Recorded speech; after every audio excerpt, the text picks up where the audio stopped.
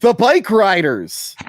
I just picked this on a whim. I was like, oh, I like Tom Hardy. Austin Butler is pretty good. You know, he's definitely not Bill Skarsgård. You're an idiot if you think he's Bill Skarsgård.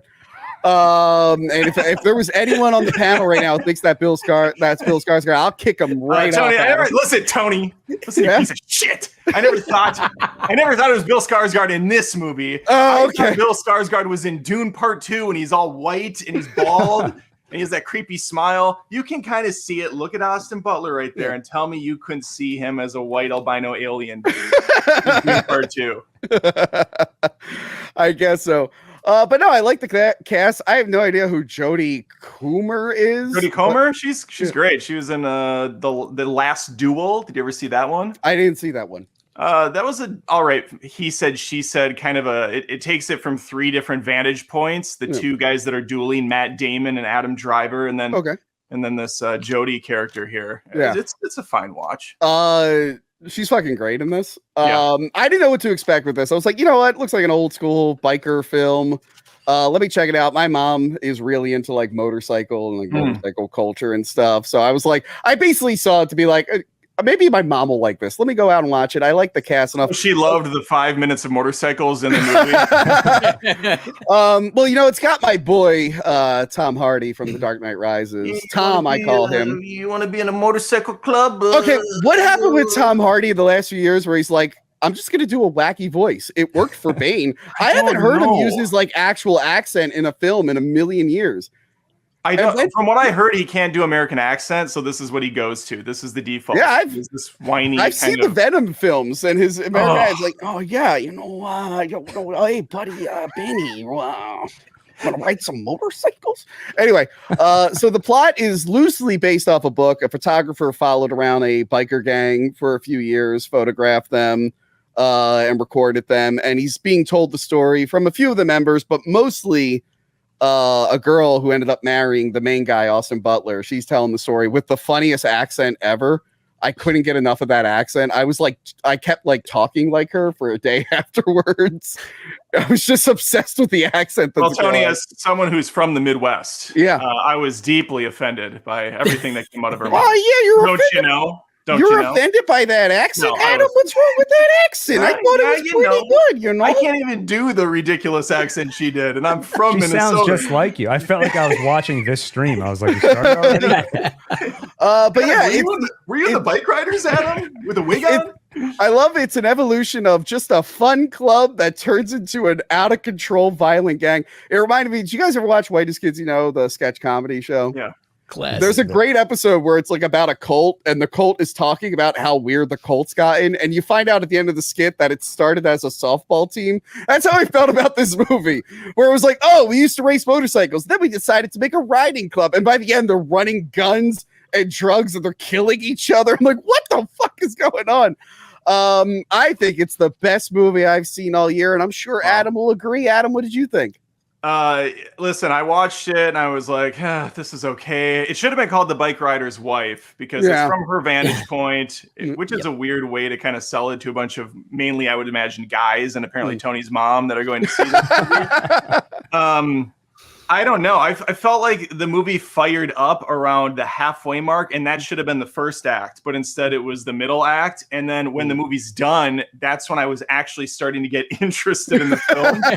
So it's really started me out in a bad. I think that first third is rough. It's basically the love story, but she's falling for Austin Butler's character, who's a complete fucking tool in this. He just leans against a bike doing his best James Dean impression. He's just so uninteresting as a character, and when the movie's done, I felt nothing for him at all, except for, man, he's really got nothing going on upstairs, doesn't he? Motorcycles revving, and I guess that's kind of how the writer thinks about motorcycle riders, so it's a little insulting at the end of the day. But no, I've met some of those guys. I think it's pretty spot on, Adam. It's pretty on point. Okay. Yeah, it's pretty on point. Yeah, I don't know. I guess I was expecting something a little bit more exciting, a little bit more action, a little bit more, tough and rumble. But instead, we got Tom Hardy doing this weird. Hey, motorcycle club if you want to join the scenes of Tom Hardy talking to this girl were my favorite because it's just two ridiculous accents clashing. Yeah, he's doing like a Marlon Brando in this film for some reason. I don't get it. Jody is because he's obsessed with Marlon Brando. We find out. Are you serious? Remember where he's watching the movie? But he starts the club because he's watching a Marlon Brando movie. I thought you meant in real life. Like that's no. I mean, maybe I don't know. But Jodie is great in this. I do like her ridiculous accent. It's funny. Yeah. It keeps the movie, flowing well. But overall, I thought this was pretty lame. I talked to a guy afterwards, and a buddy of mine, and he freaking hated it. He left after an hour. And when I started talking to him, like, I think I hate this movie now. I'm going to stick with my initial. Where it's a watchable, kind of a messy film. Yeah. I guess I just didn't know what to expect. Yeah. So I was entertained. Joey, what did you think? Well, I was stoked to watch it because I actually have my motorcycle license, so this was fucking cool as shit.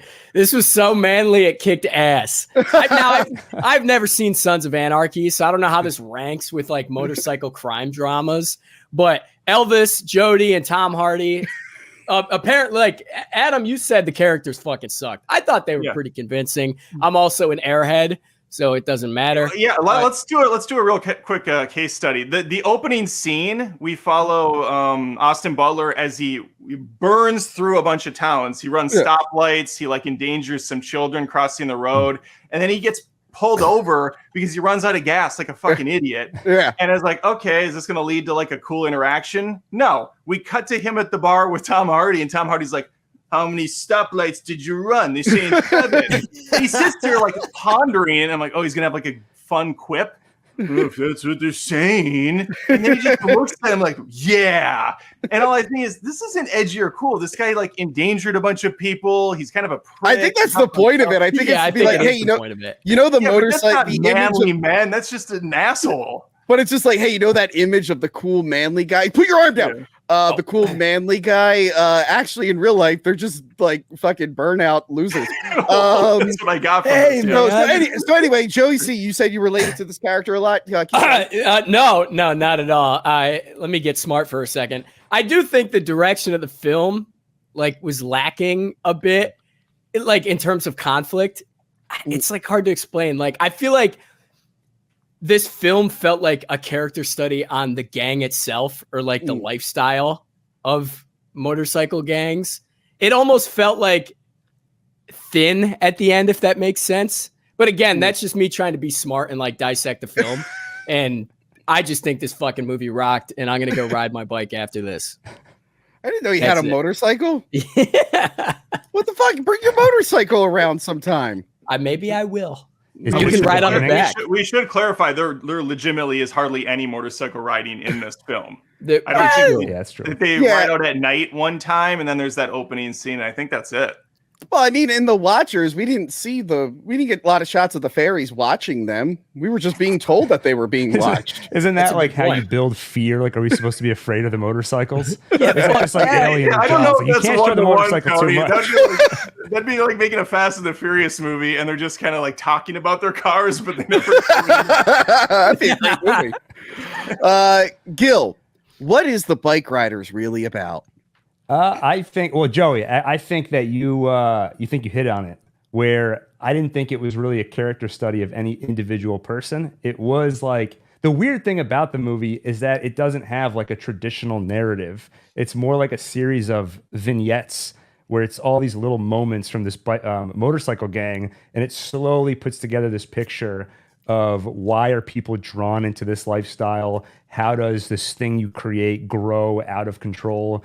And that's not at all what I was expecting going in. And at first, I thought it was kind of lazy using the framing structure of her interview, because it kind of lets them just skip around in the story. Mm-hmm. But by the end, that kind of worked for me. It reminded me of, not to sound like really pretentious, but it reminded me of something Stanley Kubrick said, where he was like, I kind of prefer silent films when you used to be able to just do a title card that explains what happened and then just skip ahead 10 years.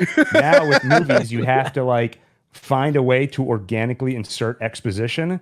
And with silent films, you can just skip to the good parts. And I feel like that's what they did with her interview.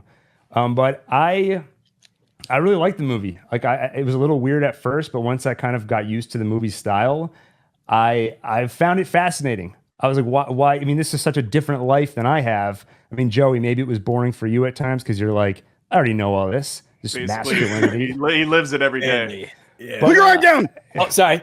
God. Yeah, get over this. Until my arm is bigger, you're not allowed to show your arms. Yep. Until, what did you say? This time tomorrow, right?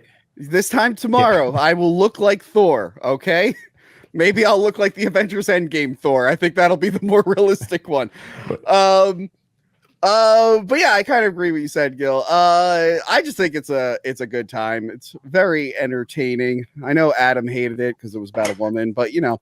I will say I think it's the director of Take Shelter because I did see Michael Shannon in the movie. He was pretty good. Oh, my favorite bike rider was Cockroach, who kept insisting that eating bugs is okay and not that big of a deal. He was my favorite. Take Shelter is a really good movie. I don't know if any of you guys have ever seen that one. Have anyone seen that? No. Nope. Oh man, that's a good one. Where Michael Shannon, he's like, his mom was crazy, so his wife thinks he's going crazy because he keeps predicting there's going to be like a storm. So he's like building a shelter, and now he has to like make sure a storm comes. So he doesn't think he's crazy. It's a good film. It's a really, really good film. If you guys like this, I highly recommend going back and checking that one out. And I recommend everyone watch The Bike Riders because it was really, really good and fun. A Quiet Place, Day 1, the third in the Quiet Place movies, but it's a prequel. I actually, before this came out, I had to go and watch Quiet Place Part 2. I forgot that was like one of those COVID movies. It was coming out like right around COVID, and I just completely missed it. I forgot it existed. And I was actually excited for it at the time. And then this movie came out, and I'm like, oh shit, that's right. There's that other one. I should probably watch it.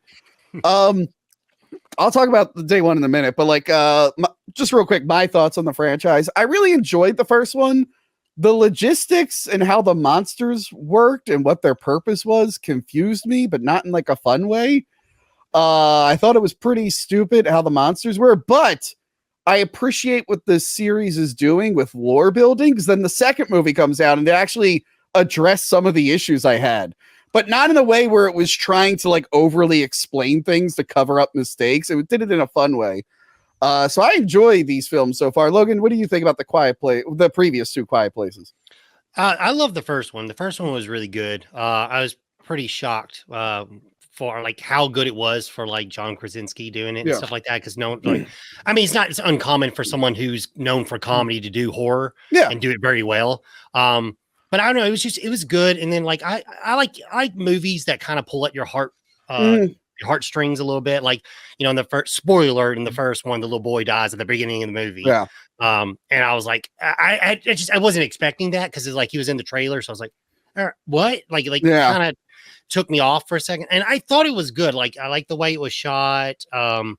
It was pretty. I mean, the storyline was pretty consistent. I didn't have any really major issues. I haven't seen the second one, to be honest. I have not seen the second one. But I did see this one. Okay. I mean, it kind of works. You should watch them in order, but it kind of worked. I'll get into it in a second. But Joey, what do you think of the previous two? Never seen the previous two, so I went into the third one blind. Boy, that was. How'd you like it? I was very confused on what was happening. I didn't know what to expect. It's really not. You really should watch the other two. What about you, Mike? What do you think? I saw the first one like before I went to go see the new one. Haven't seen the second one, and I'll get into what I've seen about the third one in a second. Okay.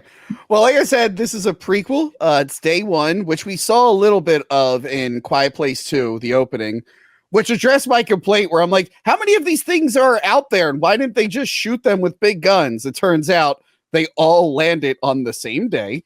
And now this is Day 1 from New York's perspective. So we're going to New York. That guy on the left, is that Stranger Things guy everyone loved? And the new whatever. Yeah, the new Human Torch. So he's there. Then Lupita, I can't pronounce her last name. She plays the main character. Now with prequels, it's kind of annoying because you're like, well, I can kind of guess who's gonna live and die. But with her, they take that away right from the beginning because she's already on hospice. So you're like, oh, so I'm not annoyed if she doesn't make it into the other movies because I've already know that she has a limited time left for her during this alien apocalypse. But yeah, her and a bunch of her hospice friends, they're not hospice friends, other people on hospice are in the city when the aliens finally arrive and attack. And of course, they are based off sound. They will attack anything that has a sound. They stay away from running water, which was confusing in the first movie. It's like, oh, they know that's running water, so they stay away from it. And I'm just like, wait, do they don't want to attack anything near running water? And then the second movie establishes that they can't swim, which this movie reiterates for us. But yeah, it's basically her wanting to go in the opposite direction of safety so she can get one last slice of pizza before she dies. And for some reason, she's dragging her cat along for this. Yeah, I guess we'll go down the line. What did you think, Logan?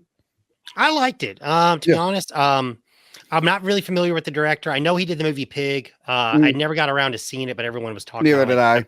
How good it was. But I mean, I thought the story was good. It was kind of one of those meaningless stories, to be honest. It's cool to see everything like start.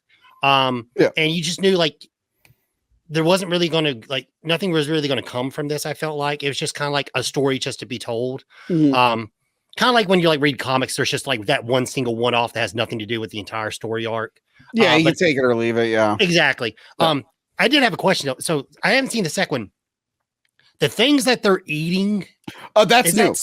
That's new. Okay, that's new. That was a new thing that was introduced, which I liked. But yeah, Joey, what did you think overall of Quiet Place Day One? Well, first of all, the main gal, Lupita Nyong'o, I think is her name. Fantastic. Did a fantastic job. I will say, I think she did wonderful. I want to see more stuff with her. But as a cat owner, I will never, ever watch this movie again. I was not enjoying this. I almost left twice. And the only reason I say this is because I had to do this show. I was very uncomfortable. My jaw was on the floor because the cat steals the show. Yeah. And Frodo, especially like Frodo.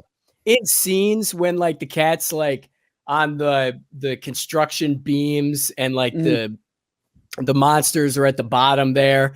That was horrible. Absolutely horrible. Now, the lawyer guy or the law school kid, at first I was like, dude, get this fucking guy out of here. I don't fucking like this guy. By the end of it, I was rooting for him. And I thought there was going to be this whole like romance connection thing that never happened. I was very upset. I wanted to see a kiss. It didn't happen. Cat stole the show. I will never, ever watch this movie again. Here's what I want to say about the cat. Yeah. The day before I saw this movie. Yeah. My cat, for just no fucking reason, decided to shit in front of my bedroom, which is out of character for her. And then a few days before that, actually, when I got back from VHS Fest, I found out that just for funsies, she threw up underneath my bed. And it was very hot that weekend. So that was a lot of fun cleaning up. So I went into this movie and there's like 500 scenes of them trying to save the cat, which is, I mean, there's a whole book on Save the Cat about filmmaking and how it's a good thing to get people invested. But in my head, I just kept going, leave the cat. Leave the cat. I would have left the cat right away. I wouldn't have brought the cat. If someone said they just had a dream about an alien invasion, I would throw my cat as fast as I could away from me. So yeah, I picked the worst day to watch a movie about wanting to save a cat. Because at home, my cat was making me so miserable. So maybe I came home and immediately cuddled my cats. Not good. My cat would have killed me in the first scene. They'd be like, "I'm hungry, meow," and they would be dead. That would have been the movie. I would have been dead. Like Joey, you've met my cat. Yep. She doesn't shut up. She'd be dead right away. Literally.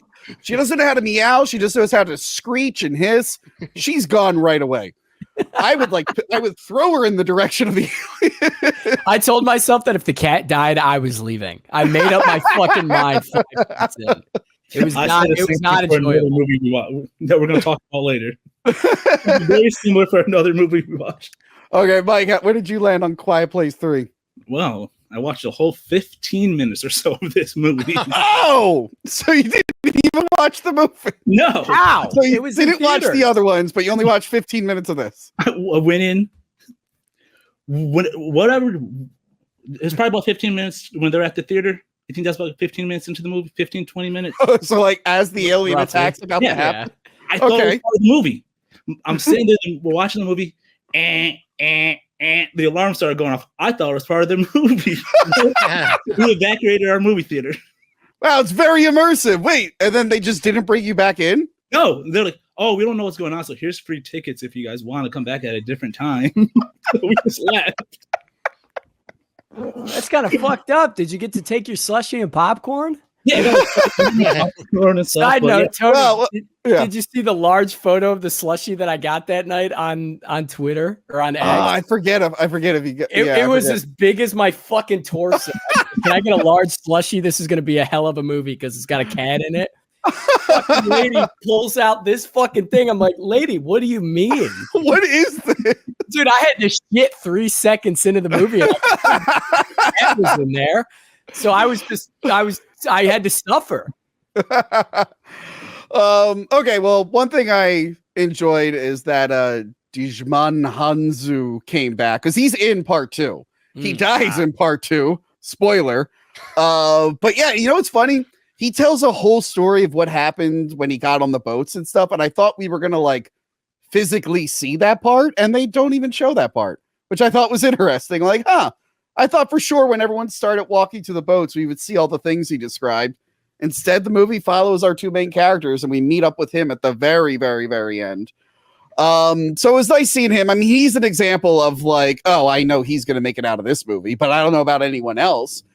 So that was fun. And when I talked about lore building, well, now I'm thinking if you were to watch these movies in chronological order, it'd be kind of fucked because this movie just shows the monsters right away.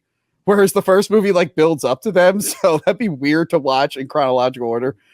But I like what they're I like what they're doing with the aliens here. We learned something new about them each time.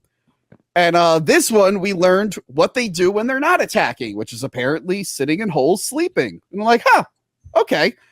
And it bothered me in the previous films. Like, why are they just always going around and slapping things? They have teeth. Why don't they ever eat anything?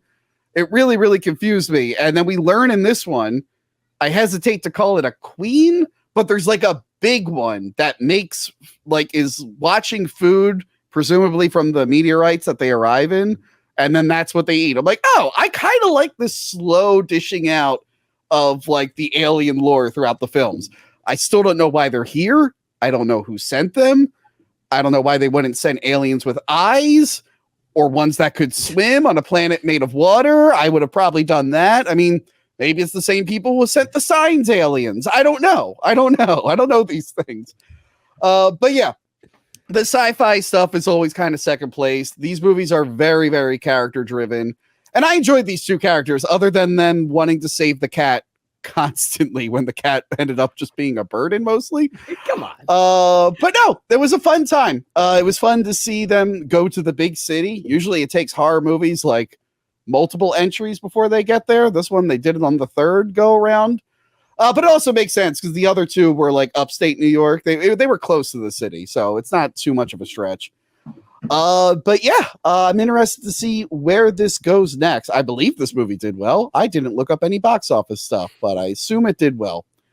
I mean, it lost Mike's money because he had to be refunded. But overall, it was a good time. Do you guys have any last words on I like Quiet Place Day One? The end scene, not to go too much in detail, but like I like the end scene where you finally understand the sweater. Where she looks at the photo. I was like, and then like they swap so they have something from one each other because they're splitting up. And I'm like, oh, that was just really cool. I was like, that was like a little icing on the cake at the end. I was like, okay, that kind of made the movie like 3 points better. If you were, I was grading it. I was like, okay, you got some extra credit on that one.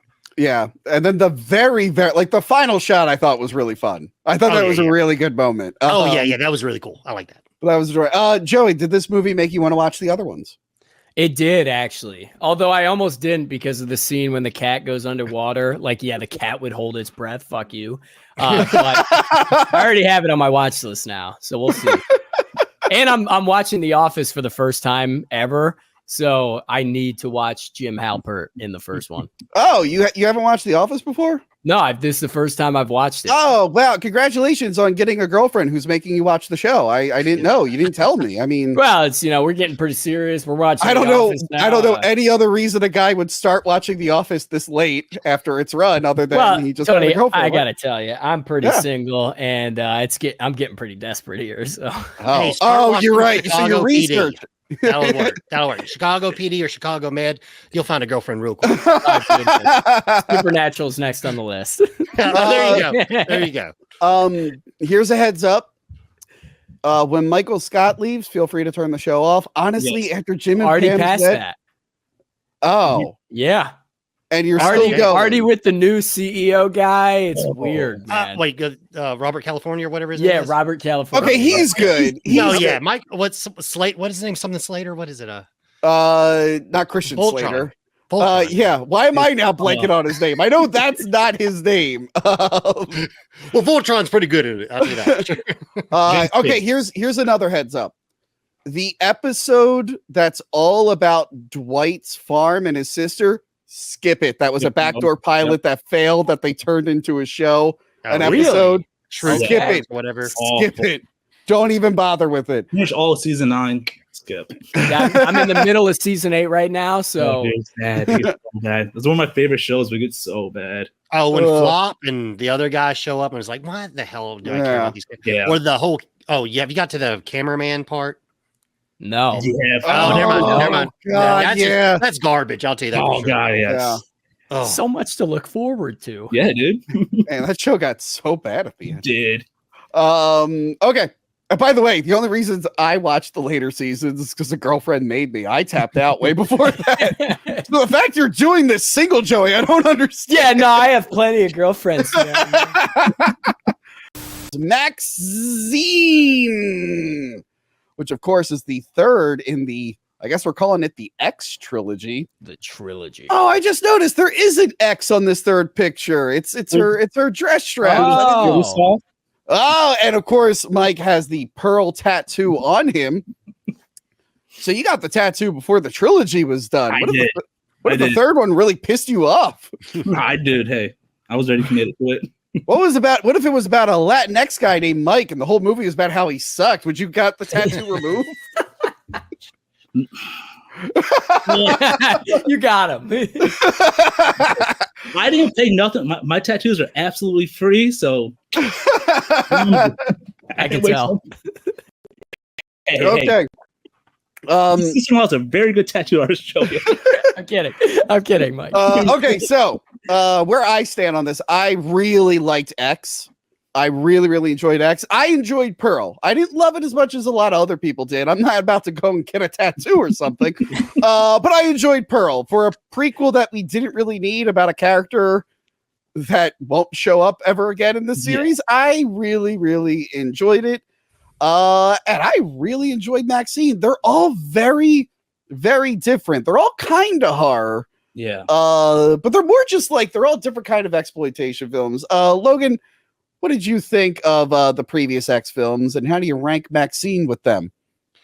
I mean, to be honest, I like the first one because that one I definitely felt like had the more true essence of a slasher. Yeah, and I remember seeing like the trailers for it when it was coming out, and I mean, I'm a fan of Ty West.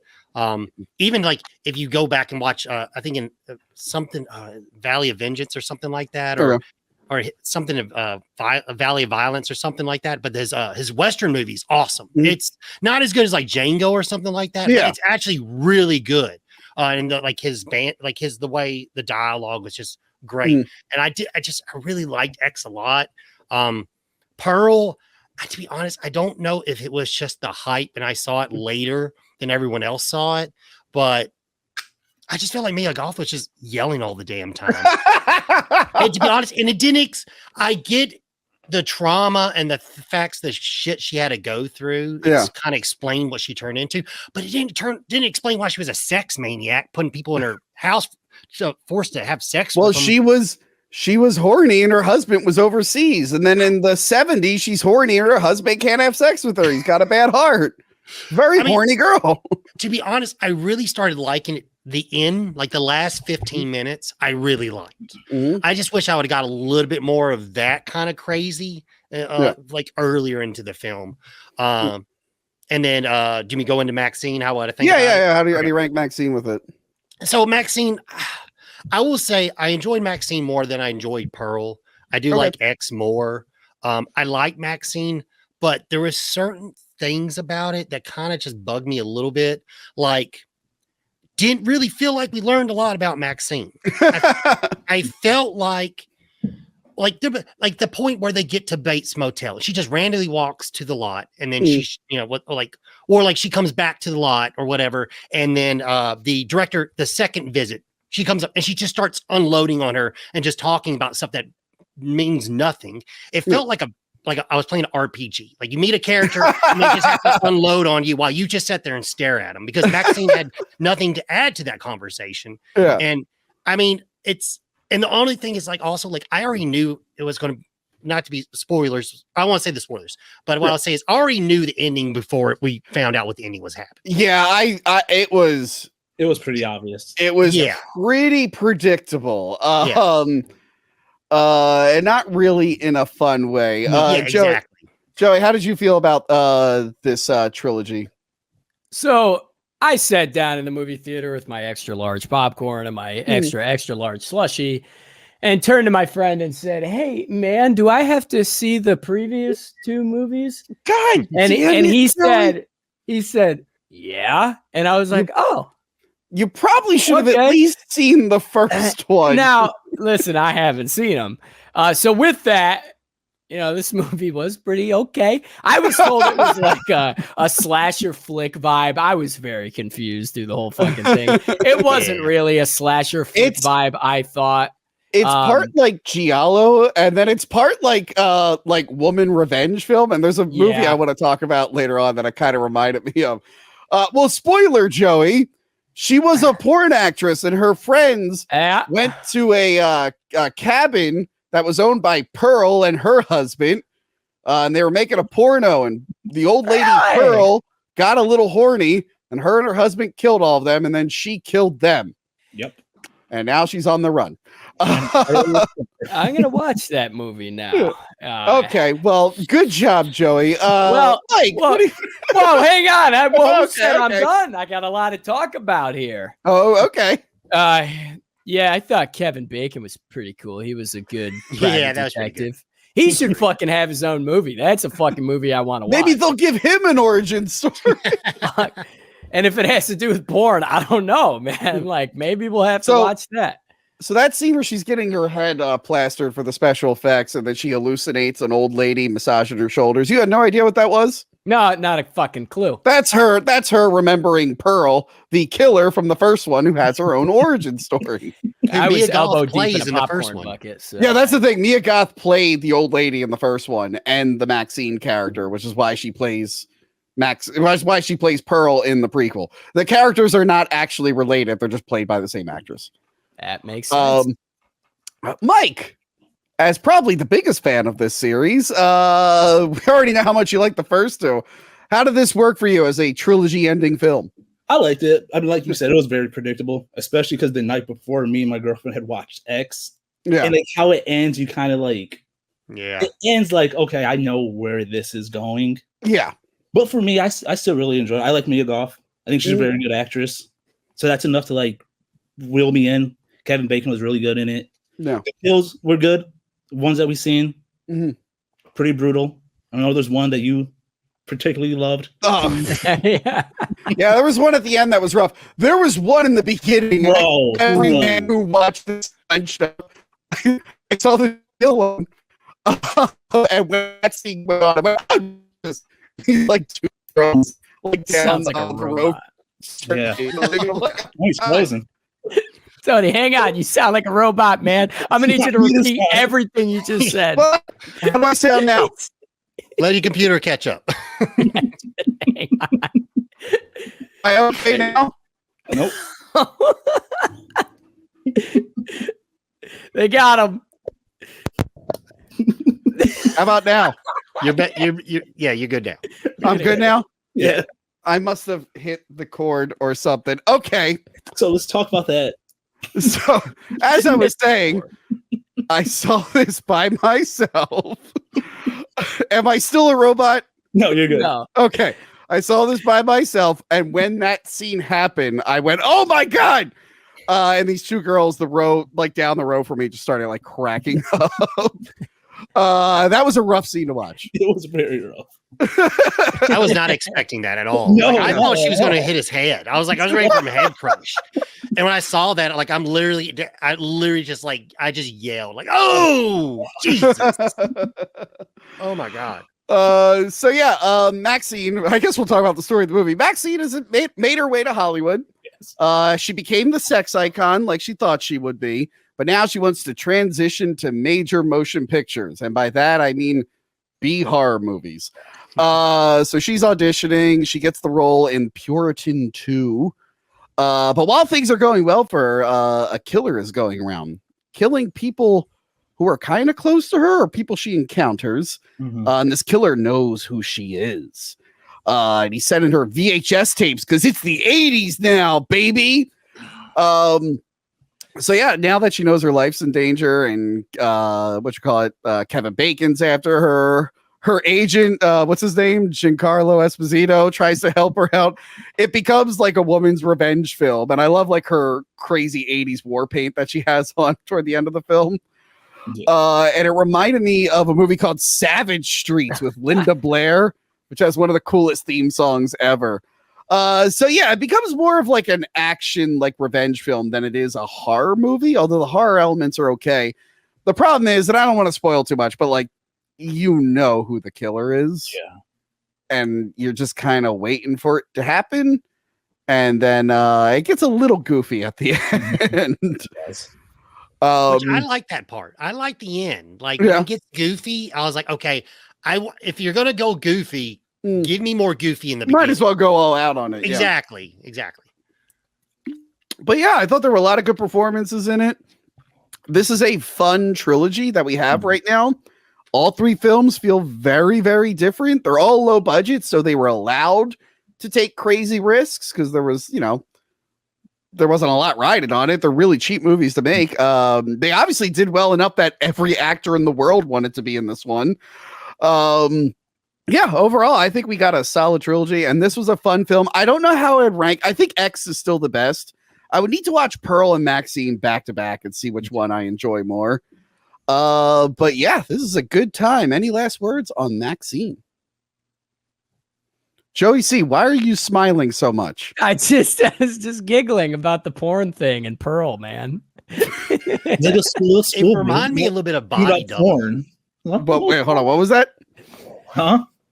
You guys talked at the same time. Logan, what did you say first? Oh, I'm just saying, it kind of gave me that like Body Double vibe. Have you ever because like he's like talking to like a porn star and stuff like that, and just like the dance club scenes and stuff. Like I just had that like Body Double. I should see that. Oh, Brian De Palma. Yeah, it's good, man. I do like Brian De Palma. That's Mike, 80s. Like that is 80s. Like that's more 80s than this movie thinks it's 80s. That was the only thing I would say. That's my only gripe. They kept on like everyone saying it's style, it's 80s style. I'm like, not really getting it. It just seems like what people. It didn't really feel like authentic 80s personally. Yeah. So Longlegs, directed by the creepy guy from Legally Blonde, who we mentioned earlier. Now, Osgood nepotism, Perkins, baby. Yeah, okay. That might be a joke for you, but it might be real for me. His father is Anthony Perkins from Psycho, which me and Crystal reviewed a long time ago. So I heard about this movie coming out and it was getting good buzz, and I went, yeah, sure, I'll look at Micah Monroe for 2 hours. And people were saying it was like a great film. Micah Monroe is usually in good films, not this one, but most of the time she's in good films, and I enjoy them.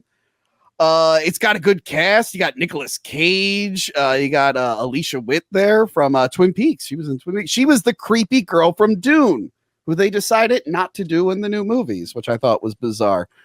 And also, Sabrina the Teenage Witch shows up for one scene and dies. Then I got less excited when I found out he directed I Am the Pretty Thing That Lives in the House, a movie I watched on Netflix. It took me like 2 viewings to get through.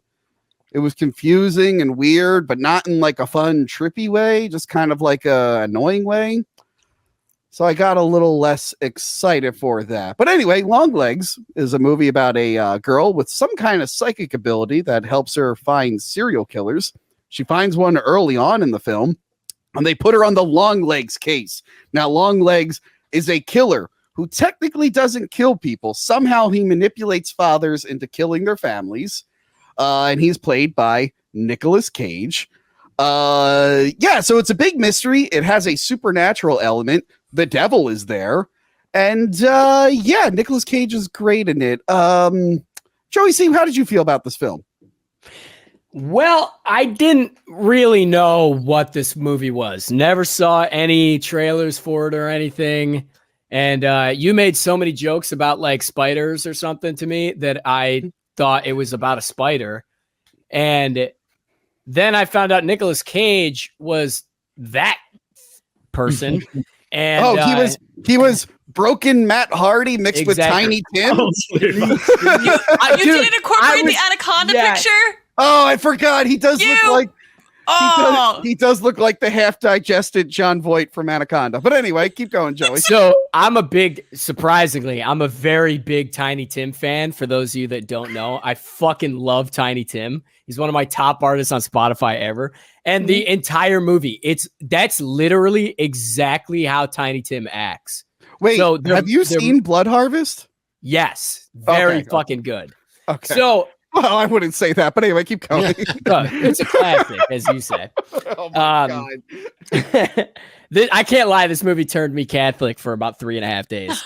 It really fucking scared me to the point where because when I watched the first Omen, I put a rosary in my pocket for a couple of days. I did it again for this movie. You ain't gonna get me, Satan. Now, I wasn't scared necessarily, but I was just very confused and I felt uneasy. And I was a little confused in the end with like the doll thing and the mist and everything. And then I had to look it up later. That was a bit confusing. Maybe I had too many magical brownies, but me too. Oh my God. I also saw this magically. This was not the movie, man, to watch it on that. I was very scared and I don't think I liked it, Tony. Okay, well maybe Mike liked it. Mike, did you see it? Okay, well maybe Johanna liked it. Johanna, what did you think? I actually did like it. It felt like Silence of the Lambs and like Hereditary like mushed together. Okay. That's a good comparison. Tell your story. Yeah, I didn't expect to, I don't know, laugh for like the first 10 minutes in the beginning of the movie because someone decided to just let out the most diabolical fart. It's like right before you don't see Nick Cage right away. You just get that kind of like half shot of him. So it's like that part where that thing happens and all you just hear and me and Ian were cracking up. And like it's one of those where like we're next to each other, but like I can feel him shaking from laughing. So the more he was laughing, the more I was laughing. So I had to like move myself away from him at one point because like we were about to ruin this whole movie for everyone. That guy ruined the movie. Fuck it. He really did, but that's the best thing that could have happened during that movie. I was crying. Oh my God. It was just you feel the shake and it's just like, stop. I forgot to mention, so Johanna, you know that I like to chew ice when I drink. I made the mistake of doing that in Quiet Place Day 1 for like the first 30 minutes without realizing. And then it occurred to me, I'm like, oh, this is a really quiet movie when the monsters aren't screaming. I should probably stop chewing ice. Just sounds like eating a bag of Cheetos. Yeah. If you've ever been I used to work in an office and the girl next to me used to eat ice all the time. I swear to God, I thought it was Cheetos. And then I found out like it was just ice. I'm like, she's been eating a bag of Cheetos for 30 fucking minutes. I swear to God. Is that bag gone by now? I eat ice. Logan, did you see Longlegs? What did you think? Yeah. So I really did like it. I like, I did do the same thing. I try to stay away from the trailers because I just get tired. Like once I saw Nick Cage, And I was like, I didn't want to, and I didn't see anything look like him. I was like, okay, obviously he must be the killer, and they're trying to like hide him somewhat. And they didn't really show this character, Longlegs, too much in the trailer. First, like little hand thingy. But I really liked it. I don't. It was creepy. The story was cool. When they brought in the supernatural aspect, because when they already start off with the whole like psychic, I'm like, okay, so this is a little bit of a different world, kind of like. And then when they brought in the devil and the doll stuff, I was like, okay, that's fucking cool. Like I like that stuff. They did a Haunting of Hill House. They hid the devil throughout the film. Sometimes it's real obvious, and other times you have to like really look for him. I didn't know they were gonna do that. I forget there was a scene early on, like they make a point to show him early on. But then there was a scene where I noticed him in the background, and then I just kept scanning all the backgrounds of the scenes, especially scenes where it takes Micah Monroe 5 hours to finish a sentence. I was just looking in the background. Yeah. What scene was he in the background for? There's a handful. He's in the door when they get to the house at the end. Sometimes he's like outside of a window. Sometimes he'll be in like in another room. There's probably like by now there's probably like a thread or something. There is. There's an article somewhere. Look, I didn't even realize that. Here's the best thing I could say about this movie. It's better than that other movie I saw him direct. I'm gonna watch The Black Coat's Daughter, and if I also don't enjoy that, I'm just gonna call it nepotism. I couldn't get into this film, and I thought it would be up my alley, like you said with Silence of the Lambs. It's got FBI stuff right now.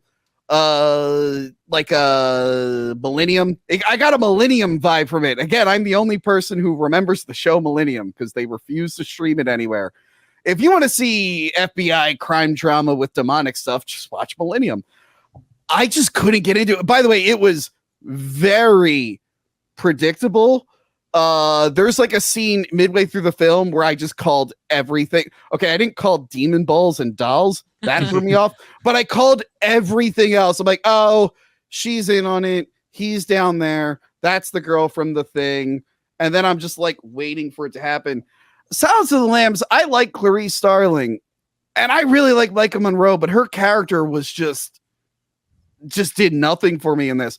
And I get the supernatural aspect. I'm like, oh, why is she making so many bad decisions? Is it because a demon ball is making her do those decisions? But at some point, she's freed from it. And then she makes even worse decisions. Like the whole finale, she just lets that shit happen. Why like, didn't she shoot the fucking doll?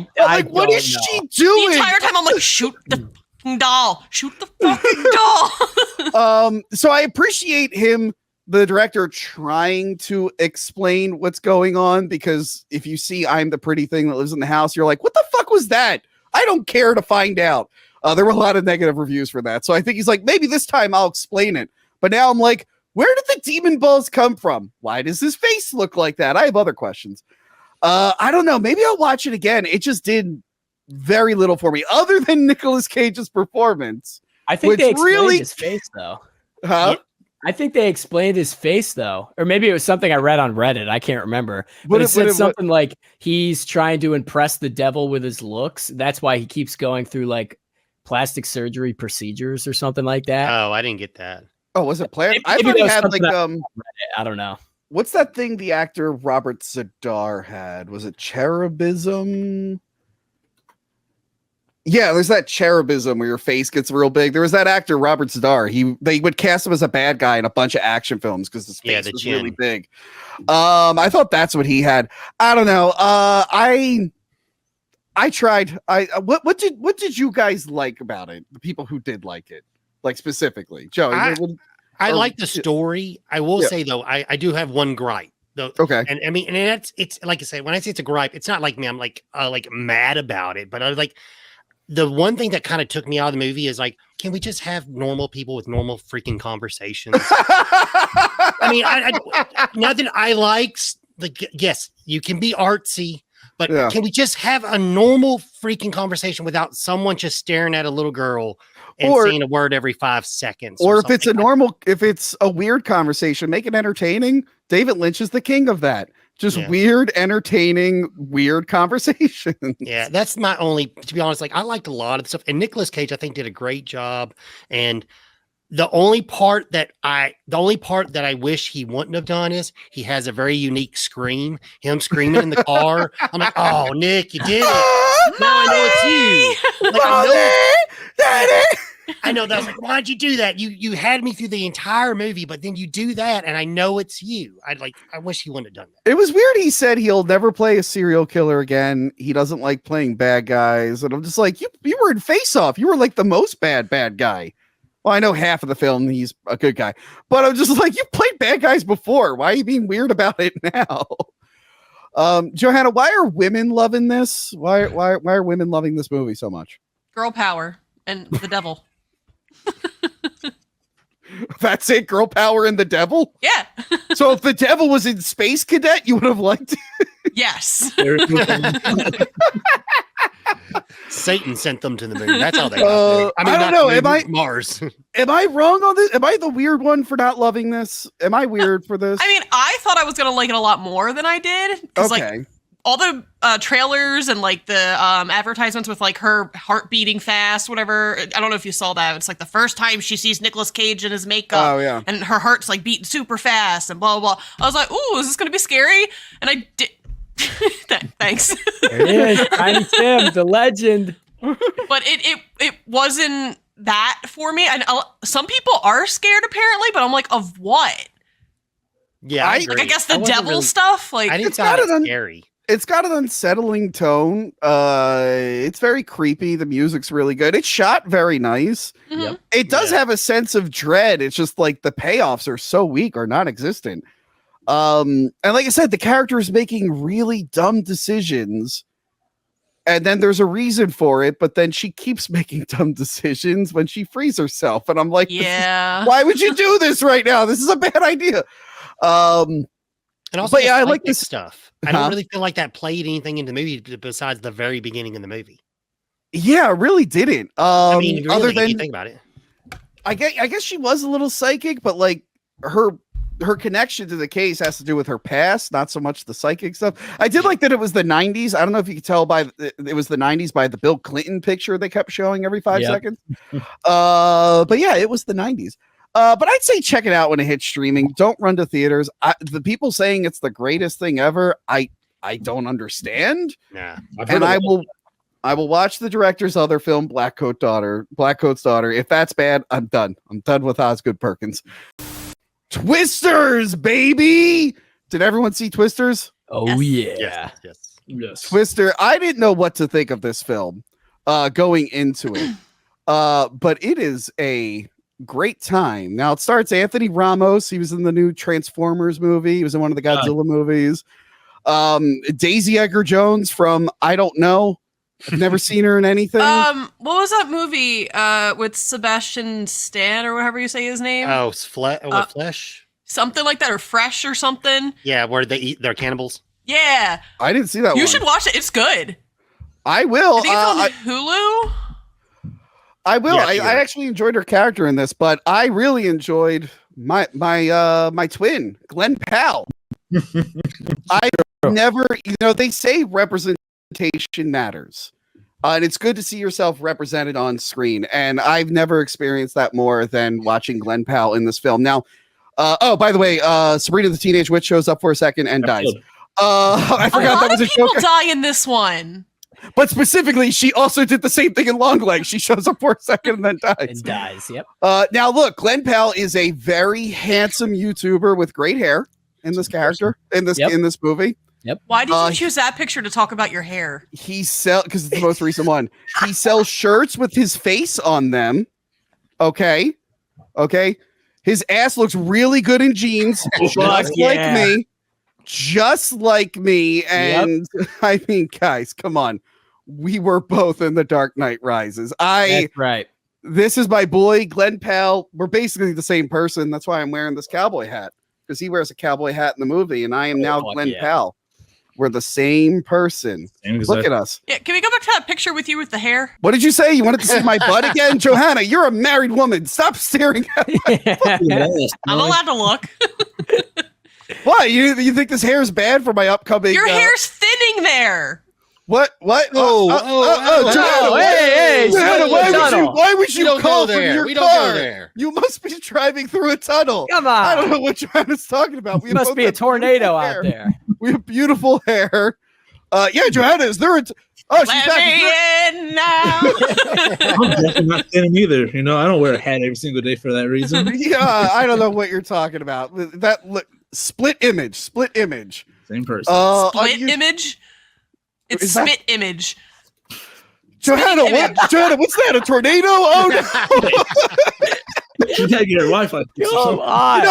I'm gonna drive to your house. You keep your shit up. Johanna, I don't like that you're on the show again. You know, I hate you in that Godzilla podcast that you got kicked off YouTube for your political beliefs. That's actually a nice shirt.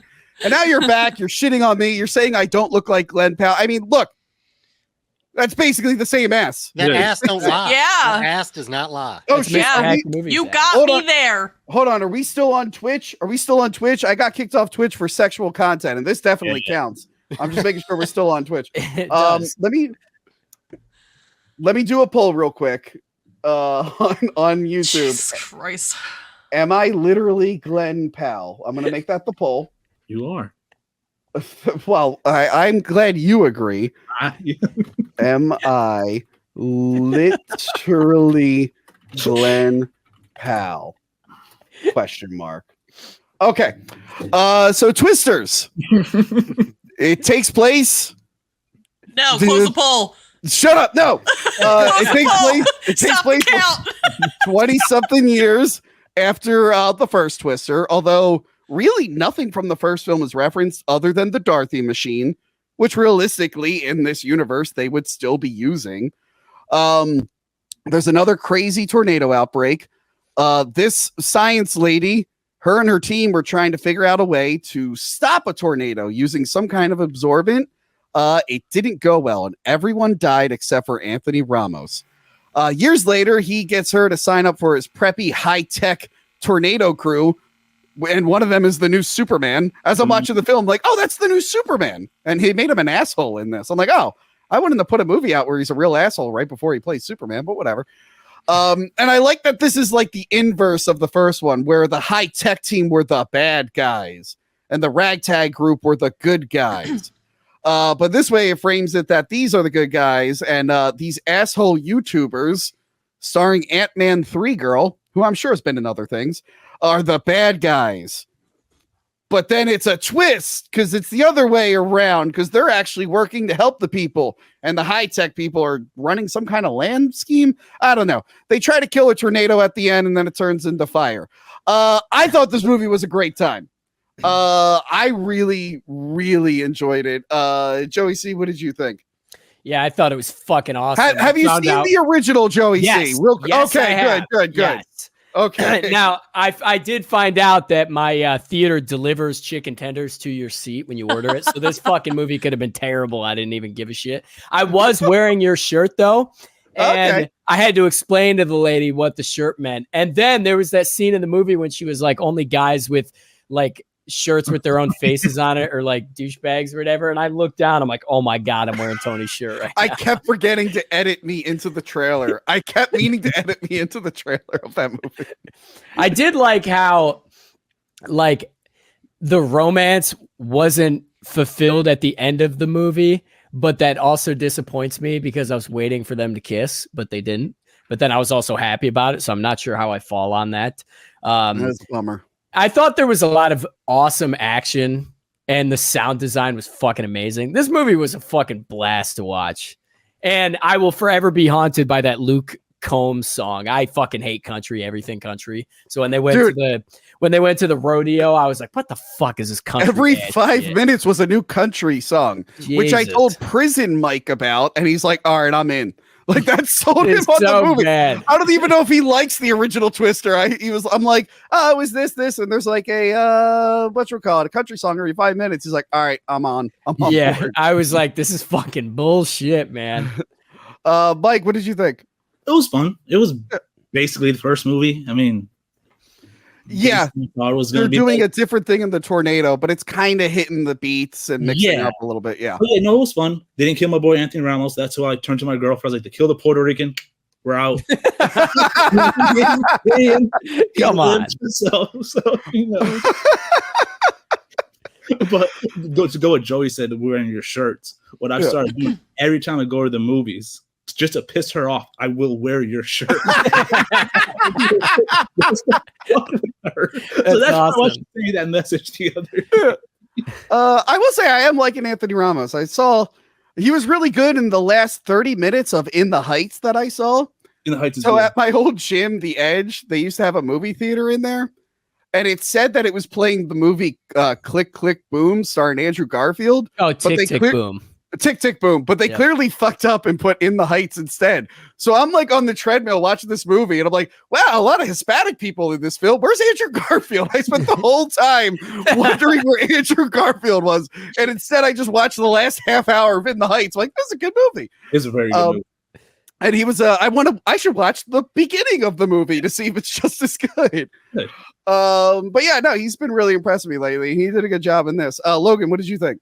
I thought it was pretty good. I mean, I didn't like when it first came out, I didn't really think, I was like, do we really need a sequel to Twister? And I mean, it was good. Don't get me wrong. It was enjoyable. I don't know. The whole time I watched this, I'm like, I got to rewatch Twister. That's all I could think when I watched the movie. So I just kept on thinking yeah, I'm watching to it. To the point where I kind of want to review Twister on our channel. Wait, Logan, are you going to rewatch Twister with the Twister commentary track by Hack the Movies featuring me and Kaylee? The only way to watch it. That's the only way to watch it, I believe. Johanna, so instead of, I assume you're in the theater and every time Glenn Powell was on, you're like, is that Tony? But what else did you think of this film? So did anybody else think that Helen Hunt was going to be the mom? Because they were definitely setting up for that, and they didn't just bring her back. Yeah. Yep. Right? Because she wouldn't say her last name. She was hiding. They never showed the mom. I liked that. By the way, this director, I don't know why they picked this director. I'm looking at his IMDb and it's all indie dramas and one episode of Mandalorian, but the season everyone hated. So when I saw that they picked him for this, I'm like, oh, well, this is probably going to suck. This guy knocked it out of the park. I was shocked. I was like, oh, this movie's actually really good and really fun. But yeah, it avoids a lot of the legacy sequel stuff. There's not constant callbacks other than Dorothy, which makes sense in this univerber. I am upset though. Yeah. I do think they should have kissed, and apparently they did film a kiss, and Steven Spielberg said no. I think he's fucking wrong. They had great chemistry. I was just waiting for it. I'm like, ooh, they're going to smooch. And then it never happened, and I was like, yeah, I know. Johanna, are you saying the guy who produced a movie with a 100-year-old Indiana Jones makes bad decisions? 100%. Okay. Okay, so it hits the story beats from the original, but they're not constantly doing callbacks to specific things. Like you said with the mom, normally you would assume that be Helen Hunt, and she'd be like, I also went through a similar thing years ago. Or when I was waiting for someone to be like, and there's my dad, CGI Bill Paxton. I was waiting for that. Then they're talking about what got them into Twisters, what got them into chasing tornadoes. And I'm like, okay, the girl's going to be like, an F5 almost destroyed my house. And there were 2 tornado chasers who hung onto a pipe and they inspired me. I was waiting for that. Or I was waiting for Glenn Powell to be like, a tornado killed my favorite cow. And it would flash back to the cow. Favorite cow. They kept cutting to cows, making you think they were going to redo the cow bit. And then they never did. Instead, they killed a bunch of chickens. I actually enjoyed that it was hey, this is just another movie that takes place in this universe. I'm like, oh, that's kind of what a lot of these movies should be. I don't know why they feel the need to keep reminding you of specific things that happen and dig up these dinosaur actors. It was just a good time. And also, was anyone shocked that they didn't blame the tornadoes on global warming or climate change once? I was waiting for it. I was like, okay. And I wouldn't even been mad about it. I'm like, all right, if you're going to pick one movie to do that. Instead, the Predator 2018 movie worked climate change into its plot, which I still can't believe. No, it was just a good, solid time. I don't think Okay. One negative. It's not as fast paced as the original. Can everyone agree on that? Yeah.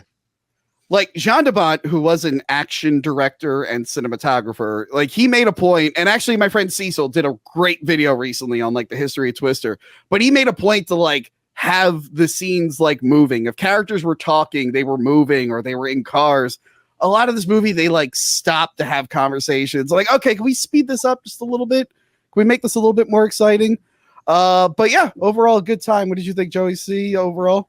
Well, I wasn't afraid of tornadoes before, and I wouldn't have normally been after. But then, like a day after I saw this movie, a tornado touched down like 25 minutes from my house. Yeah. And that fear has never been realized until now. So now I'm afraid. Not cool. Apparently, Tornado Alley shifted up north is what the 40-year-old woman next to me was telling her husband, and I was listening in. And she's like, honey, the Tornado Alley has shifted northwest this year. And I was like, really? Wow, that's fucking crazy. Oh my God, that's where we are. What do you mean? I'm scared. You got to find a pipe. I did appreciate that they found a different set of pipes to grab onto in this film. Okay, maybe that is the one little callback that I thought was ridiculous. Like, really? Yep. Pipes again? Mike, what did you think of Anthony Ramos helping save the world? Puerto Rican got the job done. All that matters. Actually, a white woman did, but he helped. We did our job. We helped. What did you think about him? Our job. What did you think about him leaving that white guy to just die in a field? We never find out if he died or not. Get out of here, Whitey! Come out. That's how he becomes Superman. That's how he's like, wait, I can fly. Pa Kent adopted him, fed him up. Logan, anything you really liked or didn't like from this? Last thoughts? I like that you were in the movie. I thought that was pretty good. I do think again, if you disagree, I mean, come on, there it is. Brandon, why do you keep closing your eyes?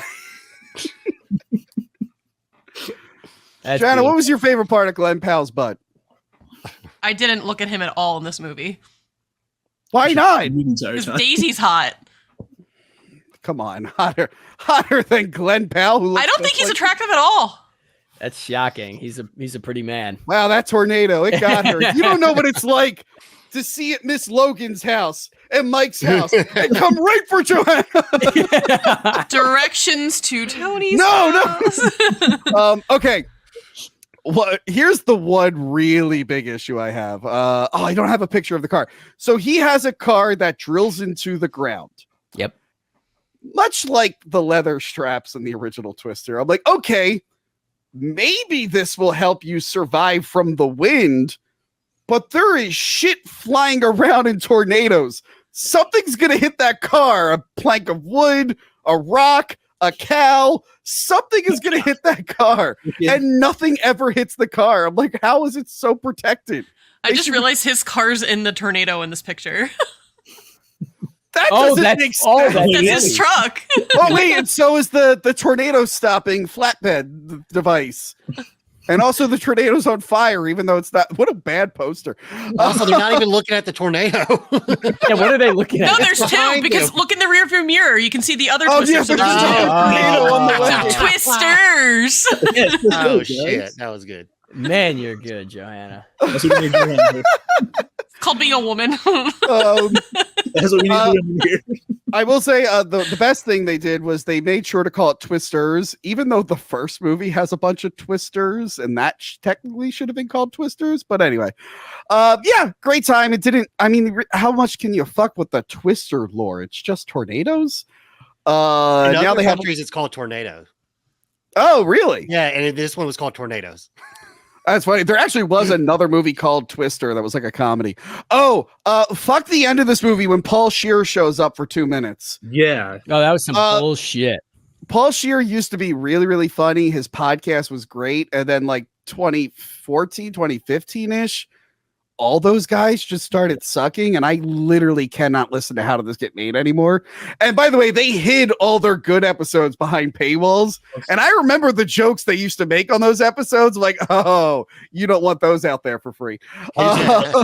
He was great on The League, and I can't even watch that anymore. I used to love The League. Ended at the perfect time. Mm-hmm. If it went one season later, it would have been garbage. But yeah, I didn't appreciate seeing his face at the end. Yeah. But yeah, I'd say check it out. It's got nothing really annoying in it. I mean, it's stupid, but it's a fucking sequel to Twister. It's a lot more people die. It's not like Twister was like a work of art, really. It was just a fun, dumb action movie. I think releasing the week before Deadpool is kind of wasn't the smartest option because no, I think it is. It's doing really well. I think it'll be fine.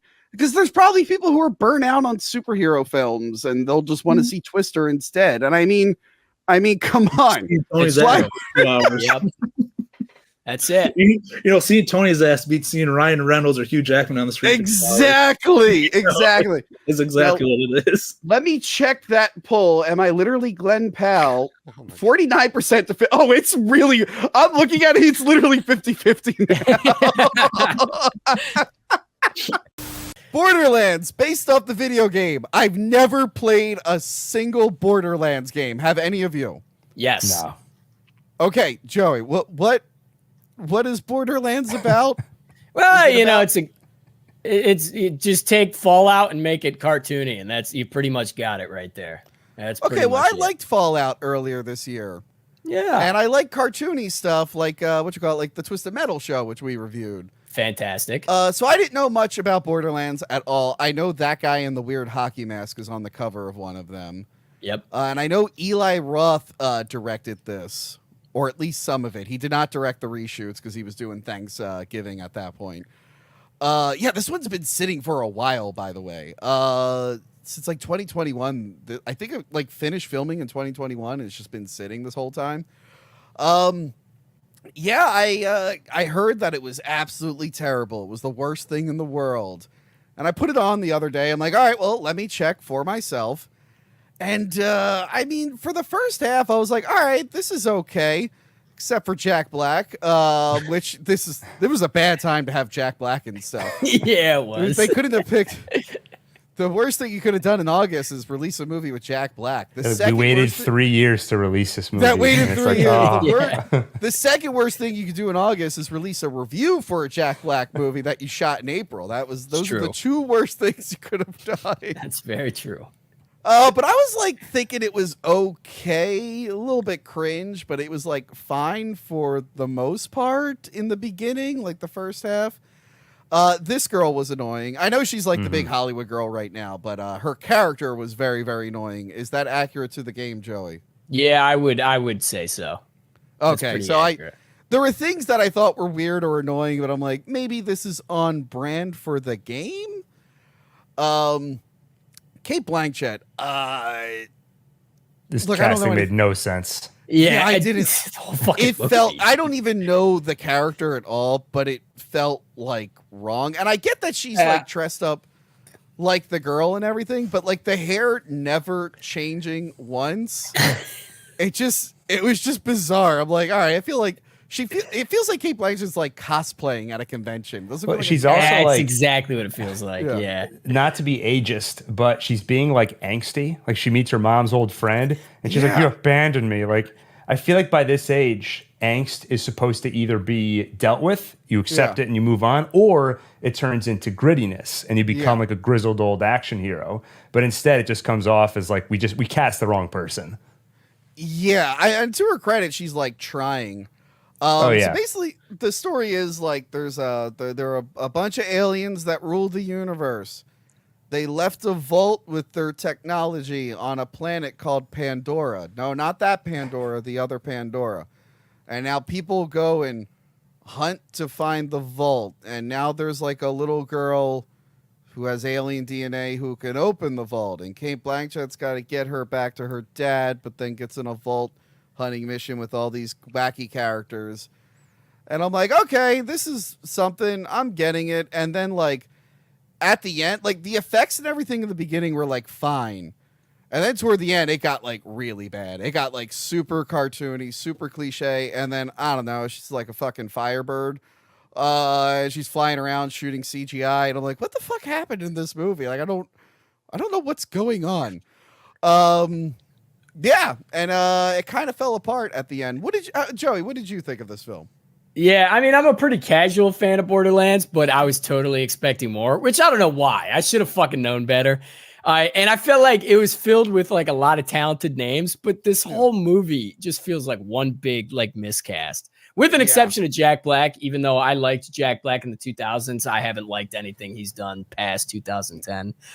He fit in all right. Kevin Hart as Roland, though, feels so fucking weird. Like, it doesn't feel like heroic at all. I don't know anything about the character of Roland. It's just his performance just didn't do it for me. No. There's a lot of that, like, you know when people make fun of the MCU and do the whole, like, well, that just happened, like that cringe dialogue? Like, this movie's doing it, like, legitimately. Exactly. Like, not even like a parody of that. Yeah. It felt bizarre. It's so fucking weird. It really, they're saying things that would have been funny maybe like 10, 15 years ago. And I'm like, now it's just cringe. And the jokes, they don't fit the character personalities at all. Like Kevin Hart, he fights a bunch of these guys, and afterwards he goes, "That was the worst orgy ever." I'm like, I don't even. Like I could picture like Deadpool saying that, and you would buy it. You're like, he probably was aroused during that fight. But with Kevin Hart, like nothing happened. That's the only line like of that genre that his character says in the movie. That's a good point, actually. Yeah, and I there's all these different factions that I never really understood who the bad guy was. He owned an evil company and was cloning alien people, and he teamed up with a bunch of soldiers in like red armor, and one of them was Janina Kavankar, and then they teamed up with the Psychos. Is that what they're called? The hockey mask guys? Yep. But the Psycho with them is not a psych. He's like a former Psycho, but he still acts like one. Gil, how this movie land for you? It was really, this movie was so confusing to me because especially in the day and age when we learned you don't have to release movies just because you made them. Yeah. I was like, I don't know why they released this, because it even feels like, it feels weird to even review it because I don't think anybody likes this movie. It feels like even the people who made it, you can feel their admission in the movie. They know. Like there's one scene where it's supposed to be this emotional moment where Kevin Hart's character is like, I'm going to stay behind. You guys keep going. And Tina doesn't want him to go. And I'm like, they have done nothing to make us care that he's staying behind. I barely even see Kevin Hart interact with Tina, so why she's so upset that he's staying behind. And the movie plays this sad, emotional music, but it's really quiet in the background, and it's only there for a few seconds. Like they're saying, all right, throw the music in there because we have to, but we know you don't really care. We'll move on to the next thing. I mean, it's everything that people have said about it. No character work whatsoever. We have no reason to care what's in that vault, like the big MacGuffin of the movie. If you compare this to the thing everybody compares it to, Guardians of the Galaxy, in that movie it was the same thing. Everybody's after that Infinity Stone. But every character, the villain, and then each of the good guys have their own reason for going after that. So it sets them all on the same path for different reasons, and they all come together.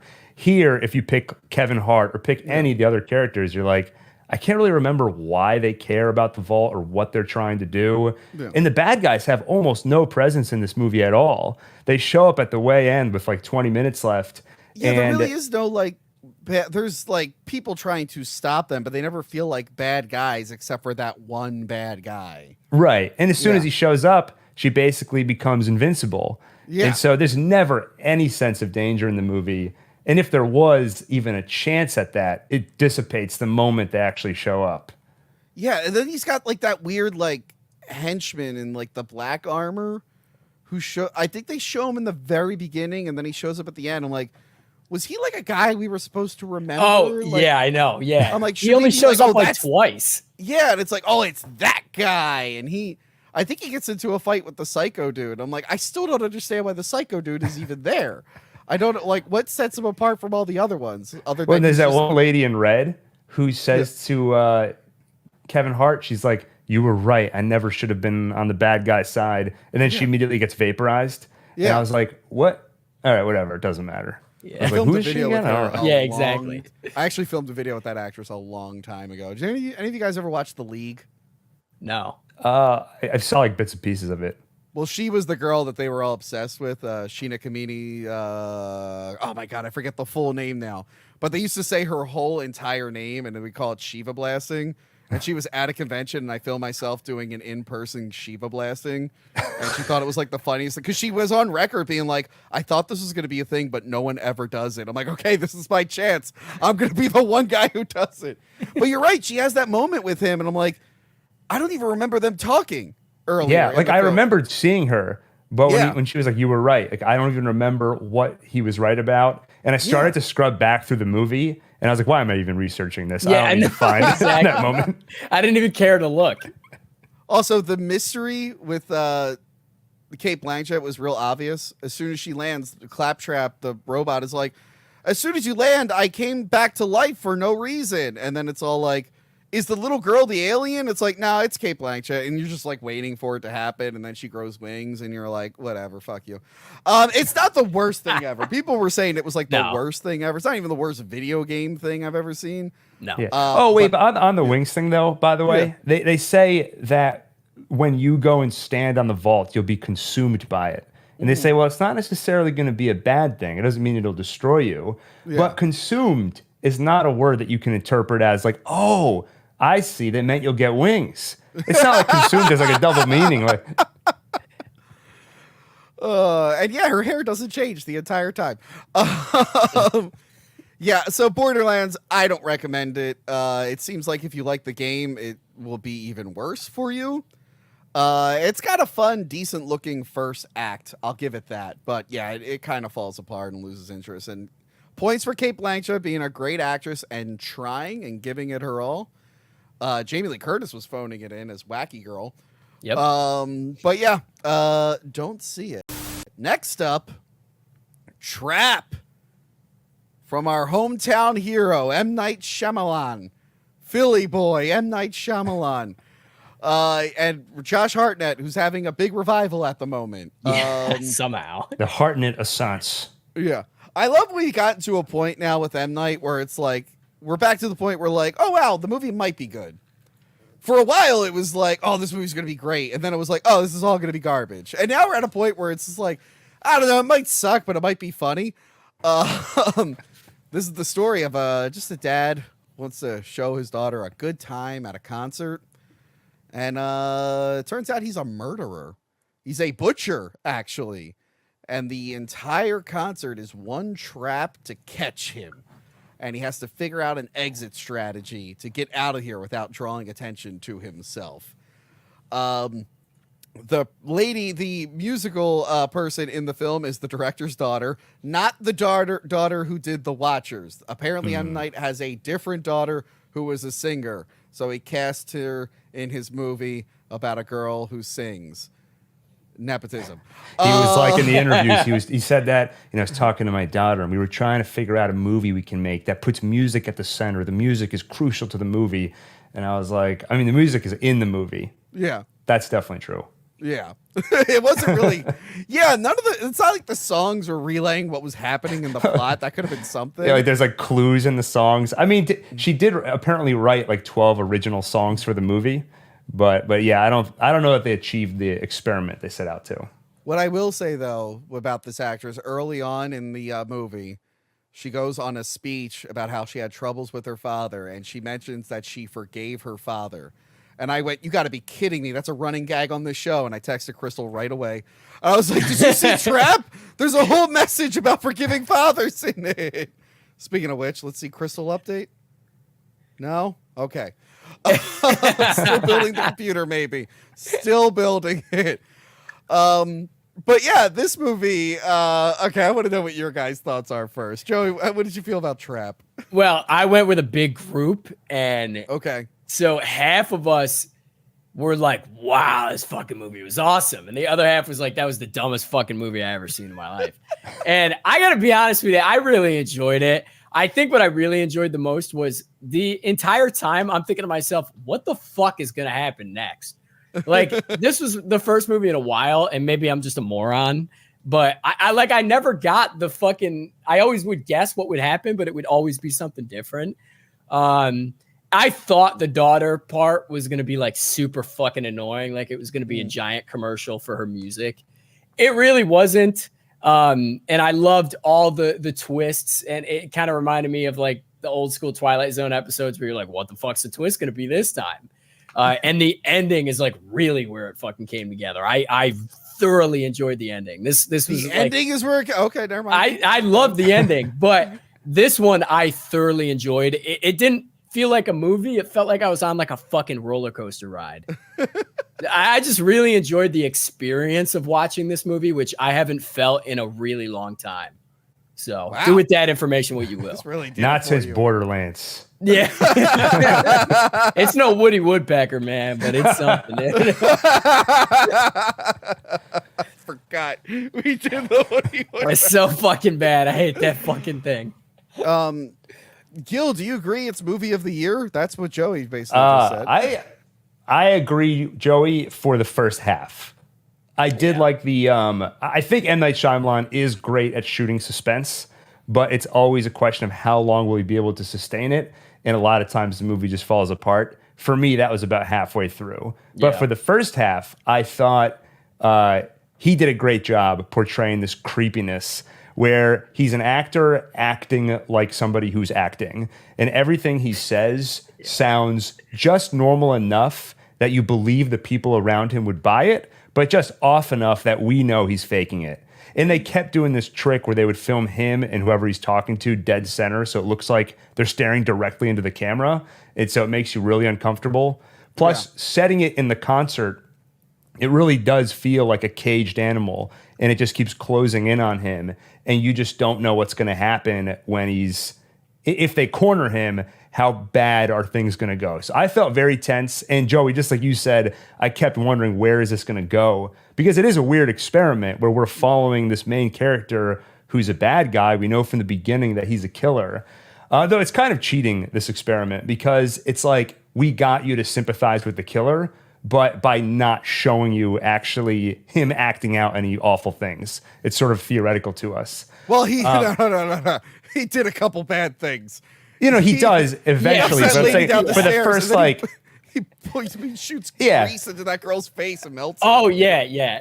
That's like 20, 30 minutes in, though. So there's like a good portion, at least at the beginning. Yeah. But without spoiling anything, just as the situation evolves in the movie and you lose some of those special elements I talked about, I feel like it starts to become more of just a generic kind of cat and mouse thing, and there's just nothing special to it. Yeah. I really liked everything at the concert. I was really, really enjoying it. I know the acting is being criticized, but like, I think everyone acting weird is what will set it apart and make it memorable.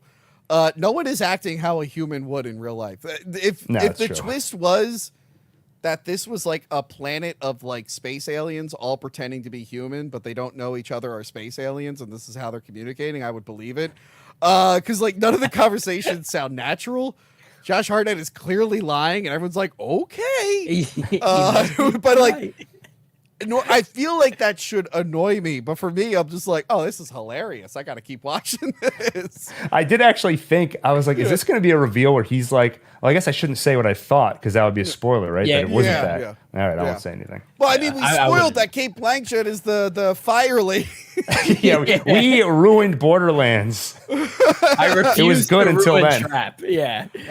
But yeah, so the two mysteries for me that were like engaging were like, how's he gonna get out? And how did they realize he was gonna be there? That was like a big mystery for me. Oh yeah. They eventually answer it. The problem is like, it's very, very engaging. And I knew he was going to get out and it was going to go on for a little bit. Like, I was fine with that. And I assumed it'd end on a cliffhanger. But then it ends on a cliffhanger, and then a cliffhanger, and then a cliffhanger, and then a cliffhanger. And it keeps going. Yeah, you're right. I kept thinking it was the end of the movie. And I was like, it's still going? How long have I been That's here? a good place to end it. And then it would go for like another 5 minutes. I'm like, oh, that's a good place to end it. And then it would keep going. I'm like, why are they not ending this? Why? And like the very last shot of the movie, I was like, if the movie kept going on for 30 minutes, I would have believed it. I'm like, what the fuck? Just end. Why do we keep dragging this out? So it kind of got ruined for me in the third act where it just kept dragging everything out. And I'm like, no, you had a nice tight thing. It was fun when they got to the other place, but you got to like end it at some point. Although I do love when they were staring into the cameras, because that reminds me a lot of the shots in Silence of the Lambs. By the way, I stay in that Buffalo Bill house. I might have mentioned it earlier. Go back and check out the vlog. But no, there's a lot of shots in Silence of the Lambs where it's all head on, staring right into your eyes. Yeah, overall, though, I really enjoyed it, even though it does overstay its welcome. It's not great. I'll probably never watch it again. I'll probably just watch scenes of Josh Hartnett being a weirdo. That I will check out. But I don't know, Joey. You think should people see this? Yeah, I think give it a shot. I think it's going to be hit or miss, but I think you should watch it because, like I said, it's an experience. Yeah. What did you think, Gil? Overall? Yeah, I think it depends. If you're the kind of person where you have a very binary, like the movie was good or not, I would say skip it. But if you can tolerate, like I liked some of that, didn't like some of it, I would say it's worth seeing. Okay, hold on. I'm just trying to get an update over here. Also, Tony, I just realized that's Zeke in The Faculty. Who? Which Josh Hartnett. Oh yeah. I did not even that just clicked for me. Because we have a nice relationship with The Faculty, if you know. We do. We actually reviewed The Faculty. It was a very. Oh wait, never mind. She's logging in. Let's give it a second for her to log in. I was about to skip to another thing. Wait, what happened with The Faculty? You said like you reviewed it, and then you're like, yeah. So he was like going to tell a happened? story, and I just forgot. That's what we did. Sorry, I was distracted. That's where we got the drugs, not slugs. The drugs, not slugs. More drugs, less slugs. So, Gil, I'm shocked you don't know this because you obviously watch every single episode I do 5 times. We got one of those like automated like spam calls during the episode. Oh, there she is. We'll let you in a second. Let me finish this freaking story. And like it was after we got to the point in the movie where drugs kill all the alien slugs. And it was about like fundraising for like the police to stop drugs. And I just kept fighting with this robot. I'm like, no, we need more drugs. And I just kept going because it was a robot and it didn't know when to hang up. Speak no evil. Of course I'm a bloody doctor. If you've been to the theater in the last 6 months, you've seen this trailer over and over and over and over and over again. They never stop playing. It's to the point where I saw this in the theater like a day or two ago, and I was waiting for them to play the trailer for this movie that I was about to just watch. Speak No Evil. It's a new movie starring James McAvoy. It is a remake of a movie that's 2 years old. I did not watch the original. It is on Amazon Prime to stream, but I was like, you know what? Let me go in fresh. So I'm not. This is a remake? Yes, that was one of the criticisms that people are like, wait, that other movie's only 2 years old. It also takes place in Europe, and most of it is in English. So people are like, why did they even bother remaking it? From what I heard, I did a stream with Adam and a bunch of guys, and someone told me that this one has like a completely different third act, maybe. Yeah, I watched this one a few weeks ago because I love that trailer. And then when I found out it was a remake, I was like, oh, let me just go watch the movie now. I think this movie, as it existed in the original form, people would have hated it here. Okay. Don't tell me what it is, because I do think I'm going to go back and like watch that one and see how it compares. But yeah, there's a family that's kind of like down on their luck financially. They're living in London. They're vacationing in Italy, and they run into, I don't know, swingers. James McAvoy and his way younger girlfriend, and they tell them that they have to visit them at their place. So the family goes to this place to hang out with these people they don't know, and the people are creepy the entire time. And then bad stuff happens. Oh God, get out of here, Sauron. Not as bad as that. Yeah. I actually dug this one. I was digging it. I was wondering what the twist or what the revelation would be, but most of the movie is just this family trying to be polite and the people in the house just being real weirdos. It reminds me of The Cable Guy, where Matthew Broderick is just trying to be really nice to Jim Carrey, but Jim Carrey keeps like overstepping like his boundaries and doesn't know like when to draw it in, is being really, really creepy. So it has like that level of uncomfortableness the entire film. And then it turns into a schlocky. People are shooting and fighting each other. Joey, how did you feel about Speak No Evil? Did you see the original? I have not seen the original, but now I'm curious. The beginning was really slow for me. First of all, I had to take a shit in the theater, so I was like, "Can we fucking hurry this up, man?" Because I really have to go to the bathroom. So then I ended up going, and everything was good. And by the time I got back in the middle of it, I was like, "What the fuck am I watching here, man? It's a totally different fucking movie." But if you hang in there, God. And then I realized I walked into the wrong theater. I was on the edge of my seat, but this is like a great example of a movie where like something is fucked, right? But you just can't put your finger on it. And I think it's especially great because the horror of it kind of unfolds really slow. And on top of that, all the acting, in my opinion, was fantastic. I was thoroughly impressed. So if you can kind of get over that initial hump, I thought it was a really great movie. What did you think, Gil?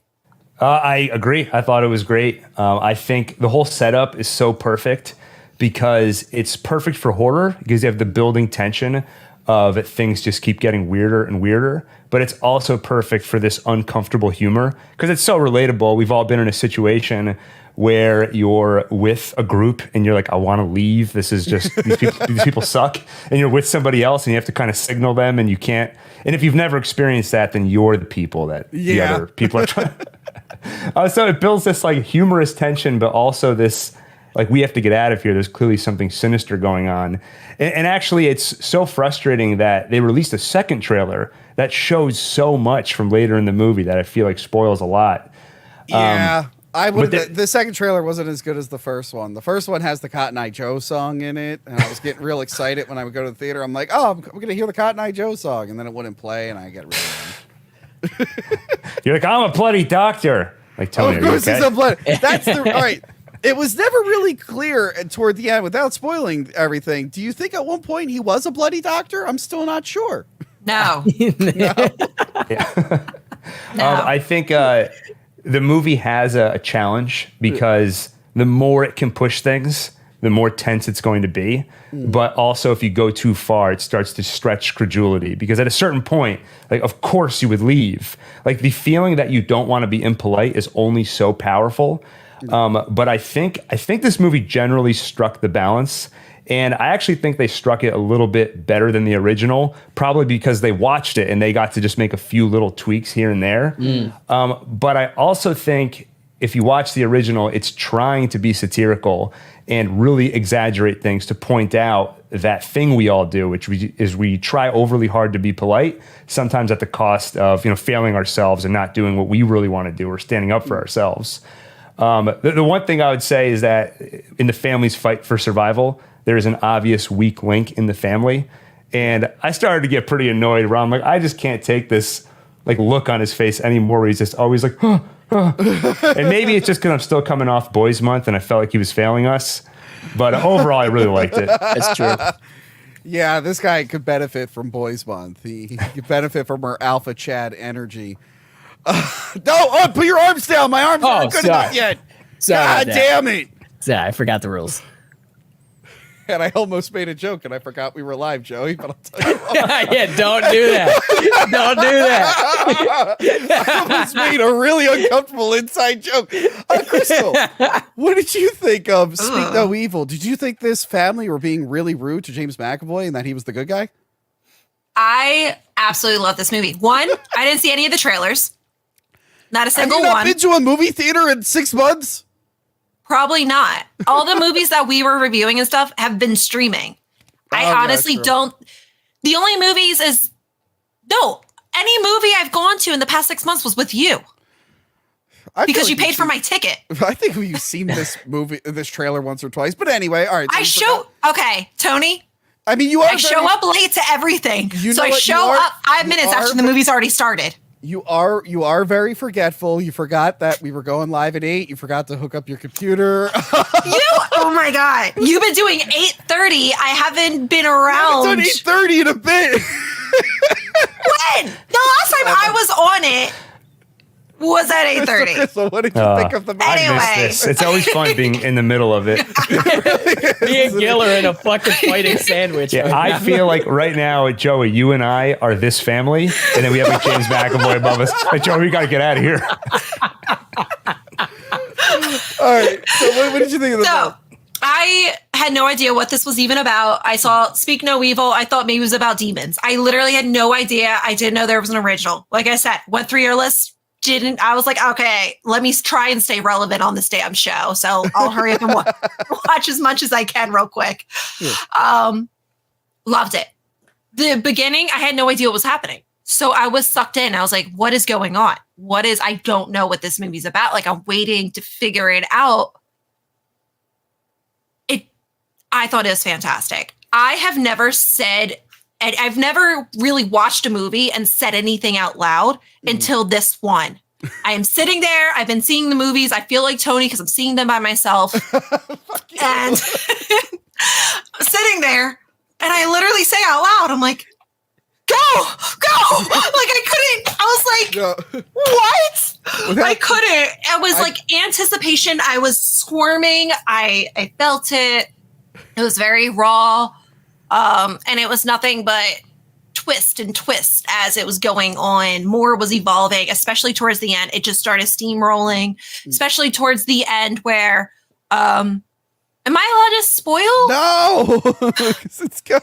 When someone dies, the last person die or was about to die, I was like, just fucking shoot him. Like and then when that very last kill, I was like, that was satisfying. I thought the movie was gonna like give one last like, come on, and that was satisfying. Yes, I have a question. Like, yes. I have a question for all three of you.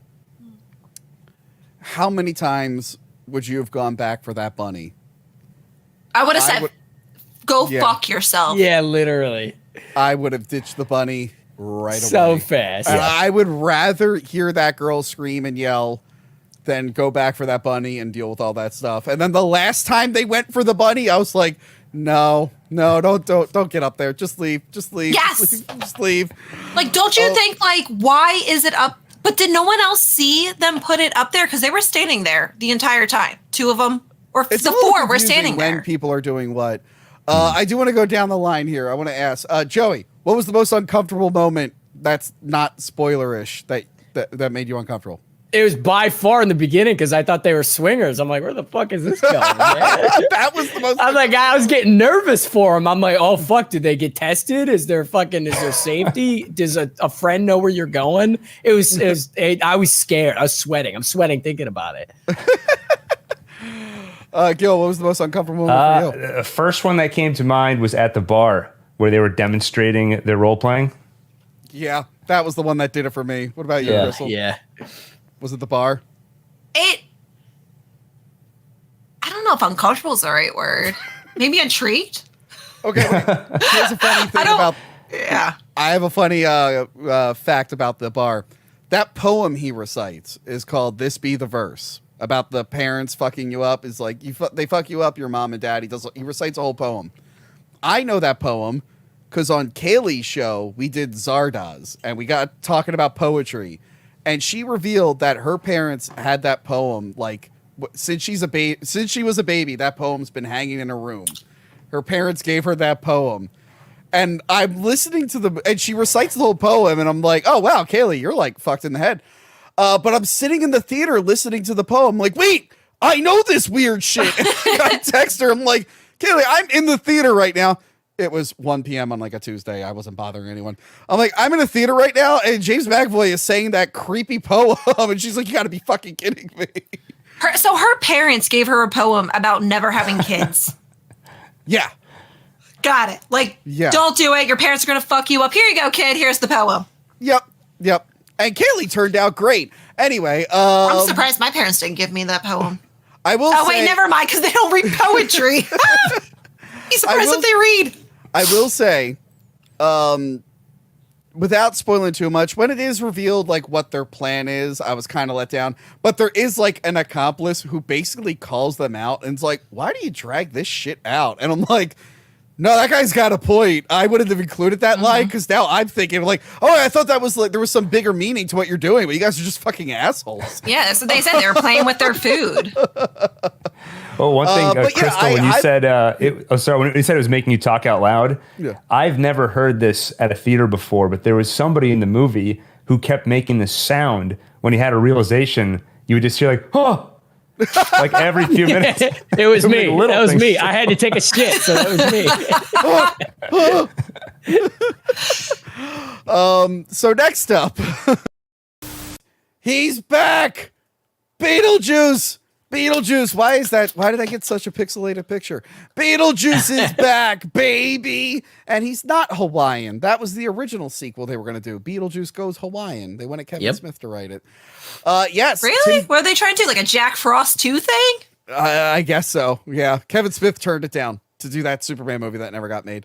Yeah. Beetlejuice is back. Tim Burton is back. Winona Ryder's back. Catherine O'Hara is back. Who's not back, Tony? Jeffrey Jones' image and likeness is back, but he's not there physically, which means the actor still got paid, which is controversial. But anyway, he's actually where the origin of Cuties fans, the term came from on this show. And you know who else is back? Who? Bob! Bob is back. Justice for Bob!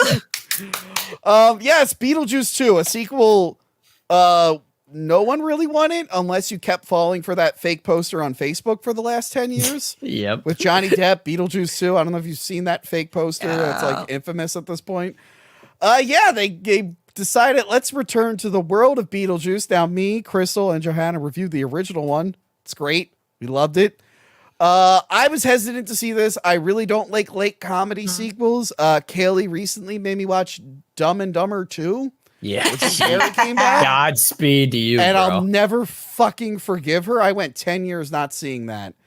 And I regret ever agreeing to watch that film. So yeah, I usually hate late comedy sequels. I just skip them mostly. I didn't see Bill and Ted 2, Jay and Silent Zoolander Bob 2. Bill and Ted 3. 3?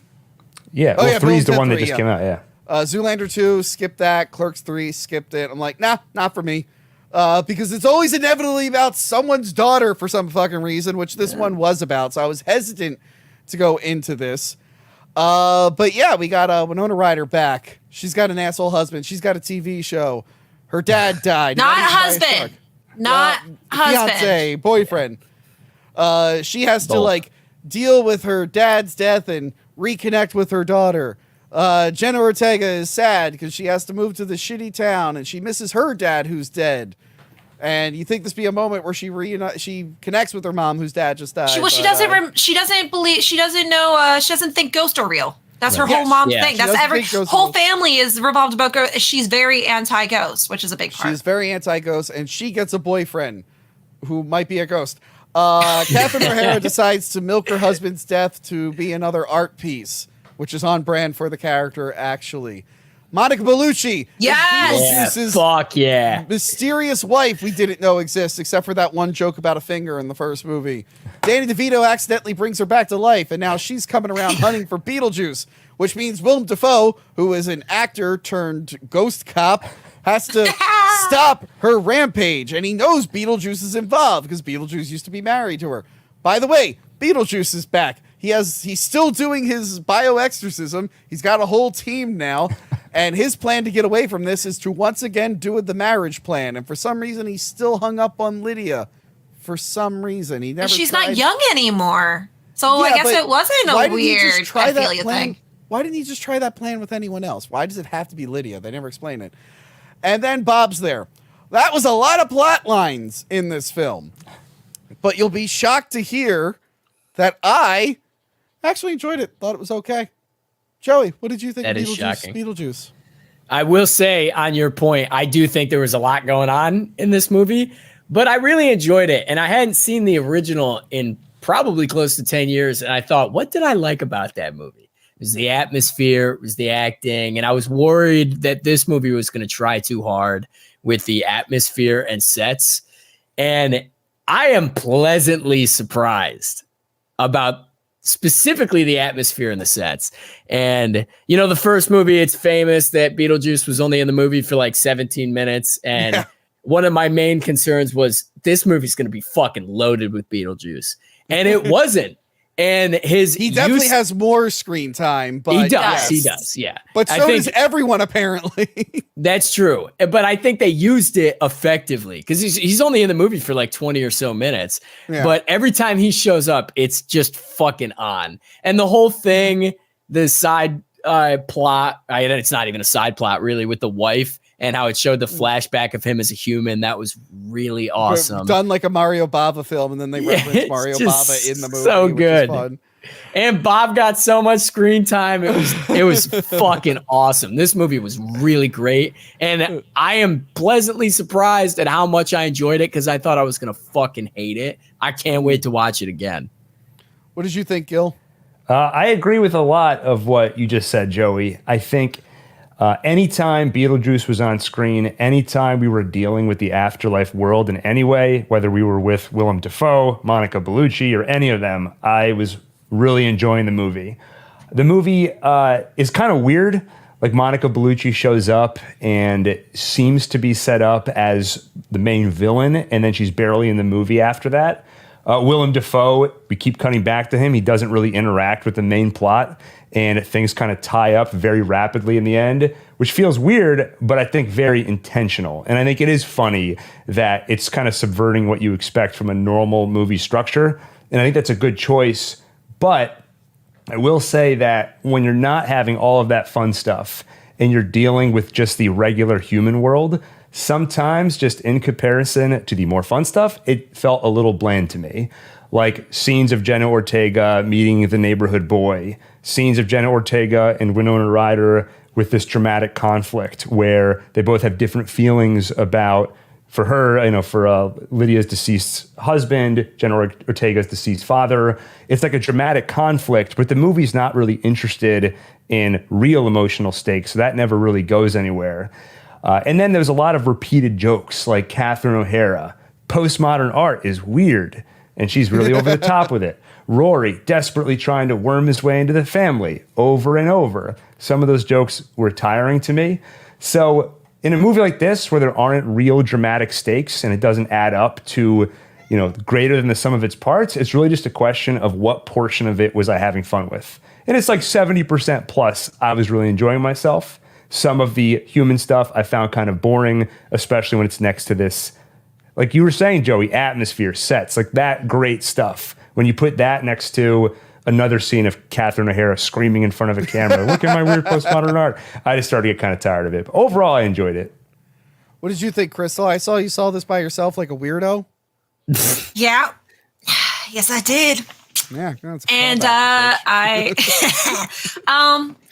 look cooler doing it though. So I loved it. I don't take selfies when I see movies by myself in the theater.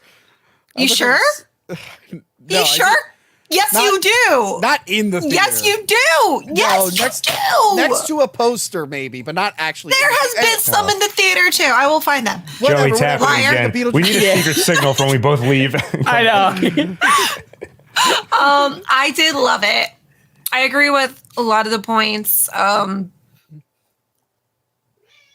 will take Catherine O'Hara yelling at anything. I love her so much. I love her characters that she plays. I think she's so phenomenal as an actress. I never personally got tired of her over the topness about art. Fit her character. I just loved that running gag. Yes, the boyfriend, Lydia's boyfriend annoyed the fuck out of me. It was definitely a lot. I know that was the point, but still, I could have done a little less of him. But the two villains were barely in it. There was barely a story with it. I think they should have did one or the other and kind of more focused on it, because I almost forgot what was happening. Like, where were we in this film? What direction are we going in? It just kept doing, okay, we're going back to here. Now we're going back to here. Now we're going back to here. And I was like, okay. Yeah. I thought it was beautiful. I thought it was a lot of fun. Bob just fucking killed it. Justice for Bob. Michael Bob on screen again. Please, just leave him. Just leave. Yeah, perfect. Oh my God, he's perfect. Michael Keaton, I think, absolutely killed it. Kept the style of Beetlejuice. I don't think it changed. I think his Beetlejuice was this almost just about the same as the old one. I saw there was like an interview of someone asking, how do you get into character of Beetlejuice? And he said, it just automatically happens. Like, you just think about how, like, there's no diving into that character. You just know how he talks and how he acts, and it just happens natural. And he was able to just jump right back into that. There was great callbacks to the original. I love the animation part. I thought that was super clever. That was fun. Clever. I really wish I saw more of Monica Bellucci's character. As soon as she starts putting herself together, I was like, this is awesome. That scene was good. It was so, oh my God. Danny DeVito. Loved that. So good. I don't want to say Jenna Ortega was the weakest, but I think her character was the weakest in the movie, which is disappointing. I feel like she was acting really well, which was almost a problem because everybody else was so over the top. Yeah. And she was kind of taking it really seriously, which she did well, but I don't know if it fit. Yeah. I don't think so either. I know she was supposed to be like the normal one, but she isn't still normal too because she's literally wearing a costume that no one can reference. Like no one knows. Like she's still not a normal kid. She's weird in a different way. Yeah. If you had her play a typical teen, maybe I can see that. Maybe as those girls that are in school type that were making fun of her. But I think I wanted to see more of Dolores, Monica Bellucci's character. She was sucking these souls and this Manny. Like I loved it. I was like, oh my God, this is the character I love. Like I want to be this character one day. Like, and then done. Just done. Even when she comes into the chapel, like they wrap up things pretty quick. A lot of the plot lines get wrapped up pretty quick. Little too quickly. Yeah. I just wish they stuck with one villain. The boyfriend, all of a sudden, Jenna Ortega's boyfriend just disappears. Yeah, like it's just gone. I guess you just needed resolved so easily. I feel like you could have took. Like they were looking for a reason for her to go into that world. Mm-hmm. I think you could have honestly just done it with her trying to find her father. You didn't need to add that. It's her now exploring like, this is bullshit. Like, I'm going to go see on Halloween if I can do this or something like that. And then going in, I don't think you needed that part. I do like the part of the family getting back together. That was pretty heartwarming. I think there was nice emotion there because you did see that they cared about each other. What did you guys think of the song? I think they were there when they were trying to basically recreate the table scene moment in the original. Yeah, is that the church song? That's the church song that they completely try to redo. Yeah, oh my God! What are you doing? Alexa? I'm trying to hear. Siri or Alexa? What's Alexa? New Mexico. Kokoro. Shut up. I didn't even say her name, but I said okay, and it gave me facts about Oklahoma. Nice. I didn't even touch it or anything. Learn, Tony. Sorry. What was I saying? Okay, so the music, the dance, the goes on too long. Yes, goes on too long, and actually, the Soul Train sequence. That's like a funny pun. It's very dated. It's a fun. I do like that the afterlife we've seen is like purgatory, and there's trains that take you to whatever afterlife is part of your religion. So it's like heaven, Elysian. I like fields. that. That was fun, but like the Soul Train, I'm like, all right, I get it, Soul Train. And then it just like kind of went on and on and on. The musical stuff goes on a little bit. Did you like how they just wrote Alec Baldwin and Gina Davis out of the movie? Completely out. Yeah, I found a loophole. They found a loophole in their contract and left. I'm like, yeah, you can't really de-age those two. It'd be really hard. I think that's what they said. Actually, they wanted to bring them in, and they just figured it wasn't going to look right with the de-aging. Yeah, I wish they somehow played some. I kept forgetting they were the only ones that went into that world. I kept forgetting. I kept thinking Lydia went into it, and she didn't because that was just basically the entire movie. Mm-hmm. That entire plot. So I was like, oh, something feels missing. Something definitely felt missing. I will say with callbacks, I like that they got a lot of the big ones out of the way early. They're like, okay, we got it. We'll do the Deo song early. We're doing the model in the beginning. Let's get them to the house early. And then the rest of it felt pretty fresh. Nothing felt like it was trying to redo the original up until the chapel. The chapel. The chapel, yes. But everything in between that, I'm like, okay, we're getting like new stuff. So many of these movies just like to like retread old ground. I'm like, I'm glad they got all the references stuff out of the way in the beginning. How do you guys feel about them actually showing Jeffrey Jones's face? I was shocked that they even fucking considered showing his face. I like how they wrote around his character and brought him into the movie. I thought that was funny, but like the fact that they actually showed, I said I would have had him where like he died years ago and they're over it. I would have had that be Otho's funeral. There is no mentioning. No, because again, he died in real life, but there's no mention of what happened to Otho afterwards. Nothing. Like, I would have had Otho in there. Everyone loved Otho. But yeah, overall, I had a great time. I saw this with my sister. We enjoyed it. I actually don't own Beetlejuice on Blu-ray. I have the old paper DVD, and I'm thinking about it. I'm like, you know what? When I get the Blu-ray, maybe I'll get like a 2-pack of this and 2. This is one, out of all the comedy sequels, the one I was able to tolerate that came late was Bad Santa 2, but even then I only watched it once. This I would actually watch again. It would be a fun feature. Absolutely.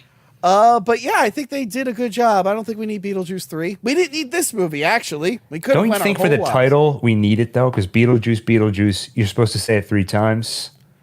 Stop it! Just stop, Gil. Shh, shh. Don't put that out there. Don't put that out there. Yeah, we don't need it. Shh. They're listening. They're like, wait a minute, what did you say? Write that down. Okay, so Cinematic Universe. Monica Bellucci gets a spinoff. I'll go with that. Yeah, I'll take that. Well, wait, does Audrey Plaza and Monica Bellucci, can they do a scene together? Oh my God. Sure. I think I would melt. I would explode. Oh, you're not shushing me now, right? Now there's some good ideas coming out here. Also, Crystal? Yeah. Aubrey. What'd I say? You've been saying Audrey. I thought I was mishearing you, but now you said it again. I'm like, I think she's been saying Audrey this whole time. I don't know why I've been saying that. I know her name.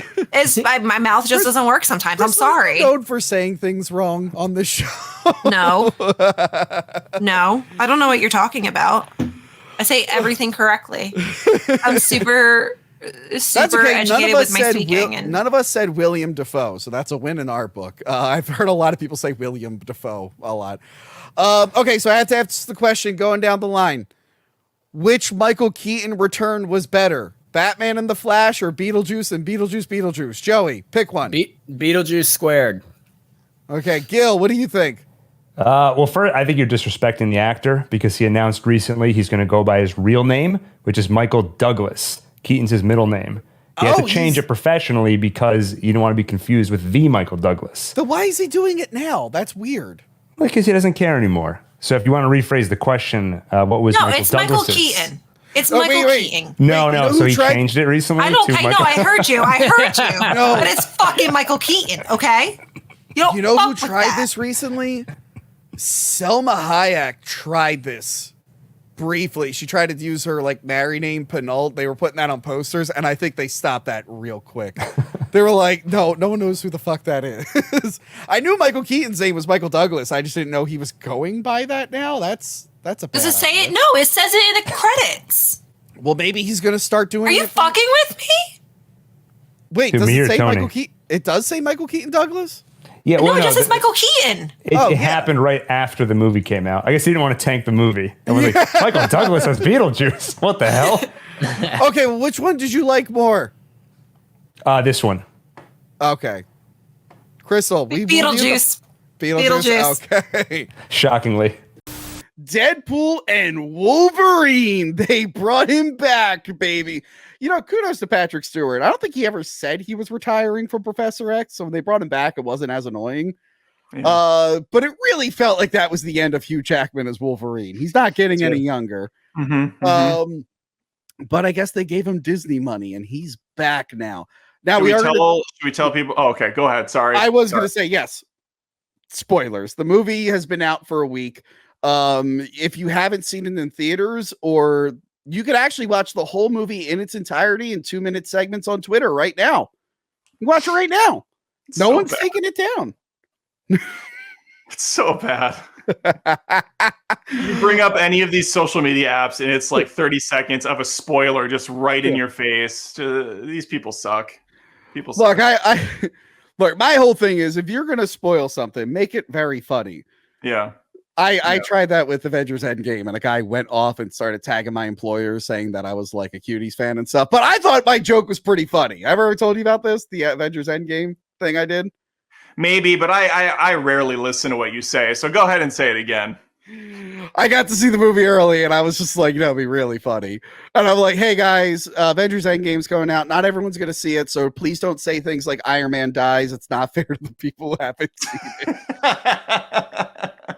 I thought it was really funny. Oh. And then this guy tagged everyone I work for, just making up horrifying things because I spoiled an Avengers movie for him. Yeah, you spoiled it. I'm like, I've never been so mad at someone for a spoiler that I'm like, I need to ruin their life.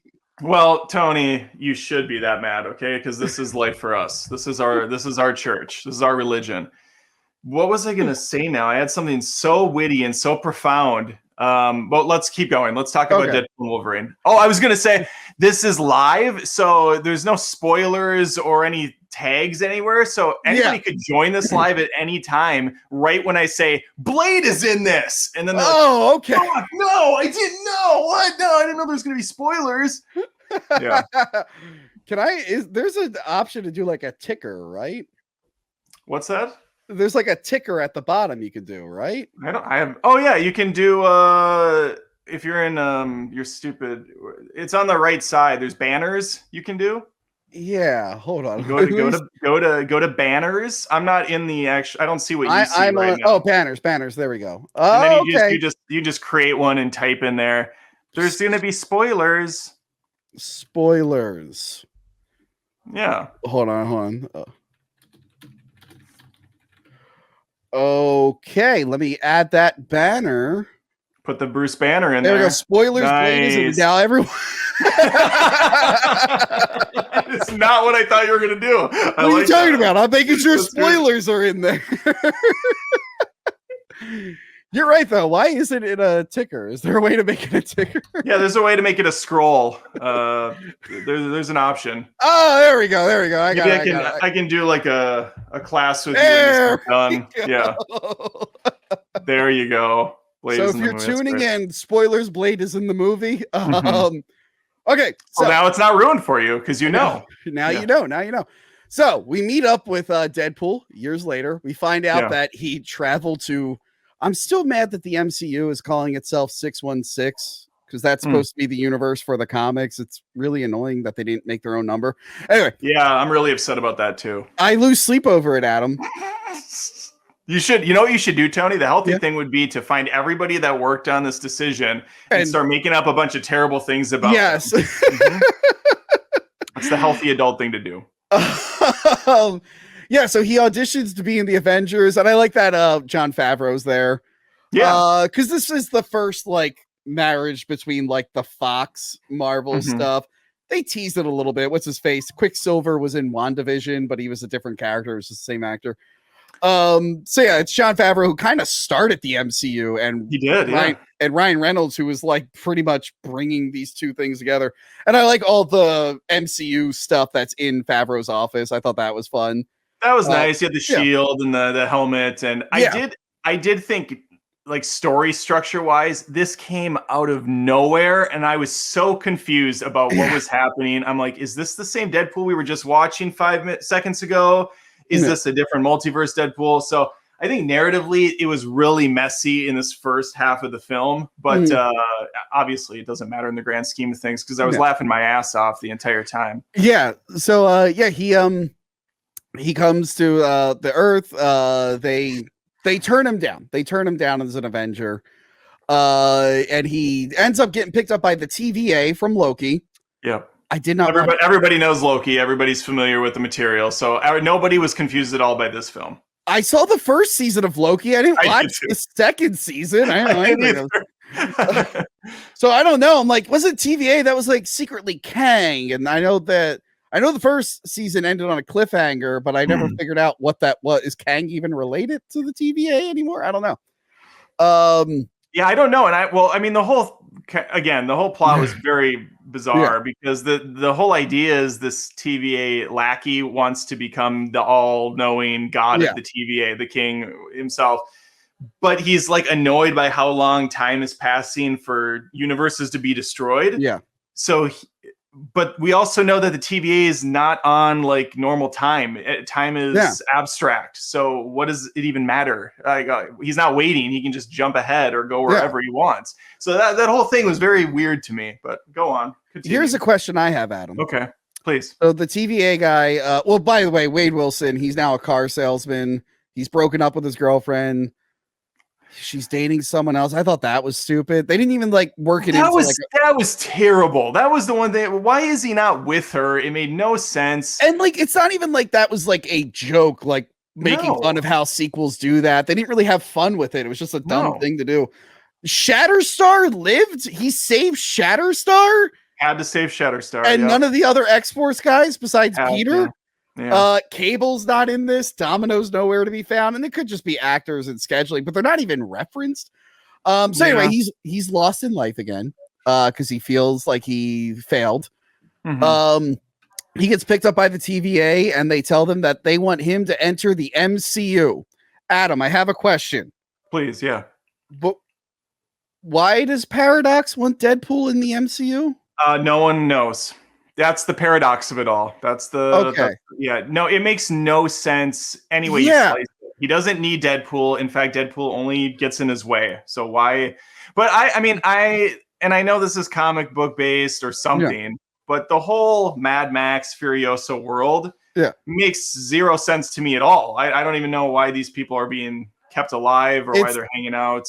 Yeah, it's like they mentioned in Loki when they like zap you, they just send you to the very end of time. Like you're but why? Why not just? That's just where they send you. I know in season 1 they didn't even know that that's what that did. They thought it was just killing people, and then they found out that it takes you to that area. And then only if you use the zapper, though. I guess so. Yeah. Where do other people go? That monster Eliath eats time, basically. All right. But yeah, so I was waiting because I'm like, okay, there's got to be a reason the bad guy wants Deadpool in the MCU. And I'm sure it'll get revealed in part of his master plan. And it never does. They never come up with a reason why he wanted Deadpool in the MCU. But it turns out Deadpool, I guess, takes place in the Logan timeline, which wasn't actually connected to any of the other X-Men timelines. Who cares? Yeah, that was also really confusing because that would mean that the timeline that Wade's trying to save currently in another 6 years is going to go to shit anyways, and all the mutants are going to die because Professor X has a really bad headache, right? Isn't that what happened? Well, that and then there was that company that was the bad guys were tampering with the food that was and they were killing off. I mean, it was like a post-apocalyptic world in Logan. Not so much a post-apocalyptic world. It was pretty dour. It was just a world without mutants, basically. Pretty sad. Yeah. It was like it was Children of Men-esque is how I would describe it. You know, it's not great. So yeah, he tries to go save Wolverine, and okay, we got to talk about this. Yeah, please. They knew that they would be undoing Logan, and people would get upset about that. No. And people would say it's disrespectful. They knew that people would be like, oh, it's like you're dancing on their grave. Yes. And they did the best thing for comedic purposes they possibly could. They literally had him dig up his skeleton, dance all over his grave, completely decimate the corpse. And people are like actually getting offended. Like, this ruins Logan. I'm like, this is a joke movie. Like, you don't have to consider this canon. You can watch Logan in a nutshell and it's fine. It exists. I thought it was perfectly handled. I was laughing my ass off. I mean, he's got the husk of him next to him on the he's using his bones to beat up TVA officers. Dancing to bye. And I'm like, puts on his claws and he gets one stuck in a guy. I know. It was like the perfect way to do it because you're gonna piss people off and like, well, let's not even try to be respectful. Let's just go nuts with it. Let's just really do the most disrespectful thing we can possibly do. It was great. Yeah. I thought it was hilarious. I do love people right now trying to compare Deadpool dancing to She-Hulk working. And they're like, well, why didn't you like this? Is it because you're sexist? And I didn't watch She-Hulk, but that's exactly why. Yeah. I guarantee you, if I watched She-Hulk, I probably wouldn't have cared about her twerking. Just like I don't care about Deadpool dancing. Yeah, I don't know why we're trying to make this. I actually watched all of She-Hulk. I found it to be incredibly disposable, like Saturday morning cartoon. Fodder. It wasn't like, I don't know. It was a comedy, stupid, jokey show. That was the idea. Yeah. I just didn't find it very funny, but I didn't think it was insulting to the MCU and their precious universe. Yeah. No, it was just kind of a misfire. I didn't watch it, and I'm a big Hulk fan, and I always wanted to see a live action She-Hulk, but the state of the MCU, and then I heard like the early reception that the jokes were like really terrible. I'm like, I'm just not even gonna bother. I'll get to it one day. Also, that actress Tatiana Maslany or something like that. Yeah. She's really good. I used to watch Orphan Black with her, where she played like 5 or Jesus. Wow, God. Oh my God. I used to watch it. Don't say that I didn't watch it. Electrocutes me. She played like 5 or 6 different characters in the show, bouncing off of each other. Really, really good stuff. The first couple seasons. So I like her. I didn't want to knock on her because she did a great job. Yeah, I mean, I'll watch it eventually at some point if it ties into something. Or maybe I won't watch because I didn't watch Loki season 2. And I'm like, should I know what's going on the TVA? And I'm like, I'll figure it out. But no, I didn't care about either thing. I thought the bye thing was funny. That was very funny. Yeah, they really kind of owned it. So yeah, he finds out his what's called anchor being is dead. We're not even going to try to describe anchor beings. It makes no sense. Oh, that was that was dumb. Yeah, so it's just dumb. So he tries to pull a Wolverine from a different timeline wearing the yellow and blue suit, which I thought was fun, finally. Yeah. But it turns out he sucks. He's the worst Wolverine. But don't worry, he tried other Wolverines. He tried a bunch of different... Okay, so I like that they were like, all right, we're bringing Hugh Jackman back. He's always criticized for not wearing the suit, and the suits that he did wear looked nothing like it. They're like, not only are we going to give him the yellow and blue suit, let's give him every iconic suit he's ever worn. So we have the Patch Logan. We have the X-Men Age of Apocalypse Logan. I love the brown and yellow suit. That was... Yeah, when Hulk dropped in and, oh, man, you kind of wanted to see a little bit of that fight. I wanted to see just a little bit. You wanted to see the fight.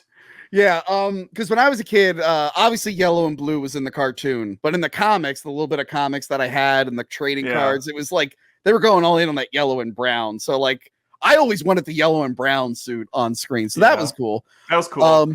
They probably had the fight all completely storyboarded out, and they were in the middle of animating it. And Kevin comes in. He's like, oh, we actually hate the Hulk over here. We're not doing anything with him. Okay. He's done.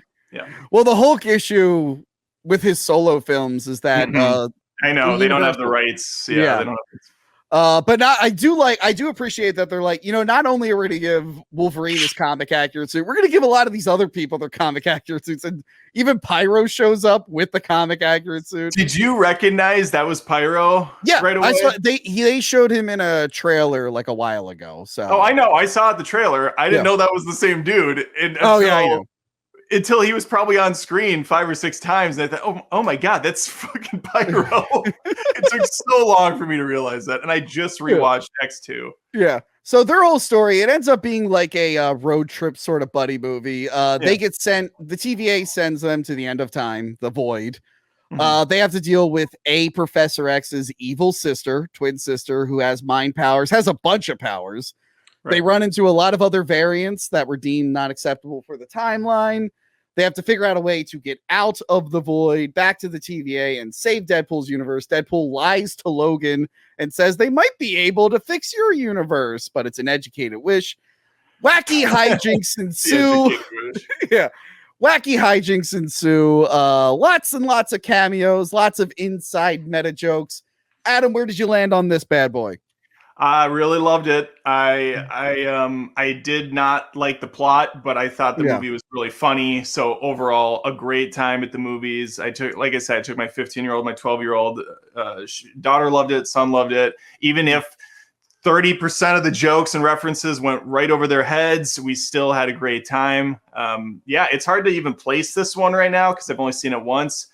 I think it's probably going to be the easiest one to rewatch because it just seems so loony nonstop this time. And there's way more action in this one than either of the previous two.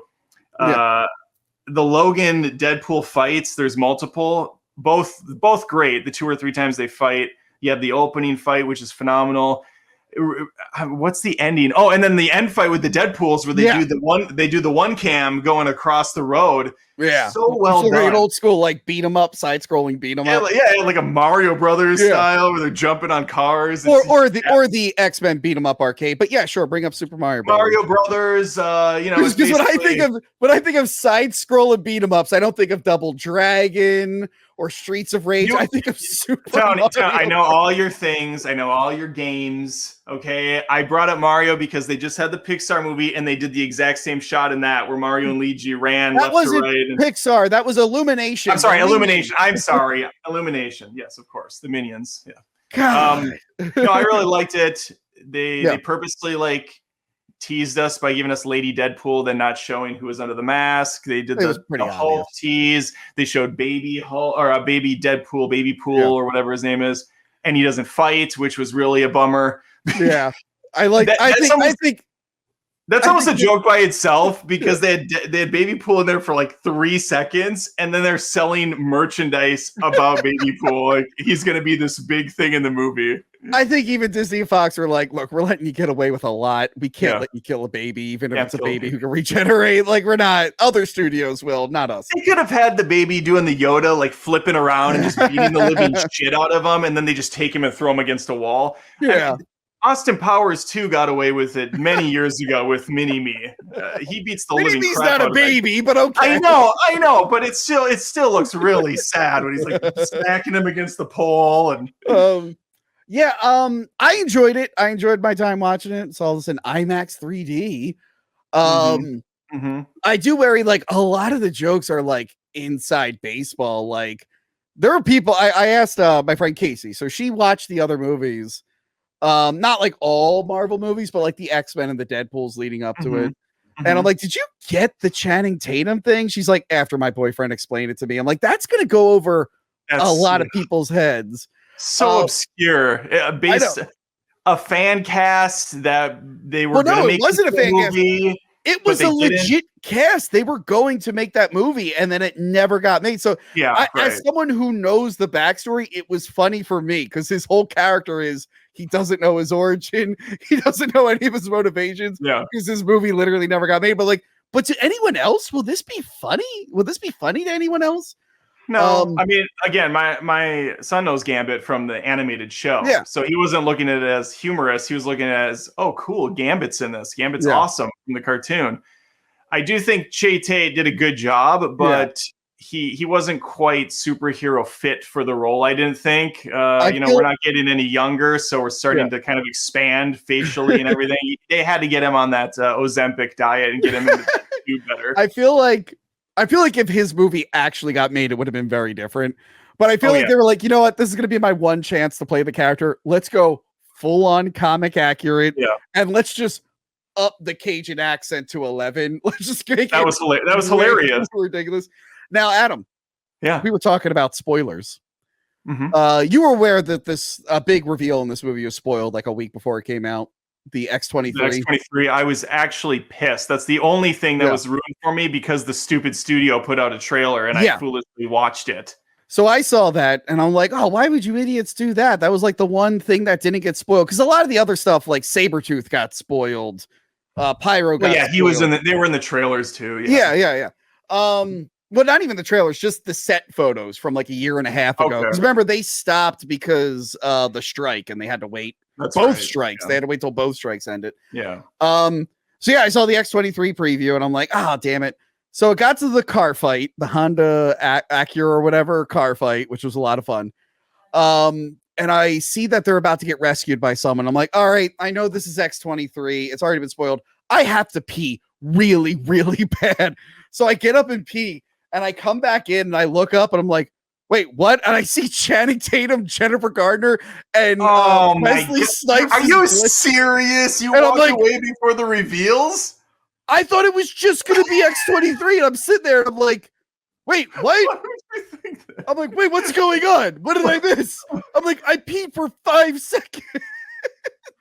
The other thing, X-23 is not even in the scene until the end of the scene. I'm like, was that a fake out? What's going on? Well, and also in the trailer they showed I mean, it was edited, but they made it look like she was out by the bonfire with Logan, not in the cave. So even from that standpoint, you should have still been hanging around, Tony. I'm sorry. Shame on you, Tony. I really needed to pee and I could not hold it anymore. It's funny you say that. I went to the bathroom shortly after I think she came out and they did like the bonfire, like one-on-one conversation. I'm like, I have time to go quick. Yeah, that would have been a good time to go pee. Yeah. But yeah, don't worry, Adam. Since this movie is up on Twitter in its entirety in 2-minute segments, I did go back and watch that scene. And then you got to be like, yeah, Blade's in this, yay! I didn't know Blade was throwing out the R word. I missed that. I do appreciate that they were like, you know what? A lot of our movies, we're trying to appeal to certain demographics, and it's not working. Yeah. Let's do one for the white guy, the white edgy boys. Let's give it. That's right. And I do like Deadpool making fun of it. Like he calls the one girl ableist because she's in the wheelchair, but she's not. She's not actually disabled. He's like, oh, the Gen Z's not gonna like that. And I do when Blade uses the R word. He's just like, well, the woke mob can cancel me here. Again, these are really funny right now. Yeah. But I feel like 5-10 years now, will these jokes still land? Like, have you watched any of the Scary Movies recently? Those comedies? Well, I only liked the first one to begin with. I didn't think they were very good after that. So. But even that one, like, there's a couple of them that were referencing like popular commercials. I'm like, if you show this to someone now, they wouldn't laugh at any of these. Yeah, shows. They're like doing the caveman. It's so easy a caveman could do it. Anybody remember that? The twins. I think that was in the third one, that beer commercial. We're like, we like this and the twins. Just do it. Yeah. What's up? The very first one. It's like, okay. Yeah. So there's a lot of jokes like that in this where I'm like, I don't think any of this is going to land like 5-10 years from now. It's funny in the moment. It's funny right now. I do appreciate. Well, that's why I'm like on the fence of where to put this one, because I think a lot of it is really just kind of jokes that I don't think are going to hit again after the first initial like, oh, I remember that, and that's a fun reference, but there's no like layer to that humor at all. It's just kind of a one and done sort of situation. Also, do you think were they sponsored by Honda Odyssey? Was that just a hilarious, obnoxious tie-in that they embraced fully? I don't know, but what they were sponsored by were, I think, Heineken, because I've seen that fucking Deadpool Wolverine Heineken ad a million times whenever I'm scrolling through any social media thing. Where Wolverine's like, where'd my claws go? And Deadpool's like, I made adamantium cans. I'm like, oh god, I can't watch this commercial. Did they do any cross promo to his Mint Mobile or his Aviator? I didn't notice any. I don't think they did either, but there might have been an Aviator bottle in the background somewhere. Who knows? You know what I did enjoy him making fun of, where he made fun of The Rock with the balance of power is about to change. Oh my god! Yeah, that was good. So many good little jokes in there. And again, he made fun of Wolverine's recent divorce, Hugh Jackman's divorce. Great, and Jennifer Gardner. That joke was probably the best. The Daredevil. Oh my god, I'm so sorry. It's okay. Oh, never mind. Here's one thing I didn't appreciate, Adam. They talk about which Punisher left the rocket launcher, and he's like, oh, there's been a bunch of Punishers. And then Blade goes, only ever been one Blade. Only ever will be one Blade. And now I'm not sad for Mahershala Ali, whose movie still hasn't been made. I am livid over the disrespect of him ignoring Sticky Fingers from the live action Blade show, which I have been covering on my Patreon. Why did Blade not reference Sticky Fingers? It made me very, very upset. I think there was also, and I could very well be wrong, I've been wrong seveul times every day of my life, that there were a couple of direct-to-DVD Blade movies as well. No. Okay. Well, one... Here we go. An actual explanation is that the one from the show is technically the same Blade, so you could say there's only one Blade. No, see what they do, and they're still doing this to this day, Adam. They take the 2-part pilot and they label it House of Chthon, and they package it with the 3 films to trick you into thinking it's a 4th film, but actually it's just a pilot for a TV show. Oh my god. They did remember when Fox did that with Family Guy, the Stewie Griffin movie, and then it was just like 3 or 4 episodes of the show that they ended up putting on the season anyways. It was like an extra cash grab. Fuck you. Nice, love it. What else did they do that with? Shit, there's something else like that where they like try to sell them as movies, but they're just episodes stringed together. Well, I think the most disgusting display of capitalism I've ever bared witness to is when Fox did it with the Rogue cut of X-Men Days of Future Past. The Rogue, which I covered recently, yeah. And that movie's way better because you actually have Rogue in it, and that whole you took who was essentially kind of the main protagonist of the first movie, and to a lesser extent the second film, the fish out of water character. Yeah. And you put her all over the posters and then rip her out of the movie so that you could resell the DVD down the road as an extra. That's so disgusting. She was all over the posters because at that time, Anna Paquin was super popular because of True Blood. It was really picking up. So Fox is like, how can we double dip on this movie? We'll cut out 15 minutes of it and just repackage it as the Rogue cut. Yeah, that was kind of fucked. Awful.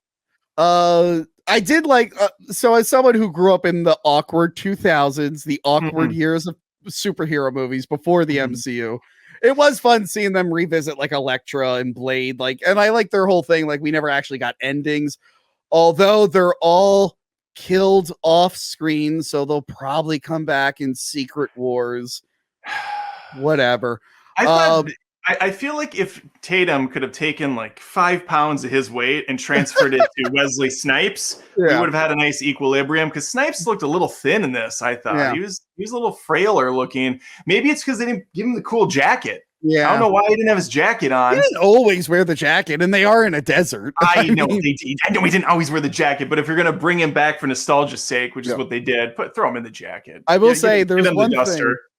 There's one thing that upset me, because like in Deadpool 2, we got to see Juggernaut, size accurate Juggernaut. I'm like, oh, but he's not red. He's wearing the yellow prison uniform. He's got a gray helmet. I hope he's red in the next movie. And instead, we got to return to Leather Daddy Juggernaut, played by a different actor. And I'm like, I was going to say that's not the same guy. No, not the same guy at all. He said he didn't want to do it. I think they interviewed him. He's like, I don't want to do it. Yeah, the only ones that returned are Pyro and Tyler Mane as Sabretooth. But like, who were the randos? Do you know who the randos were? There's like a woman that was dressed in all leather, and there was another guy I think some of them were just whatever. But like Toad, Deathstrike, the one girl from X-Men 3 were in there, but they were all new actors. The Russian from The Punisher is in there, but it's a different Russian with the yellow and red, the white and red shirt. Oh, they had what's Ezekiel or whatever, the night. Oh, Azazel. Yeah, he showed up again. There is one joke that I expected them to do, and that was the Johnny Storm, Chris Evans joke. That was brilliant. And brilliant. The problem is there were interviews after Deadpool 2 came out that they were going to do that for Deadpool 2 during the audition scene. Like, and they talked about, you're too in, Tony. You're too. I know. You're too online. You're too in the weeds. I had to research stuff at the time. No, you can't research anything. You have to be like me and get names wrong, get locations wrong, and then you just pretend like you know things, and then people in the comments like, what is he talking about? But originally in that one, it was going to be during the X-Force audition. He was going to show up, and Deadpool was going to get like real excited, like, "Oh my god, we got Captain!" But then he was going to take his suit off and show the 4 logo, and they were like, "No, we don't want you." Instead, they did it in here. They did it in a different way, like that. They just and he wasn't only killed him, and he wasn't only Johnny Storm, but he was also like some Bronx version, like a really heavy, way more New York than he was in those other films. I kept saying he reminded me of Dennis Leary from like The Ref or Demolition Man, especially at the end when he went on that long monologue. Like, I want to be put in jello, running around naked. It's straight up. It was straight up Dennis Leary. I feel like he watched a movie by him and said, "This is what I'm going to do for the role." Yeah, the bad guy was it Cassandra Xavier? Cassandra Nova. Cassandra Nova, sorry. I do like that she was more interesting than the previous bad guys, like the bad guy from the Essex School and Ajax. She's more interesting than them. Still not great. Cable's better. Cable's cooler. Yeah, but I don't really consider Cable like a bad guy. He kind of stops being the bad guy for a while. She was just an overpowered kind of nothing character. There just wasn't much there to work with. But unlike most, I guess I shouldn't say unlike most. Marvel is notoriously bad with their villains, but unlike the DC side where they usually have a pretty cool villain that elevates things, I feel like the villains in these movies are always just kind of afterthoughts that are just they're just items for the straight man, for the comedic character to bounce lines off of. Also, she was really into hand stuff. She's really that apparently is from the comics. I looked up some images. She does do that. Like, I don't know why. She had like a bunch of like not specific powers. They were all kind of general. Everything. She could do everything. Yeah. So there's a lot of fun action. You can see X-23 in there. You can see they made Hugh Jackman do all the things you wanted him to do over the years. I appreciate once he put the mask on, he kept it on for like the whole finale. Like, okay, I kind of like that. It made it worth it. I mean, the mask was it was weird. The mask at some points it looked really good, and at other points it looked really cheap and kind of flimsy and like something you could make it home yourself. There was a mask at the end of The Wolverine, which I don't really care for that film. But at the way end, do you remember they teased the golden brown mask? That's the deleted ending. That's the deleted ending. That's the fan-made film. It's the same. No. That is a real. I'm joking. I'm just bringing it back. It just didn't make it into the movie. You know, now that I think, when you said fan-made, maybe what it was just they took two things and they combined it together on a YouTube video, and I seriously thought that was like they just showed the Wolverine grave, and then they showed Logan. I don't know. I'm so gone. But anyway, the scene in Wolverine or Deadpool and Wolverine where he's looking at him and they're doing this Armageddon, Wrath of Khan kind of sacrificial goodbye. Logan looked weird in that the camera angles they were using just did not work for me. Remember, they are also adding a CG element so he can move his eyes, so that might be a whole thing. I think he did wear an actual mask, but because of the CGI eye thing, it's not like the fucking last Thor movie where you could tell they were like, we don't know what we want this helmet to look like, so we're just gonna CGI it in later, and it just looks awful, so bad. And like, what does he say? Like Rachel or whatever yeah. But it's like floating on his head. Like this looked like good. Like they knew what it wanted to look like. They had an actual one on set to match it to. Half of Thor Love and Thunder felt like floating heads. He was constantly weird looking in the there was floating heads. Remember the kid that floated? A literal that was a movie that, like, have you seen any of the deleted scenes? Like, it was a completely different movie. Zeus was like a good guy at one point. They just shot so much and then reshot it. They didn't care. Well, I think and Taika, he essentially said in several interviews he didn't give a shit about this movie. He was just having a fun time and getting his paycheck, which is pretty sad to hear, but also whatever. I mean, I get it, but don't waste my time. Right. Like, give it to someone that wants it, then, jackass. It was nice I'll go rewatch Jojo Rabbit. I like seeing that, like, Marvel has really been, I don't want to say struggling, but like they're not really landing the hits recently. And I like how this movie is addressing the mistakes they've made.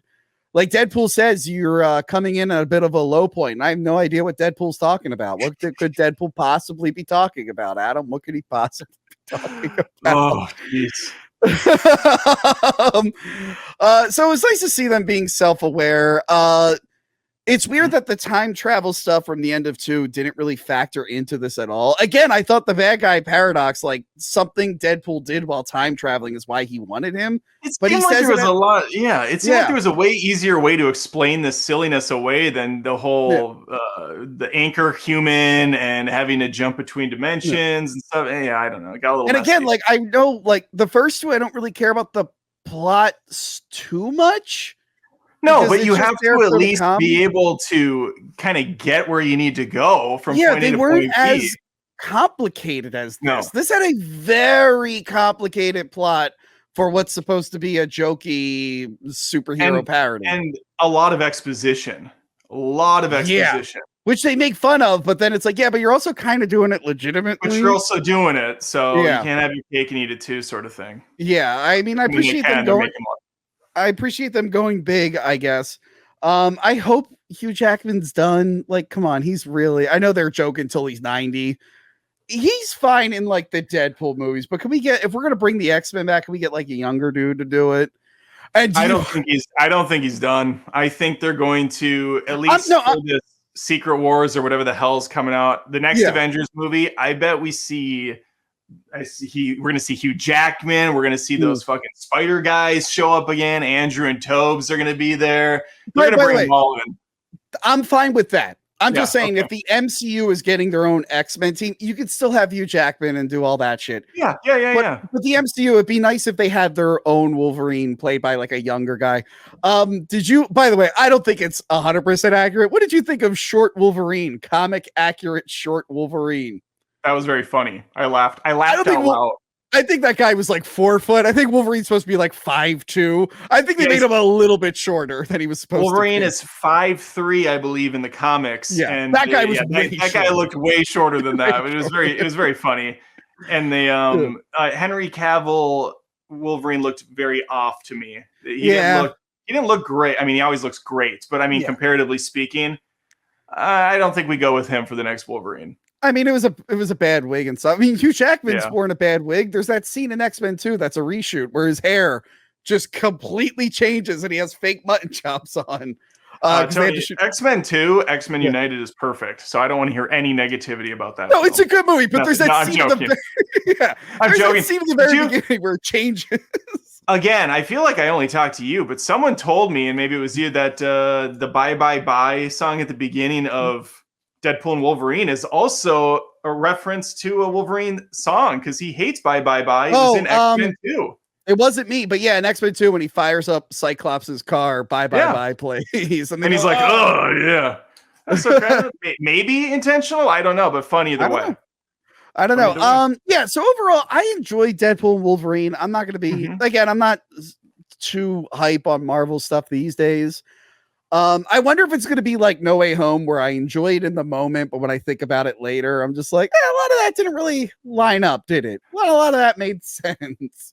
I've been on record several times saying No Way Home is not that great. I think the final act is wonderful when all the Spider-Men come out, but everything leading up to that, you want to talk about a bad storyline. The plot of that movie is legitimately boo-hoo, my kids didn't get into the college they wanted to, so now I'm gonna fuck over everybody else. Ridiculous. The rules didn't really make sense. Like everyone who knows Peter Parker, it's like, okay, well, did he know? I don't think Electro knew. Not like he met both, but he didn't know that they were the same person. Yeah, it was real clumsy getting there. Look, that was a COVID movie. All right. Was that COVID? Oh, that was a COVID movie. Okay. All right. Well, these movies take a couple years to make. Notice how he wasn't in a lot of into it. Yeah, I was gonna say, notice how he wasn't in a lot of big crowds in that movie. Like, that's very New York true. was pretty empty, minus like 2 scenes. Were you surprised with this not going more into the MCU? Were you surprised he didn't seem like we did have the Thor cameo very quickly? He's crying, which was a funny gag that they kept doing. People were trying to like actually dissect that. I'm like, guys, that's recycled footage from the. Yeah, no, that's not like a thing you should dissect. It was just a funny reoccurring joke. A funny thing. Like people are sad, Tony. We have to let them be sad and pathetic. But I was honestly surprised we didn't get more Marvel stuff in like here. Like putting him in older Marvel movies. Like we were here the whole time. Exactly. Or him just like showing up at some of these characters' places. And there's a lot of things they could have done with it. I'm surprised there wasn't more of that. Instead, they made it. Instead, they made it where it's like, hey, this is going to be a celebration of the goofy Fox. Yes. Although Blade is technically New Line Warner Brothers, which is why I think there was no footage in that montage at the end of all the Blade stuff. But it was fun seeing Ryan Reynolds and Wesley Snipes together because Wesley Snipes famously hated Ryan Reynolds. Hates him. And they make a joke in the movie about it. Doesn't he say like, listen, I know we don't really you don't really like me or something. Yeah, that was good.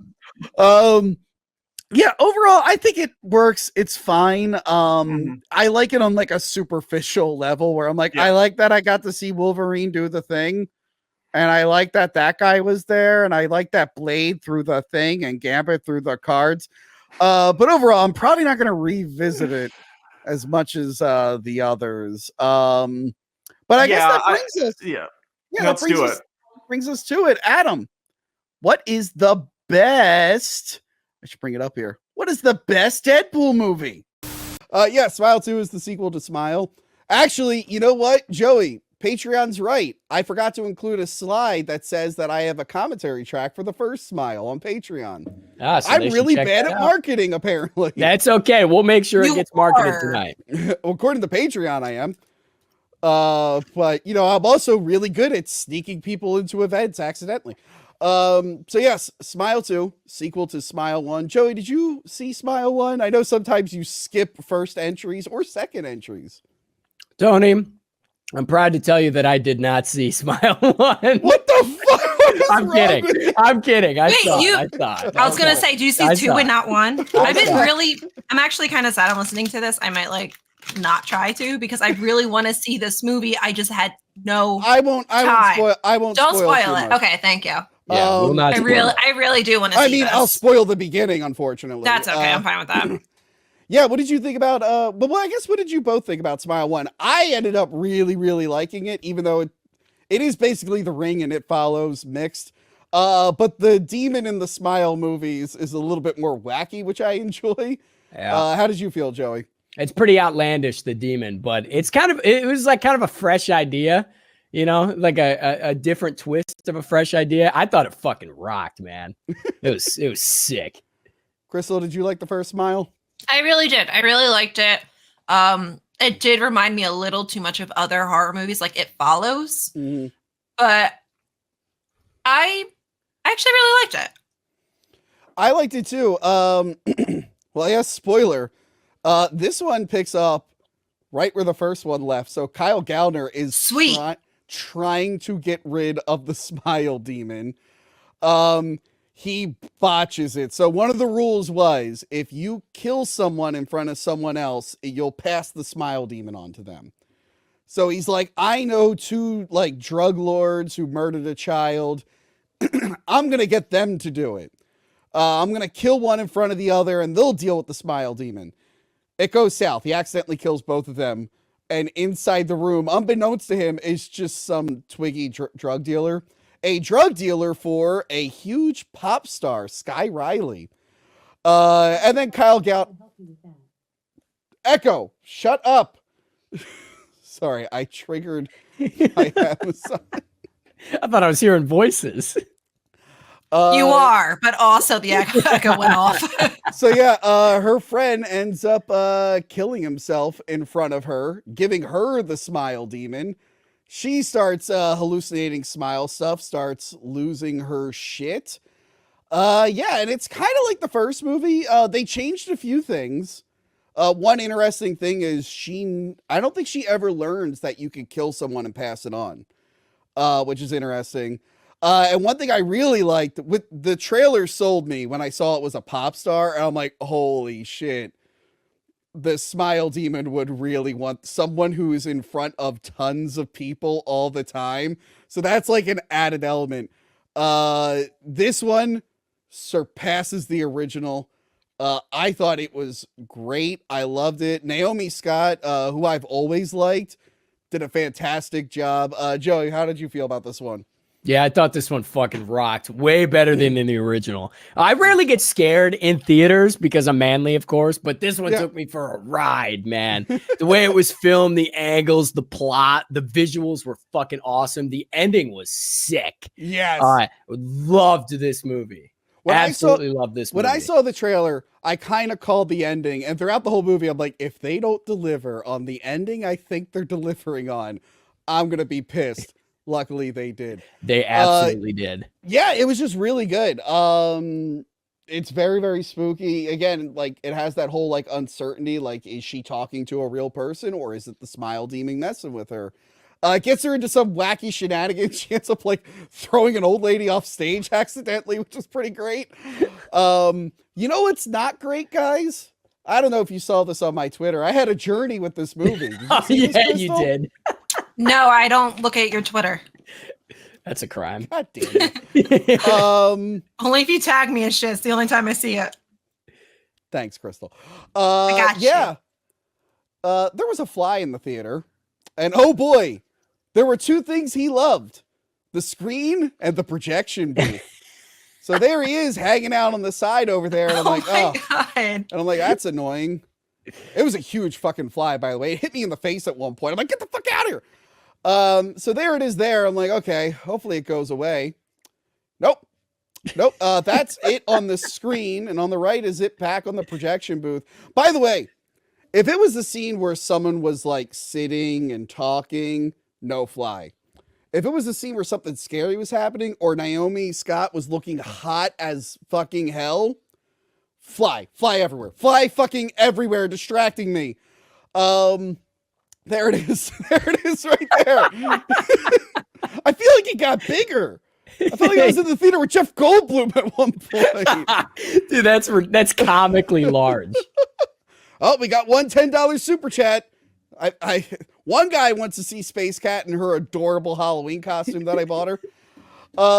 Yeah, so the fly shit aside, I really, really liked Smile 2. I'm excited to see where they go with it. It feels like, honestly, it feels like this one and They Follow, which is coming out soon, are going to be have similar plot lines, like which one's going to come out first.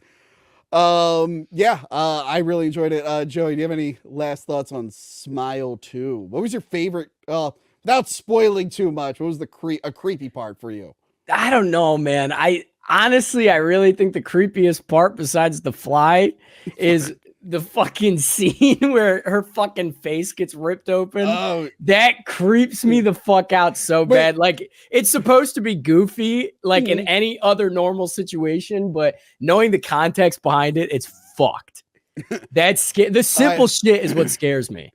Was there more gore kind of in this film? Yes. Was it just more? It sounds like it's just like more chaotic overall. Yes. It is chaotic. The demons having more fun. Yeah. What was I going to say? The funny thing about the fly, there actually is a scene where she like slaps her face because a fly is on her face, and it threw me off because at that point I have like 15 fly encounters. I'm so happy you didn't have Joey sees brownies. That's those were consumed. Yeah. No. I forgot to include a picture. Jack Nicholson's son is in this. Is he? Actually, Drew Barrymore is in this, which you know from the trailer. I forgot to mention the reason she was going to get drugs. She is a pop star. She spent a year in rehab because her and her boyfriend were driving under the influence and they got into like a severe car crash and he died. So she has like a lot of back injuries and stuff. She's trying to dance. She's going through a lot of pain, but no one will subscribe her stuff because of her addiction. But yeah, her boyfriend was played by Jack Nicholson's son, and his smile is just as creepy as his dad's, which is why they're putting him on a lot of the posters, even though he's barely in the movie. And then Drew Barrymore, she's just on Drew Barrymore's show, which I thought Drew Barrymore was going to be a smiling demon. Spoiler, she's not. Yep. Feels like a missed opportunity there. I agree. I think this was my creepiest moment. This is like a video game. Like I know the new Resident Evil did something like this. Yeah. Crystal, you ever play those video games where like there's a monster after you, but if you look at it, it'll stop moving? Yeah. They do that. Yeah. That's what this scene is. If you've seen in the trailer, it's like every time she moves, they get a little bit closer. And I'm like, I don't like this. This creeps me out. I don't like this. But yeah, Smile 2, I think it's miles better than the first, and I really like the first. So I'm hoping they get a third one and they just go friggin' insane. Go with ape it. shit. Saturday night. Yes. Fuck yeah, dude. The writers are inebriated. The set is on fire. The sound system is wrecked. The actors are physically assaulting each other. The crew is in open revolt. They have 90 minutes to figure it all out, or the network is pulling the plug. Saturday night. Thank God Jason Reitman made a movie for adults and not a Ghostbusters kids film. Are you just putting different hats on? I have a tub of costumes next to me, and I saw you guys in costumes, and I didn't know what I wanted to wear. So I just had them next to me. A lot of these are really just like kind of slut ones, so I'm not going to do that. That's for a different type of page show. But I'm just gonna randomly put things on. Okay, well, thanks for talking I'm a about princess for Saturday night. Saturday night, yes, this is the story. It's supposed to be of the first ever Saturday Night Live broadcast, and Lorne Michaels is just trying his best to get the goddamn show to work. He's dealing with Chevy Chase, played by the Riddler from Gotham. I was excited to see him in a big movie because I really like that actor. I wanted to see him more stuff. Chevy Chase is super arrogant. You got John Belushi refusing to sign his contract and getting into fights. And the scene, actually, all right, so I mentioned this earlier, but I've been compared to John Belushi my entire adult life. What? And I never once dressed up like him. So when I was watching this movie, I'm like, I'm doing Belushi this year. And that scene where he's bitching about shaving, that's one of the reasons I've been reluctant to do Belushi, because he was mostly clean shaven, even though he didn't want to. And I'm like, I'm doing it. Yeah, the Belushi scenes were hard for me because I just kept screaming, it should have been me. It should have been me. It should have been me. You know, they were supposed to do a biopic about him. Who's the guy from that stupid Speed Racer movie people like? Emil Hirsch was going to play him. Really? And I was mad I didn't get the part. Did they? What? Did they stop not film it? No, that never got made. Did they? Wait, they just did auditions for something John Belushi last year. It was probably this. Yeah, probably that. Yeah. Probably the movie. I wonder if that is what it was. That's probably what it was. The Emil Hirsch one never got made. And I got mad. I'm like, it should have goddamn been me. But then I remembered that I didn't audition, and I'm not in SAG, and I'm not an actor, so why would it be me? But There's a guy I know, and he literally is identical to John Belushi. Identical. He actually makes almost like a career out of it, and he was going for a point. Tell him the competition's coming. Yeah, you can't. No, I'm not going to do this often. This movie was incredible, and I know I get shit on for... I like Jason Reitman. One of the reasons I really hated Ghostbusters Afterlife is like, I know you can make a good movie. You've done it. This sucks. So this was great. This is more his wheelhouse. It was a tight 90 minutes, which I liked. It captured the stress of doing stuff live. And actually, Joey, you were there. When we did the live show at Crypt Video Rentals, Crystal, we had it all set up. Joe Lascola set it up perfectly. And then the internet at the venue just wouldn't recognize his computer. Aww. So everyone last minute is like looking up workarounds and everything. And it was chaotic. I'm like driving to Best Buy to buy like HDMI adapters and everything. It was a shit show. And then I go and watch this movie afterwards, like a few days later. I'm like, it's too soon. I'm so stressed out about it. This movie was. I don't know if you guys can see.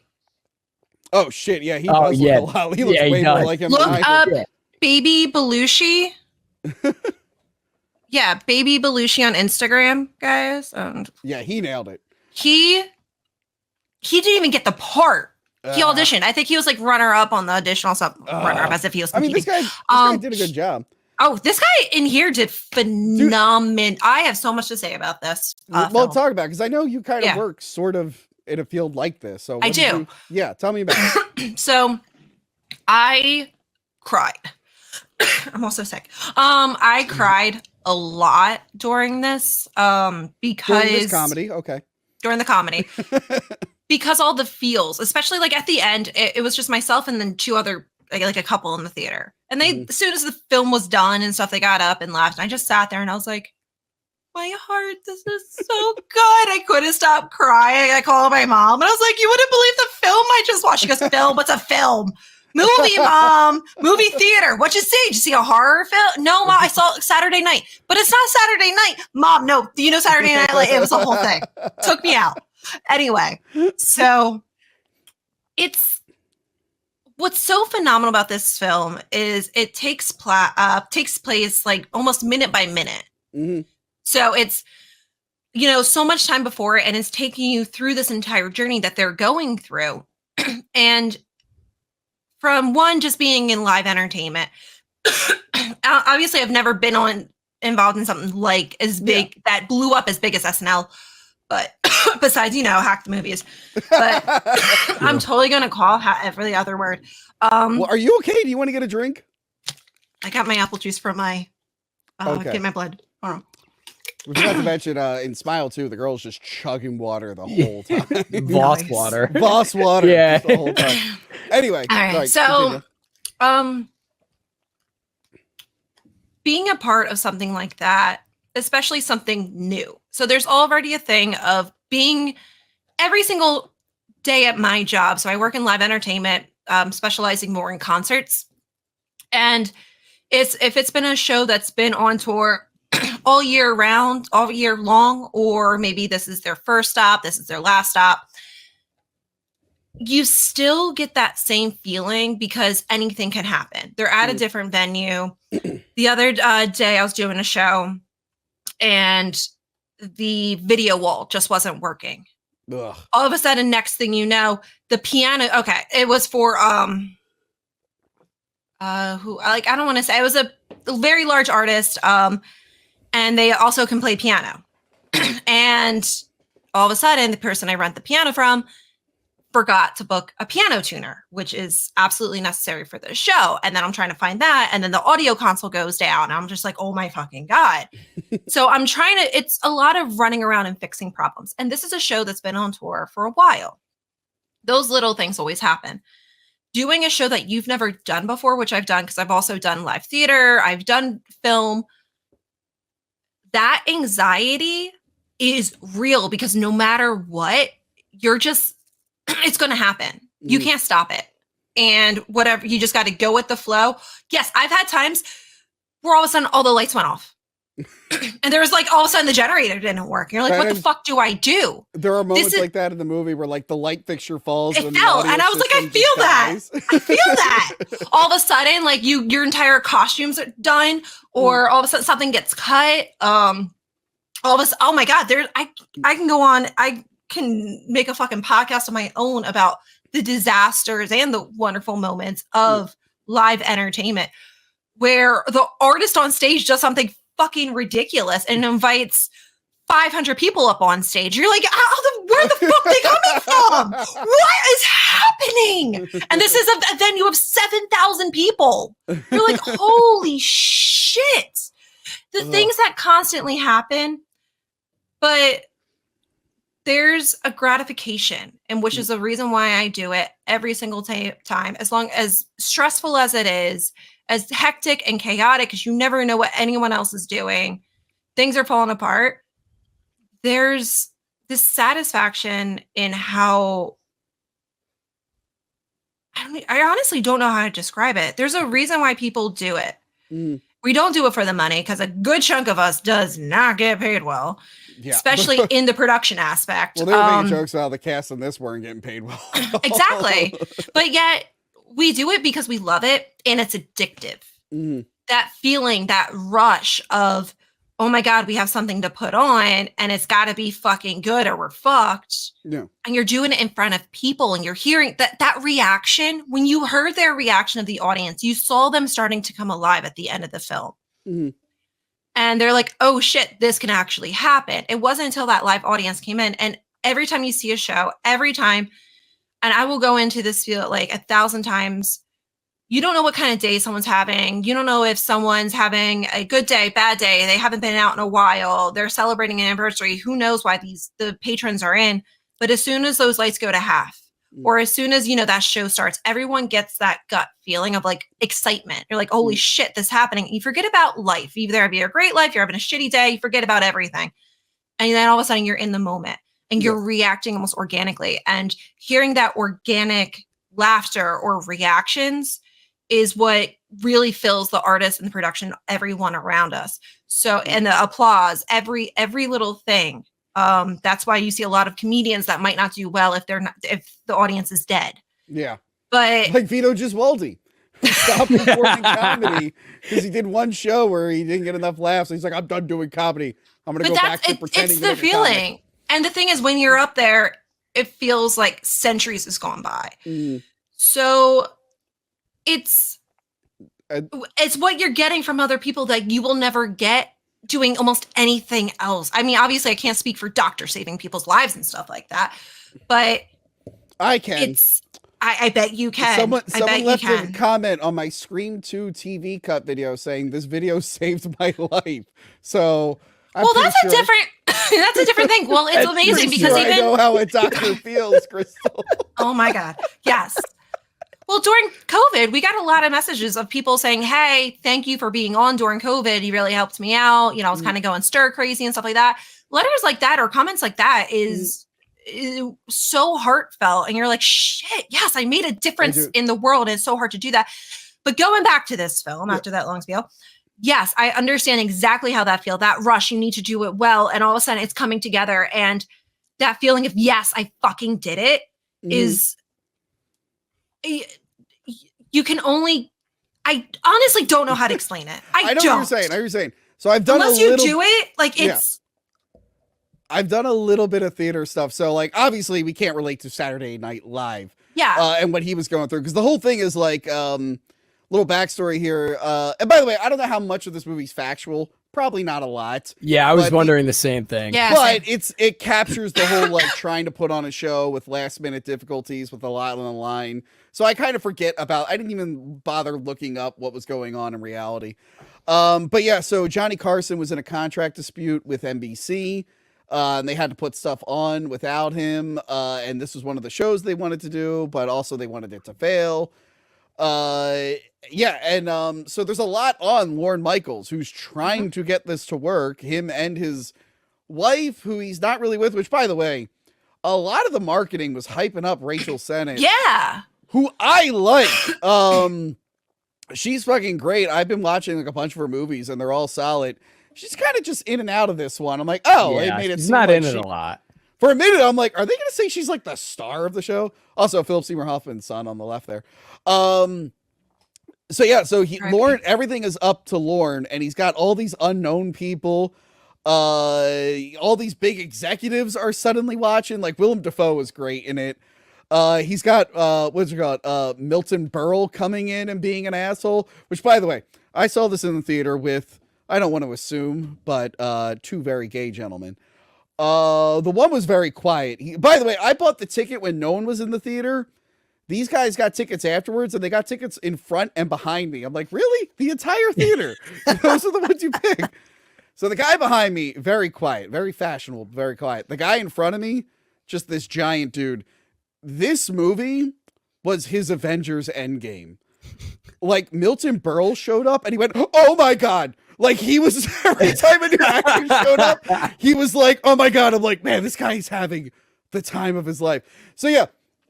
Everyone is like shitting on Lorne Michaels. Everything's going wrong. He has to learn how to make last minute decisions, which he's bad at. He gets better by the end of it.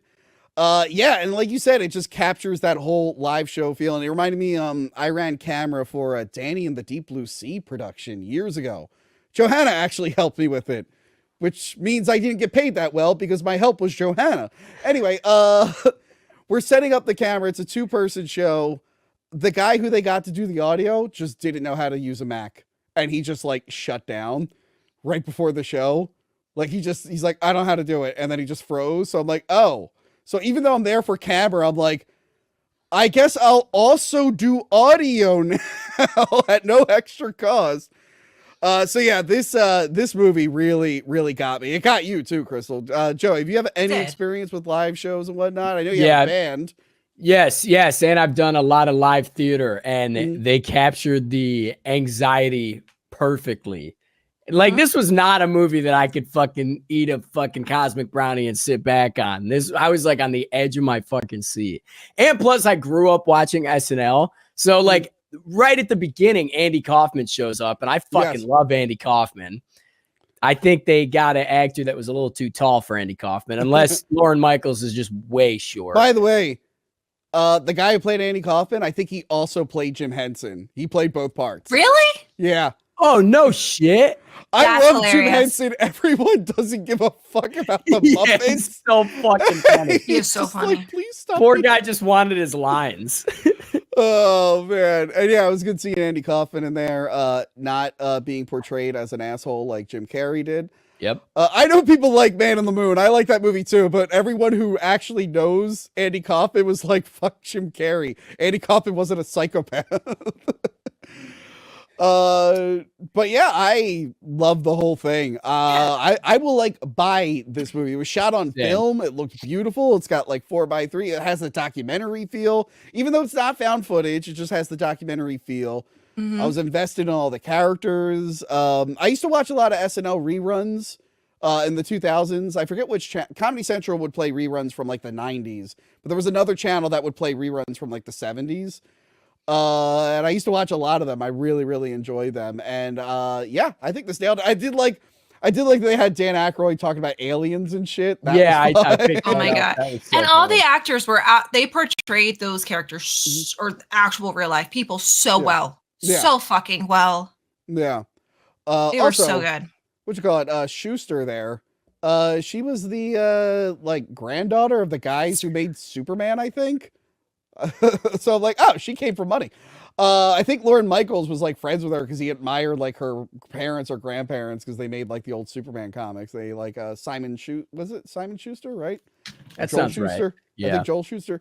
But yeah, this is probably the best movie I've seen all year. Or at least my favorite. Oh, absolutely. I definitely agree. I know earlier this year I said Bike Riders, which I really liked. A lot of people had an issue with it. Good. I really liked it. But no, this one, I'm like, I would own this and I would watch this multiple times. It's just phenomenal. And also, it needs to hit YouTube soon. I gotta watch J.K. Simmons doing the Milton Berle dance again. I was obsessed with that scene. That was amazing. Not as happy as the gentleman in front of me who like squealed. You don't understand. This guy was so happy. Like he was clapping and stuff just by himself. I'm like, I see movies by myself all the time. I'm never this happy. Although in Smile 2, when the old lady got knocked off the stage, I did laugh really loud. Thank God I was the only one in the theater, minus the fly. Next up, he's back, baby. Oh, I didn't Joker. Do you have a costume for this? I do. Yeah. Okay. That you have like Harley Quinn shit and Batman shit, and you put on a Halloween 3 mask. Okay. Oh, you're Lady Gaga. Got it. God. So Joker 2, the sequel to Joker 2019, where this young man, well, not young man, Arthur Fleck was crazy. He coincidentally killed some people and accidentally started the movement and became like an icon. And he got a bunch of attention, which is all he ever wanted, even though he was insane. Started a revolution, gets arrested, gets thrown in Arkham Asylum. Oh, and he accidentally gets Bruce Wayne's parents killed, but they never circle back to that in this one. So he's in Arkham Asylum. He's not having a good time. He's lost a lot of weight. He's miserable. People are making fun of him. But what do you know it? He finds a girlfriend who can't move her upper lip. She just can't do it. I don't know why, but for some reason the actress they got can't move her upper lip, and it's very, very distracting. He gets a girlfriend, Harleen Quinzel Lee. It's Lee. Get it? She motivates him to be Joker again, and then he imagines a bunch of dance sequences. Yeah. And then he represents himself in a court because he thinks that's a good idea, and a lot of things happen. Okay, so for me, Joker 1. God damn you, Crystal. Joker 1 is fine. I was not a huge fan of it, as a lot of people were. For me, Scorsese was somewhat involved, I think. But for me, I'm like, this is King of Comedy and Taxi Driver with an intellectual property slapped on. It has nothing to do with the Joker or Batman. In fact, the Joker Batman stuff being shoehorned in is actually kind of distracting because it doesn't match anything at all. But I thought the first one by itself, I'm like, all right, this is like an okay movie if you didn't see those other movies I just mentioned. The first one was actually, I thought it was really, I don't know if you guys can hear me. The first one was really good. Yeah. This is like the best I can do right now. I thought the first one was actually really good because I just thought of it as I took it as just another take. It's just a different take on it. Yeah, that's fine. Like an Elseworld thing where it's like, exactly. Hey, here's what happens. And that's fine. It just didn't really feel like Joker to me. I'm like, wow, you could have just made a movie about a sad clown, but then it wouldn't have made $1 billion. Yeah.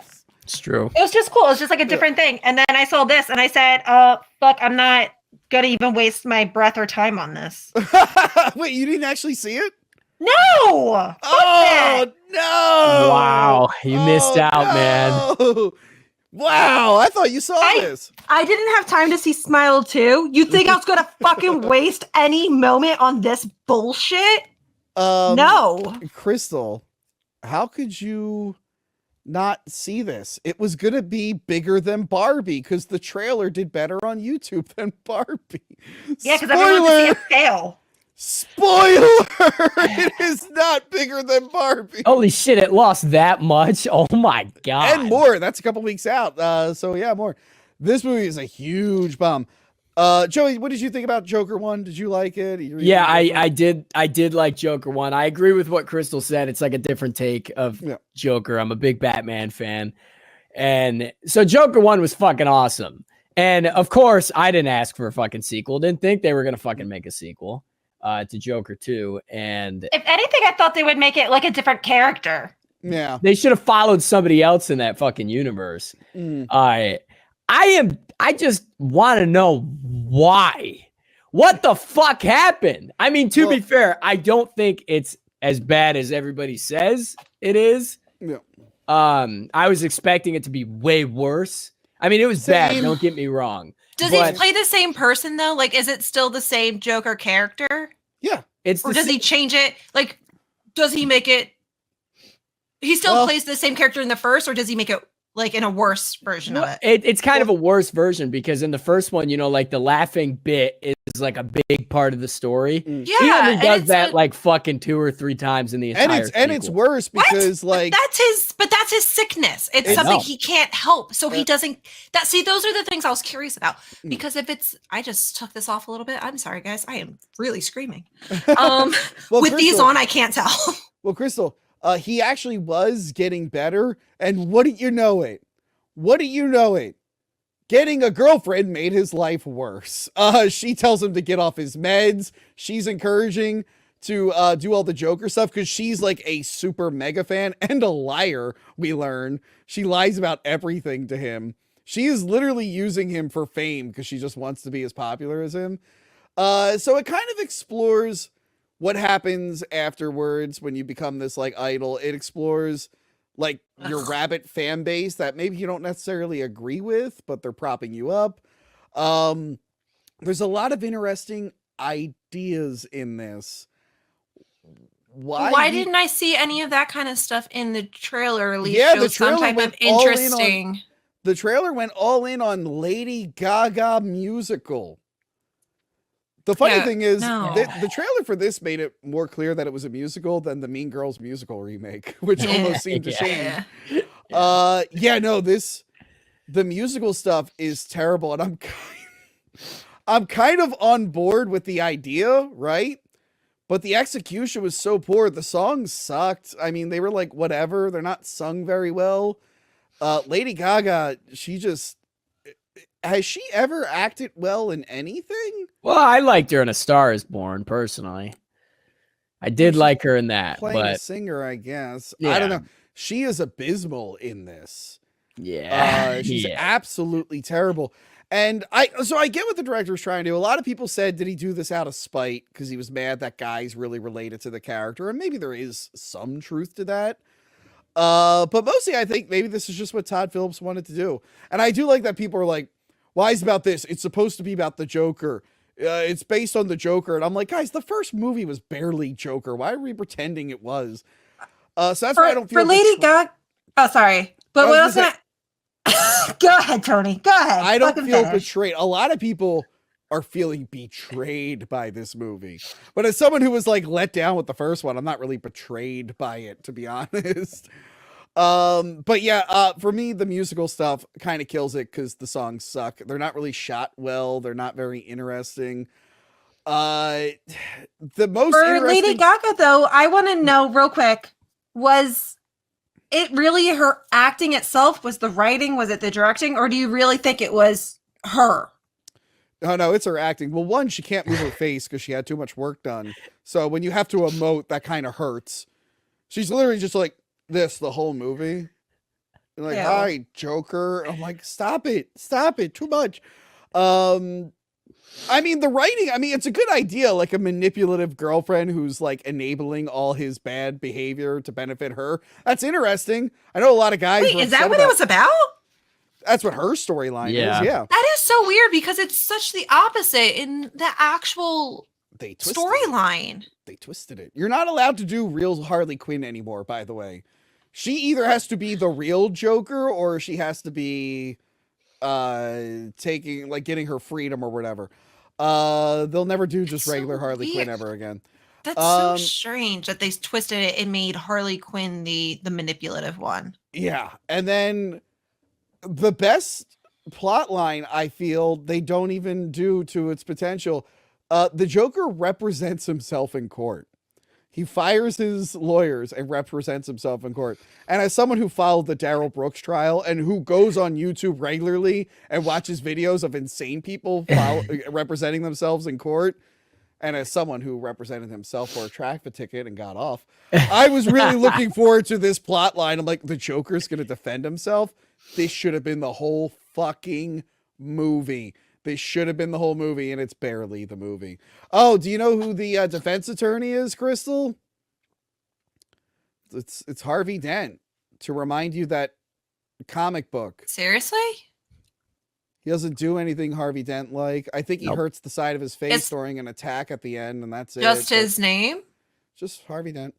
This is just such a weird... They're turning into a weird universe. I know. Well, spoiler. It's not continuing.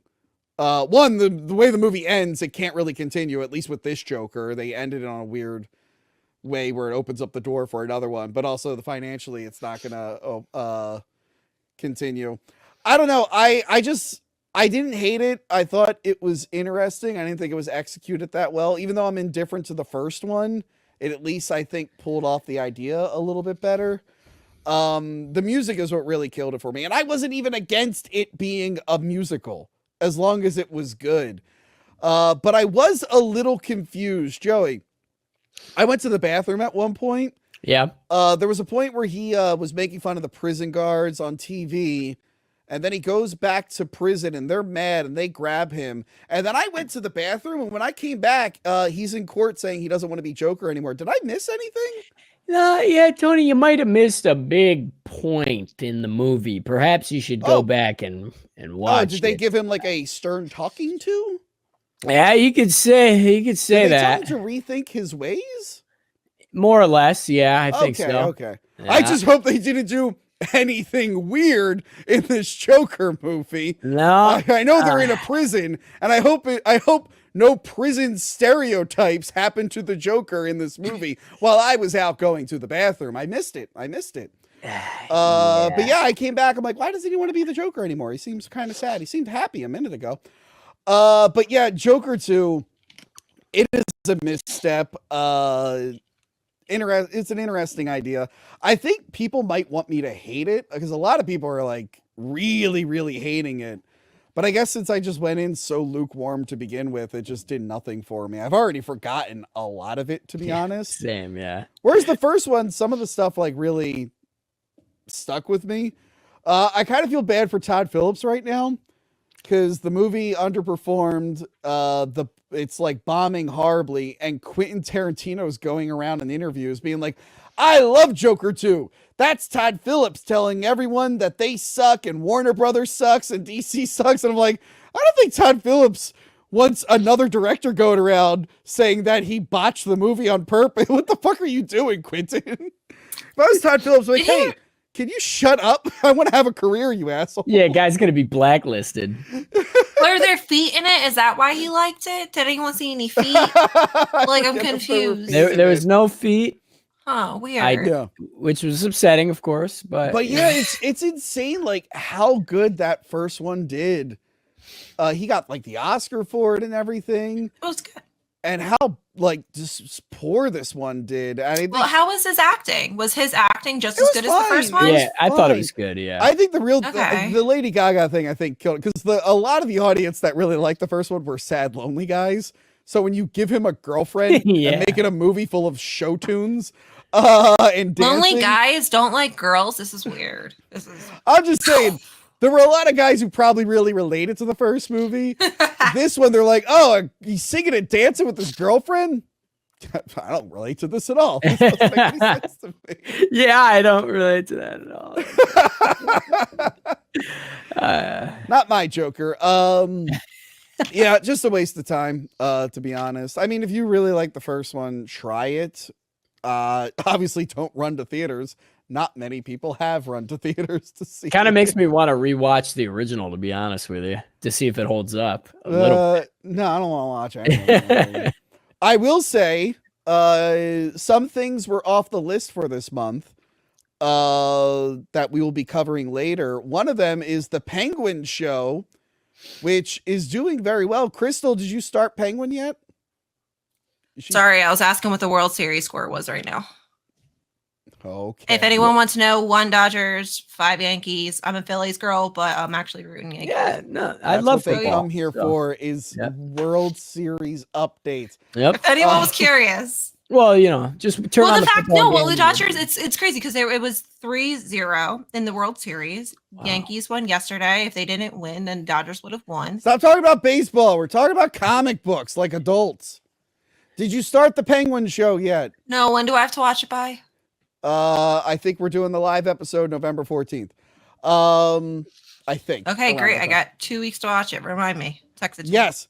Me, Crystal, and Frank, we will be reviewing the Penguin. And I guess I spoiled it on my social media, but our boy Frank, Joey, did you see this? Frank I did. got the back of his head in an episode of the Penguin. He did it. Our boy Frank's back of his head is in the Penguin. I was so excited. I saw it. I'm like, I know that back of that head. That's our boy Frank. And he's officially a dad. FYI, if anyone cares, he's also officially a dad. We already know that. Does everyone else know that? I think so. We knew that. Oh no, how we're long has like it been somewhat since he's been on the friends. show? Well, maybe... The last time he was on the show, he didn't have a kid. I think that was with me. Oh yeah. That I he guess said you're about the baby about to be born. Oh yeah, I guess you're right. Yeah, Frank has a baby. And the back of his head. Crystal. He has a baby. Who cares? Trisha had a baby. Yes, Trish. Jesus. The Volpes can have babies. Who cares? What's important is that Frank's back of his head was in not Joker, in the Penguin. Frank was going to be in the first Joker, and they cut him out. And I think that really cast a black cloud. If Frank had been in this movie, would have saved it. I agree. I feel. By the way, I don't even think he saw this movie. But yeah, that is it. Any last words on Joker 2, Joey C? Fuck this movie. Transformers 1. Now, more like Gil. Transformers, pretty good movie. Oh, come on. Now, they advertised this, and I saw the trailer, and I went, "Oh, that looks stupid." And then it came out like a day before my birthday. I'm like, "Well, I'm not going to ruin my birthday watching a dumb Transformers cartoon." What is this Paw Patrol bullshit? Look, I've seen all the Transformers in films except for the last Michael Bay one. Okay, I skipped out on last night. I came back for Bumblebee and the other one. I'm like, I think I paid my Transformers dues. And I haven't heard anything good about the animated series that have been around. So I thought this was grouped in with that. And I'm like, okay, an origin story. I don't really need an origin story. I kind of know it a little bit. I thought it was going to be bad. Adam thought it was going to be bad. We were on a live stream. And Tony, hang on. Yeah. Hang on. Off camera before this started and Gil hadn't joined yet, or Crystal, Tony was like, someone on your channel or someone said this movie was good. That's what I'm about to say. Did you remember who it was? I didn't remember who it was. Yeah, I know who it is. It was freaking Gil. No. Gil told us it was good. I just watched it for the first time yesterday. So I wanted you to play with me. I might have said it, but Wait. Who does the streams with us besides Cecil? Chattel, what's his name? Fuck. Joey C? No, guy, he's on here. your He's channel. dead. He's dying right now. On your channel, the Chattel Bash. What's his last? Oh, God. Oh, Tom Chattelbash, yeah. Yes, he's the one. So he was on stream. He saw it early, and he told us, like, no, guys, you don't get it. It's actually really good. And we're like, well, that can't be right. Oh, Tom and Gil are basically the same person, so that would make sense why I confused them. Yeah. So I was confused of why you put this as a priority, and I was like scrolling through the movies to see like what I wanted to watch first. I was like, why this? And then I saw tell me to check it out. I'm like, no, I'm good. So I put it on because then I started getting buzzed that it was actually good. And I turned it on the other night and I went, holy shit, this movie's great. What like that trailer totally did it a disservice. It focused too much on like the cringe jokes, which aren't really that big of a thing. There's actually some really good jokes in here. But yeah, it is a overall really good time. I like the friendship between these two, even though that's not really canon from what I'm hearing. I like the bad guy Sentinel Prime way better than the Michael Bay version. And I like where it ended up, how it feels like the original Transformers. I actually loved it. I would watch it again. I didn't think I would like Chris Hemsworth as the voice. He's great. Adam, what did you think of it? I agree. I saw this movie in theaters because I support cinema, unlike you folks, and I'm trying to keep it alive. So it's the first movie on the list he's seen. It's been a while since I've seen it, but yes, I was actually really hyped with this movie. I'm pumped. I thought Chris Hemsworth was going to be terrible because in the trailers he has like his kind of normal voice, but as the movie goes on, they actually kind of power up or evolve a bit, and it works so well. Even Fred Durst, I thought, sounded great as Megatron. Fred Durst wasn't in this one, Adam. Adam, you know, Fred Durst like, wasn't in this one. Yeah, this time I'm gonna let it all come out. Wow, I didn't see that as Megatron, but he did it his way.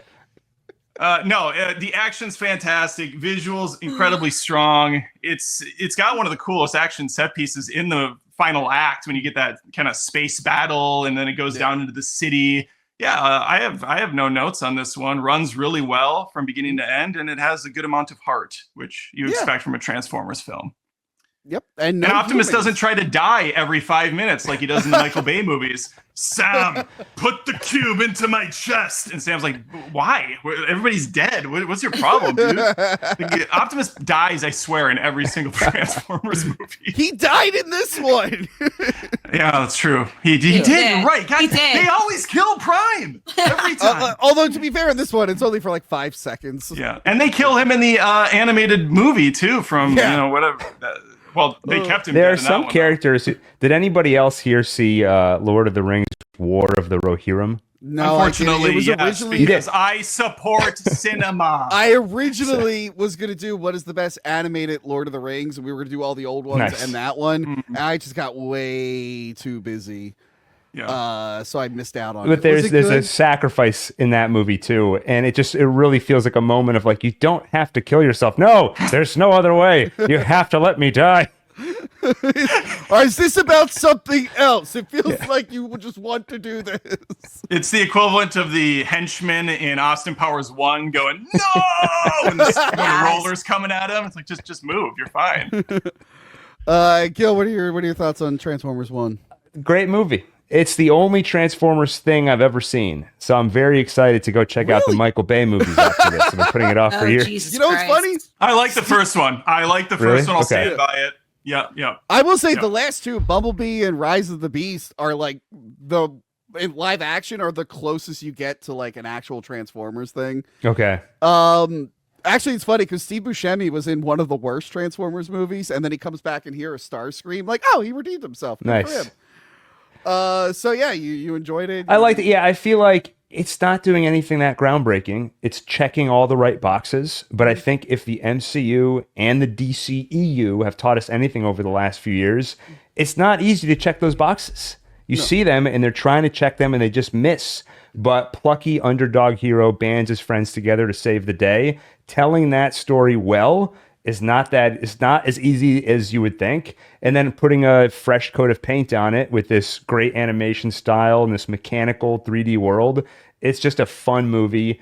My only complaint is the stuff that was in the trailer when it's in the movie. It's the Keegan-Michael Key character. Bumblebee. They actually let Bumblebee talk. Oh, for the first time in a million years. Yeah, it's a cave with teeth on it. I guess we're going in there. Oh, did that really happen? Like, that is people talk about superhero fatigue. I don't know. You can debate if that's real or not, but I think that slice of it, I don't even know what you'd call it, that kind of sarcastic, ironic, meta humor there's fatigue on that, I think. But that's a very small part of the movie. Overall, I thought it was great. The big example is that, well, that just happened, and I finally watched the 2019 Hellboy, and it literally ends with, well, that just happened. I'm like, oh my God. Oh my God.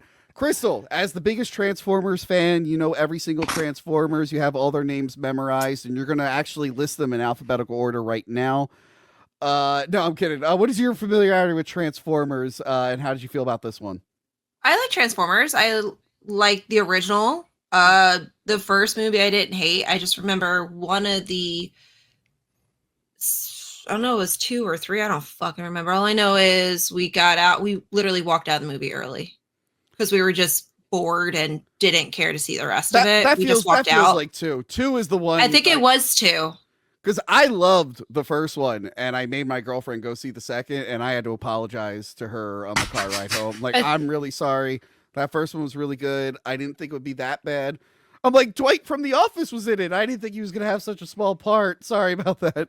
But yeah, what did you think of this? I liked this a lot. At first, I was like, oh, this just from the animation, like the cover of it, I was like, oh, this looks very kiddish because everyone's like smiling and happy. And I was like, why the fuck? He has Moana 2 on it. Like, does he want to get even lower? Like for 5-year-olds? Confused. I put it on. I thought it would be something in the background I can watch and have something to say about this. But I found myself actually sitting on the couch, fully engaged, watching it. I enjoyed it. I was happy. I was engaged. I thought there was great humor in it. Some of it was corny, but corny enough to enjoy. I think it's honestly great for every age, from young to older.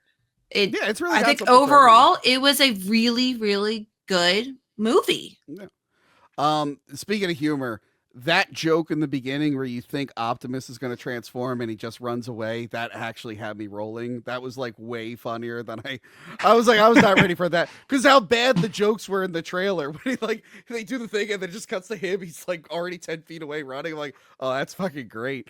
I was a little confused. So Scarlett Johansson plays some character and I thought she was Arcee because that's the only lady Transformer whose name I remembered. And she was not her, and that bothered me. But weird. Yeah. Because they all changed their names. Like, well, now she's going to be Arcee. And she's like, no, I'm still the same person.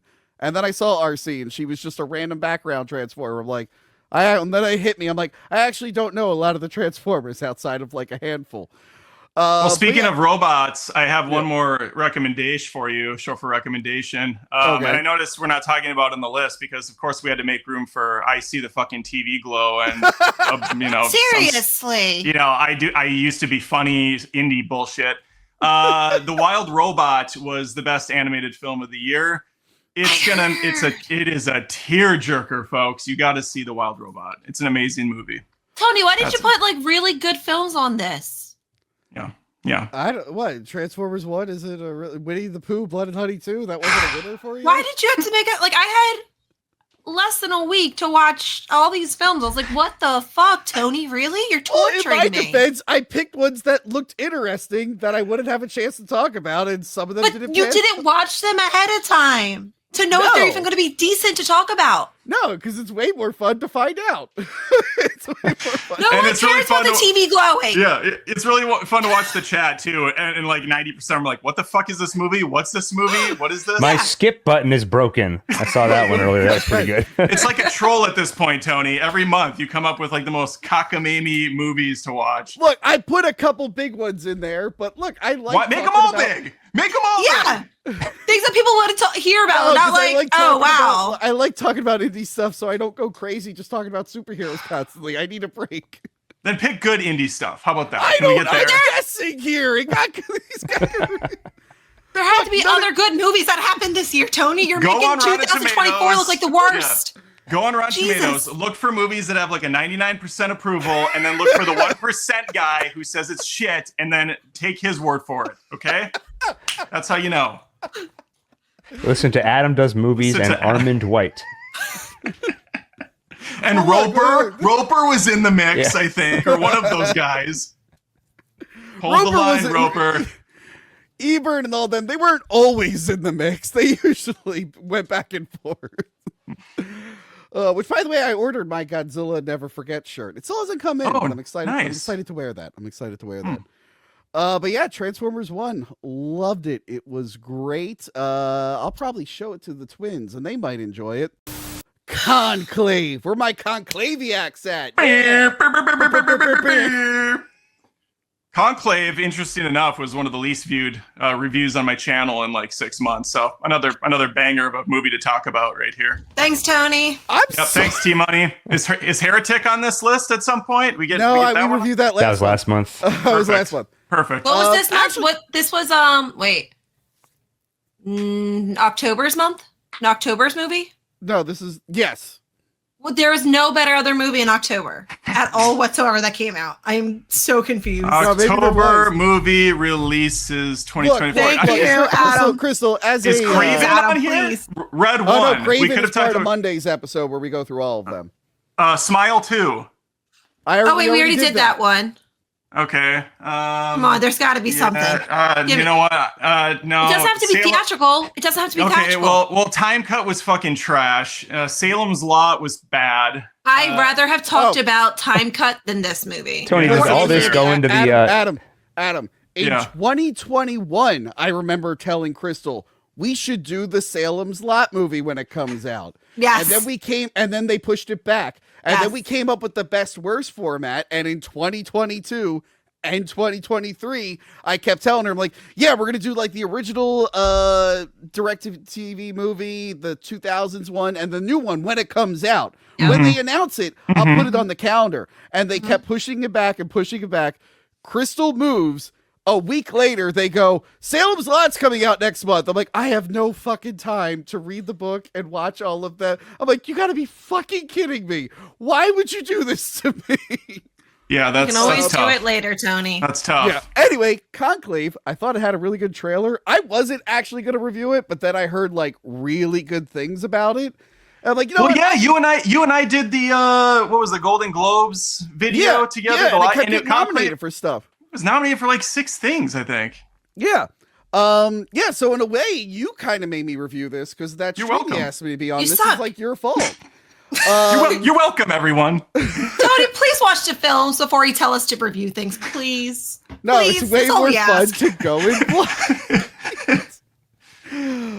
Look. This movie tells the story of a pope that's recently died, and a conclave has to come together to elect a new pope. We find out that there's conspiracies about people are trying to sabotage each other. There's only one woman in the movie who talks, and it's Isabella Rossellini. She's also suspicious of these conspiracies. Ray Fiennes is the one that has to like get everyone together and make sure this election goes off. While that's happening, apparently terrorist attacks are happening outside the Vatican that we never get like real information on. At the end, they have to finally pick a new pope, despite we had them on it too. That was a really weird turn in the movie. They have to go ahead and pick a new pope, despite all their many, many, many flaws. Now, Adam, I think you're like me. You were raised a nice Catholic boy. How did you feel about Conclave? You know, I was actually really digging this movie. It is a very, as the kids say, slow burn. People love that expression, but it is. It moves slow, but it's beautiful to look at. There is some good intrigue in this film. I love the idea of going inside the Ministry of Magic, so to speak, in a Harry Potter universe, because that's kind of what it feels like, seeing the inside inner workings of these priests and the Pope, and just kind of how bonkers it all really feels when you look inside for the first time. I love the head games they're doing on each other. Yeah. Well, yeah, it's a thriller and it's a suspense. And so there's kind of a game of chess going on. There's politics because the Pope dies and they need to find a successor. So the conclave is formed, head up by Ray Fiennes, or however you say his name. Love the actor. John Lithgow is great. All the actors are great. Yeah. But this is going to be a vote by popularity situation. And so the entire picture is going to be wrangling up enough votes to get the next guy in. And that means digging up dirt on the other priests, making them look bad. And also they're not supposed to have contact with the outside world. So everything needs to stay within, even though people are not playing by the rules. So it's a little salacious. It's a little fun. And then the last 10 minutes happens, flips everything on its head. Yeah. And I'm left like, what the fuck is this? And I'm not necessarily like upset about it. I'm just disappointed. I'm not mad. I'm disappointed as a father who wasted his time watching this thing. Not one of the best movies I saw this year because the ending dropped the ball so bad. I will say it's going to be taster's choice on that. The ending is such a big curveball that I'm now like, and then it just ends. I'm like, wait, I want to see the repercussions of that. That's a whole other movie. I'm guessing no one finds out though. Well, we'll I'm guessing. I don't know. Is there conflict too? Like, no, do we find out? That's the entire kind of arc of our lead character. Is he wants to be a better man than the other people here, and he wants to do the right, just thing, which in this case might mean keep a big secret that could destroy the church. Yes. Yeah. Now, Gil. Yes. You're very well versed in Christian Catholic stuff. Ghost of Christmas Present. Yeah, you were the Ghost of Christmas Present in my Christmas special, and you seem to confuse the Ghost of Christmas Present with the angel from It's a Wonderful Life, and you did the complete wrong gimmick. Now, how did you... I loved it. I watched it. I'm like, wait, no, that's not what the Ghost of Christmas Present... He doesn't show you what your life is like if you weren't there. That's the angel from It's a Wonderful Life. I was literally typed into Google Ghost of Christmas Present just to see what is their thing. And then I was like, wait a minute, I can work with this. If you guys don't know, all 3 ghosts in my Christmas special were all Jewish. All my Christmas ghosts were Jewish members of Hack the Movies. I thought it'd be funny. Now, how did you feel about Conclave? Were you confused about anything? Do you need me to explain anything to you? Well, actually, not knowing anything about the Conclave, I didn't even know what the word conclave meant. But Adam, what you were talking about, like seeing into the ministry of magic, I think I probably felt that to even a greater degree because I'm so unfamiliar with all this stuff. And I feel like what you want to do in the first act of a movie is just grab your attention and show something unfamiliar, get invited into a different world. So I definitely felt that. And I do think the movie, for the most part, was a great thriller. And it's nice to see a thriller where the stakes aren't, at least immediately, life and death. It's just, how are we going to come to this decision? And that being the central question of the movie. You have all these people who disagree. It's like 12 Angry Men. How can you possibly get them on the same page? That's the tension of the movie. And when the resolution is, without spoiling anything, that easy and unsatisfying, it does kind of ruin the rest of the movie. Not even getting to like the end of the movie where you find out something else, but just the thing that brings everybody together, I found so deeply unsatisfying.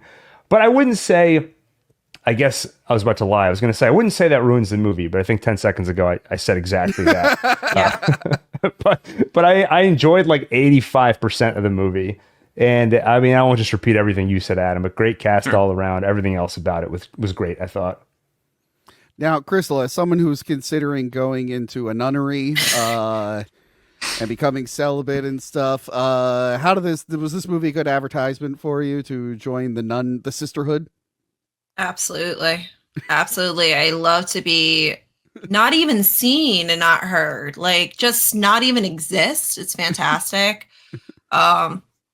I hate going last on this thing because actually I do kind of feel like I'm part of the nunnery because everyone says all the great things. And I'm just like, yeah, guys, like as if I know nothing. And I'm like, well, everyone said everything. Rossellini of the episode.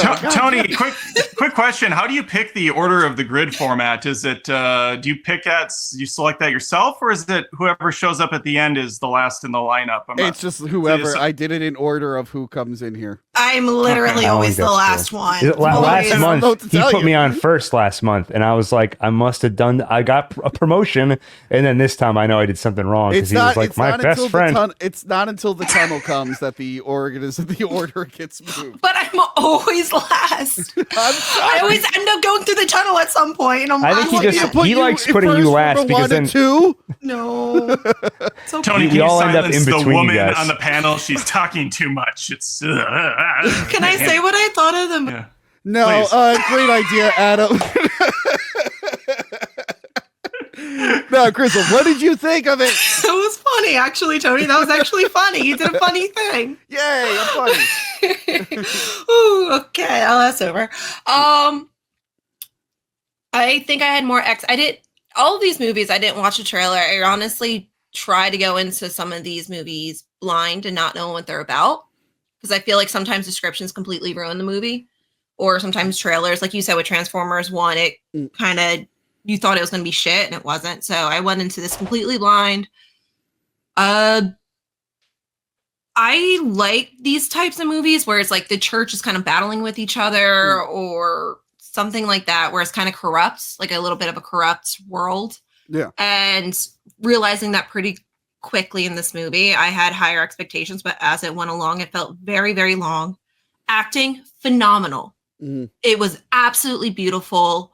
It was just so long. The pacing for me just needed to be quicker. Like, I understood what was happening. Can we please speed it up a little bit?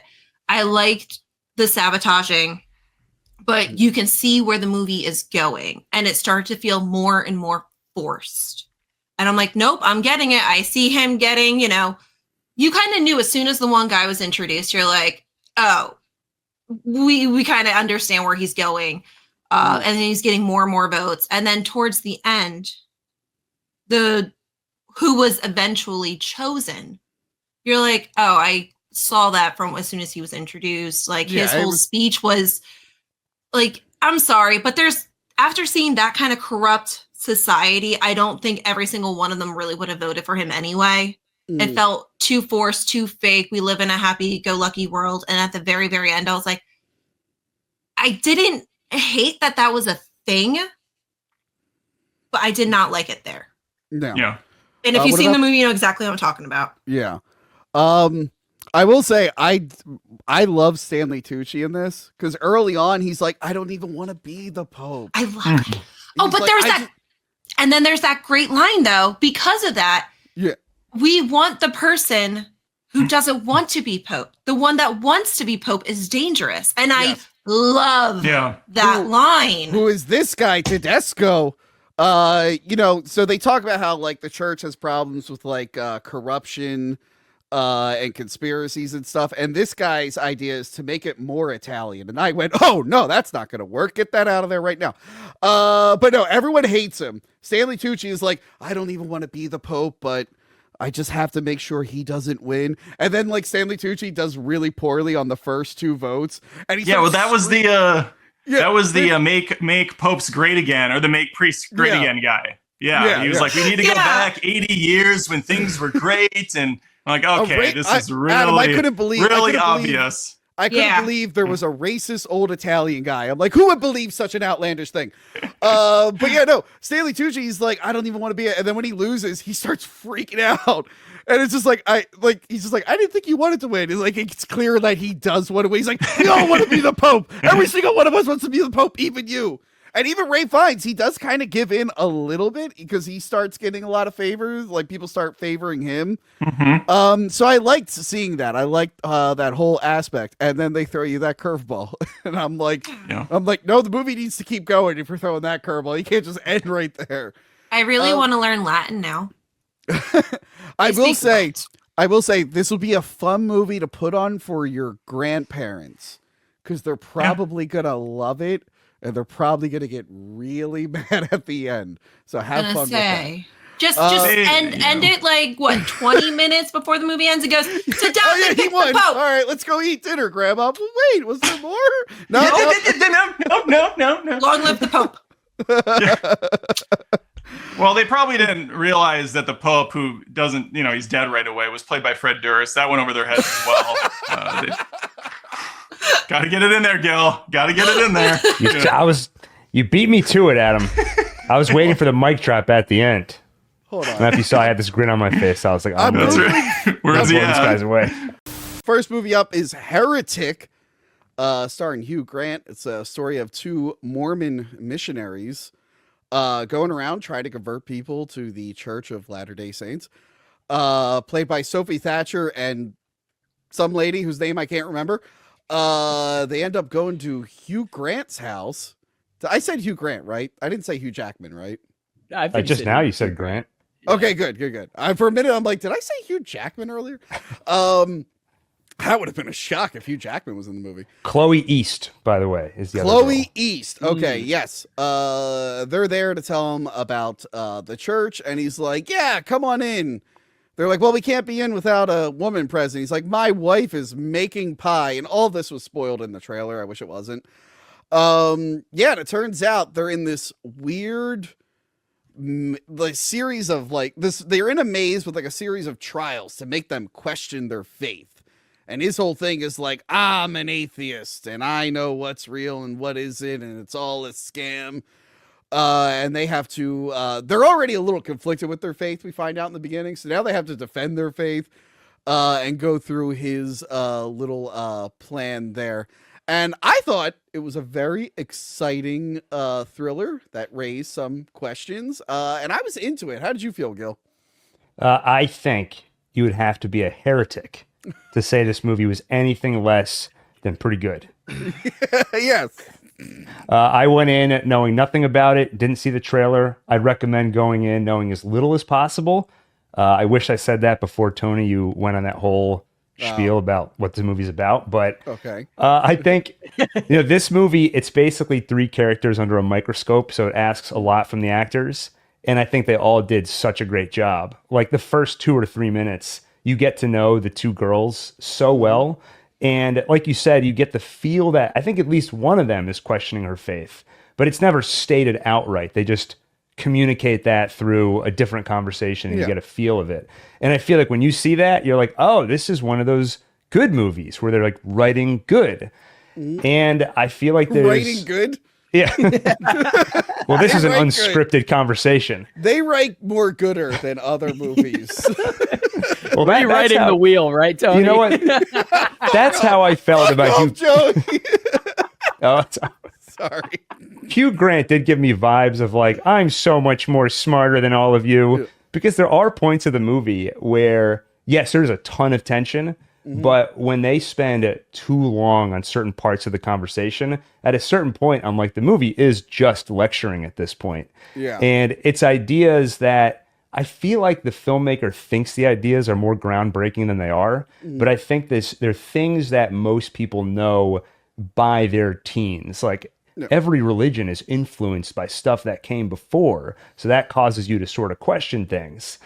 That part of the movie where he's talking about all of that, I ran to use the restroom. And when I came back, he was still going on the metaphor of like one board game copies another. Yeah. Well, you did get to see him do his Jar Jar Binks impression, right? I did, which was great. I mean, anytime that was one thing I thought they did so well, because to draw this tension out for a while, you can't just go straight to I'm evil, everything is terrible. So he'll kind of skirt the line and then say something really ridiculous and innocuous to just bring everything back, like he's doing a Jar Jar impression. I mean, at a certain point, you go over the line, but earlier, like it gets a little weird, and then he says something funny to bring things back down. It's like a roller coaster. So they're able to stretch the tension out for almost the entire movie. He was very menacing. I know he did a horror movie like years and years ago, and he did play a couple bad guys in Cloud Atlas, but this is like his first like big like horror thing that I can think of.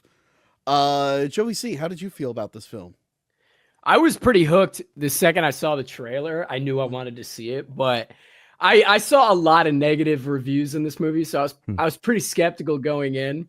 But I love the numerous plot twists that happen in the movie, and it's a really overall a fun experience. At least it was in the theater. That might be different from home. And I thought the acting was pretty good. I think Hugh Grant did exceptionally well. Guy wasted 30 years of his career in romantic comedies because horror is it for him, dude. And I really thought the first half was really strong.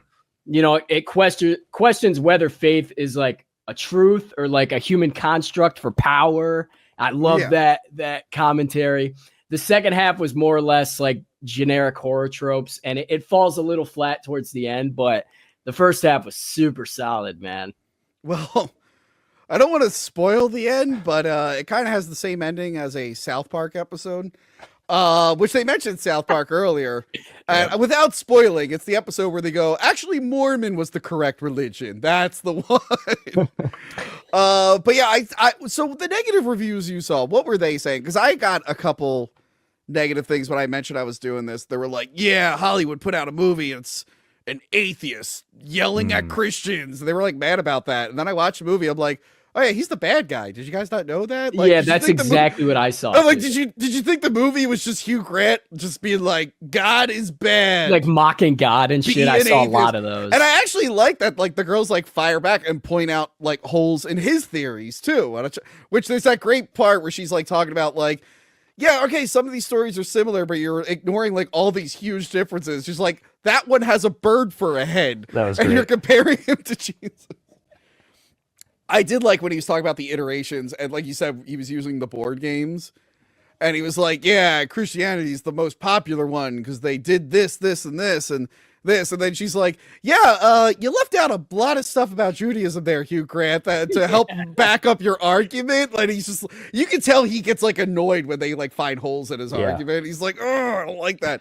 He talks so much in the movie, so when he stops talking too, it gets so unsettling. Yeah. But yeah, the girls are pretty stupid. Like they should have just got out of there like right away. I will say without spoiling too much, there was like a big moment in the middle of the movie where I'm like, I did not expect that to happen. And I didn't expect to follow this person for the rest of the film. That like, took me by surprise in a good way, not a bad way. Yeah. I guess the best thing I could say about this is that it's the best movie with Heretic in the title, but that's only because the only other one I can think of is Exorcist 2: The Heretic, which is one of the worst movies you could possibly see, unless your idea of the best movie ever made is the late James Earl Jones dressed as a grasshopper. Then this is the movie for you. Gil, I will be expecting a Exorcist timeline video. Okay. Oh, I'm working on it. And keep in mind there are 2 different movies for the prequel, so have fun figuring out that timeline. Yeah, well, I'm working on an Alien versus Predator timeline right now, and I have to figure out how to justify 2 different Waylands, one from Prometheus, one from Alien versus Predator. So this is all in my wheelhouse. It's a Descendant. Yeah. Spoilers.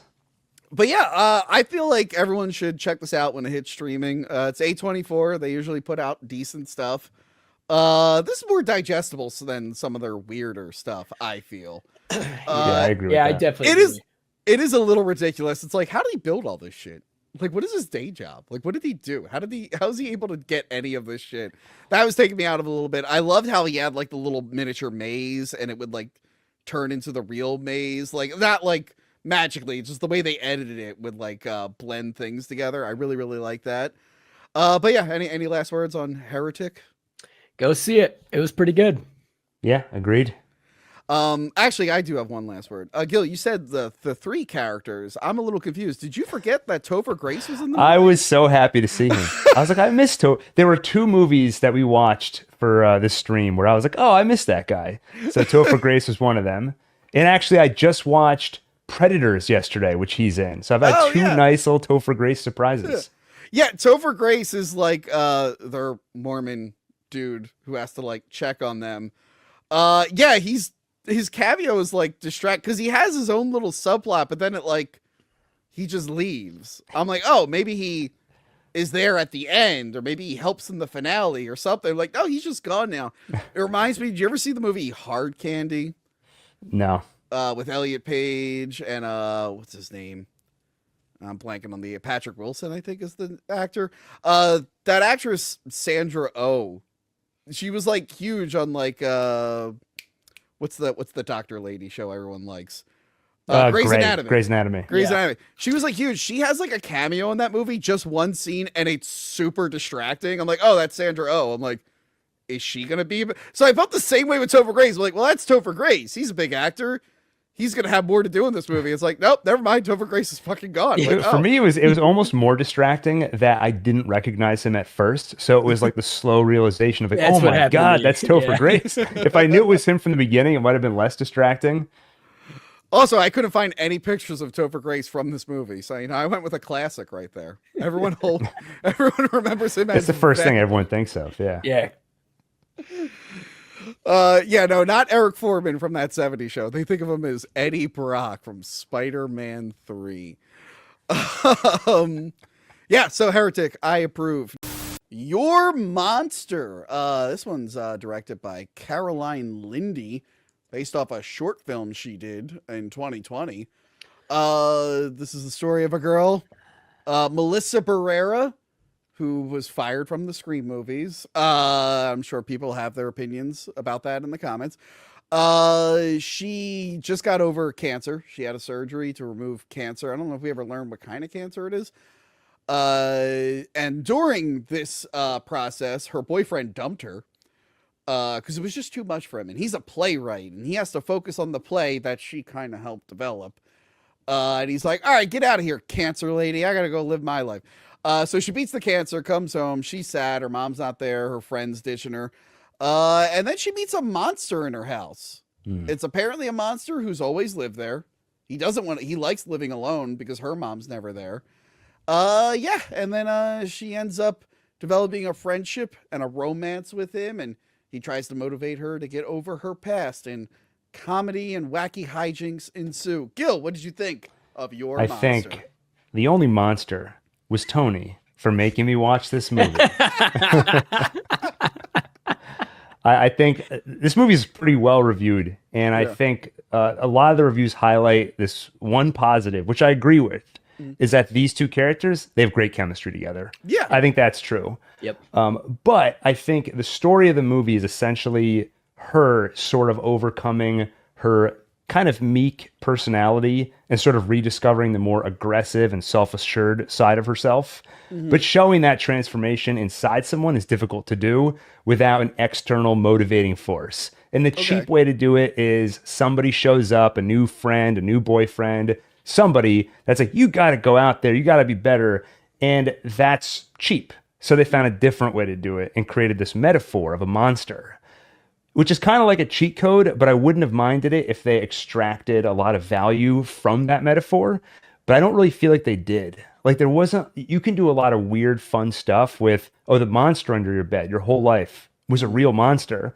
There's like 5 minutes of kind of sketch comedy with that, where they're fighting over the thermostat and then he punches it through the wall. But other than that, this could have been a generic script about two platonic friends who are roommates, slowly discovering maybe they want to be more than that. You could take that script and with a few little tweaks, adding those little monster elements, it becomes this movie. And so I just didn't find it that, it was fine for what it was, but it sort of tricks you into thinking it's going to be something a little more special. And then just beyond that, I thought some of the plot points were oddly handled, like the cancer diagnosis. Yeah. I sort of forget about it 45 minutes in, and then just every once in a while she goes in for a blood test. And I think it's there because it's somewhat autobiographical. This is an experience the director went through. I think she got cancer and she was dumped. And so I understand why it's in the movie, but I don't think it was integrated well enough into the story. And then other strange stuff like her friend Maisie, who's there at the beginning, and then she kind of disappears for a while. Well, and she was gone. Why. You find out why, but she was gone for so long. And it was so I kind of forgot about her, and I found it oddly unacknowledged. Like there wasn't enough of a confrontation of like, you're only there to drive me to the doctor and do this. We didn't even see her drive her to the doctor except for that first scene. So she disappeared for us, even though she hadn't fully disappeared from the character's life. So you get to a crucial point in the movie where, like you said, you find out why she disappeared. And I had to pause for a second and like rewind to say, oh, that's her friend from the beginning. Yeah. And then I also just felt like thematically it gets a little weird with the ending. I feel like it gets a little bit muddled, and I wasn't really a fan of how that was handled. I'm a little conflicted about it. But Joey C, what did you think of your monster? I actually thought it was kind of cute and a bit funny. The acting was very, very cheesy, almost bad. Maybe. I think it was meant to be, though. Now that you guys are talking about that, I think you're fucking right.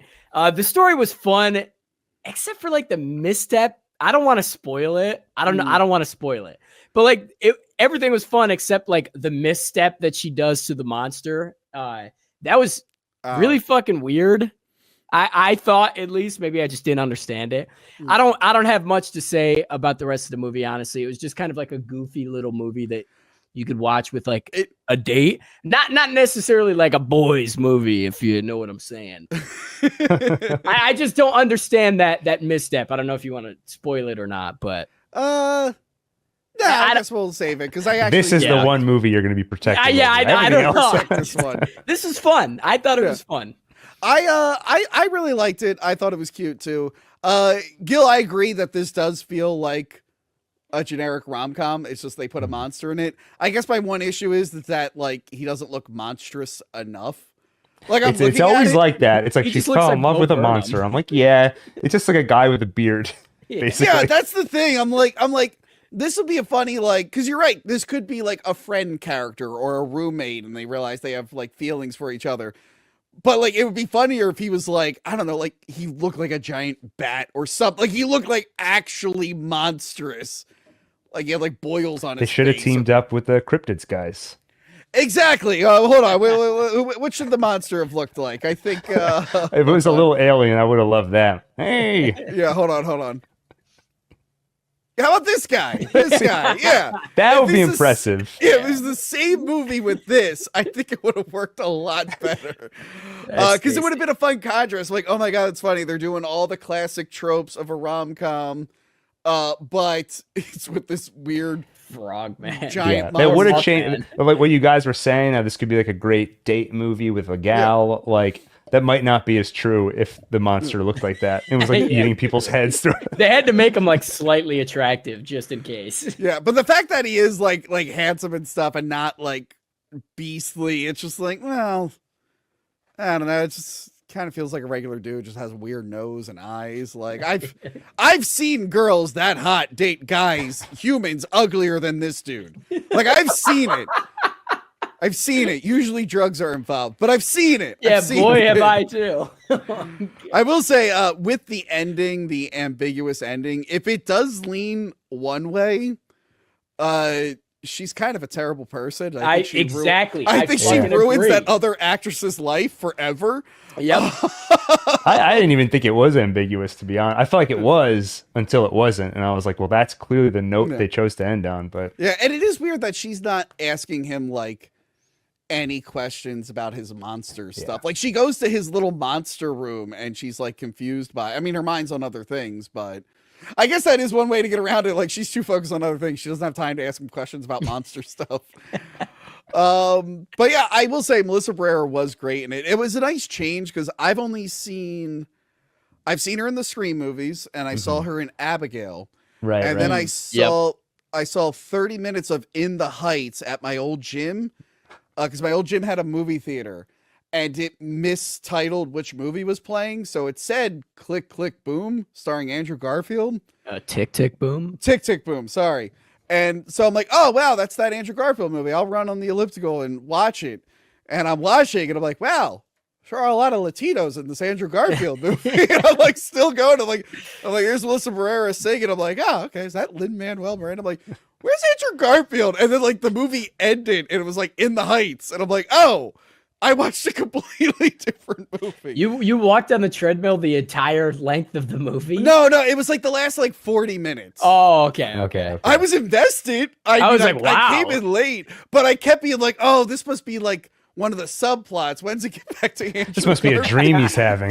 It's the longest dream sequence ever. Yeah, I'm like, oh, this must be some of the characters who live in that neighborhood. It'll circle back to the Andrew Garfield one. I'm like, oh no, I'm just watching a different movie. Edge Fitness put the wrong movie on the schedule. By the way, Click, Click, Boom, Boom, I feel like could be a great alternate title for that new Y2K movie where it's all technology exploding. Oh, I like that. You're going online. You're going to go to a chat room. Click, click, boom, boom. Think again. Spoiler, I am trying to put that on the end of year wrap up. I really want to check that one out. Yeah. So seeing her in this being like super vulnerable and kind of wacky and just playing against type, I actually really, really like. She was adorable. Yeah, she did well in this. Moana 2. Now you guys are probably wondering, Tony, why the hell is Moana 2 on the list? You always say cartoons are for children and it's not related to some 80s shit. Well, the reason it's on the list is because I had to take my nieces to it and I saw the movie, so I might as well review it. And nothing else came out in November, apparently. Well, we covered those on that episode. Transformers 1 was a cartoon. Well, he said related to 80s too, so he's got that. I've been talking about this a lot, I think, with Adam on his streams. Moana 1 is a movie that I thought was okay. and didn't care about. And now, thanks to my nieces, I've had to watch it 500 times. So of course we were like, well, we got to take them to the movie theater to see Moana 2. We were expecting them to want to leave 10 minutes in, scream, run around. Because I never taken like a young kid to see a movie before. They were super invested. They just sat there staring at the screen in amazement for like all 2 hours of this. So that was a lot of fun. What can I say about the story? Remember the first Moana?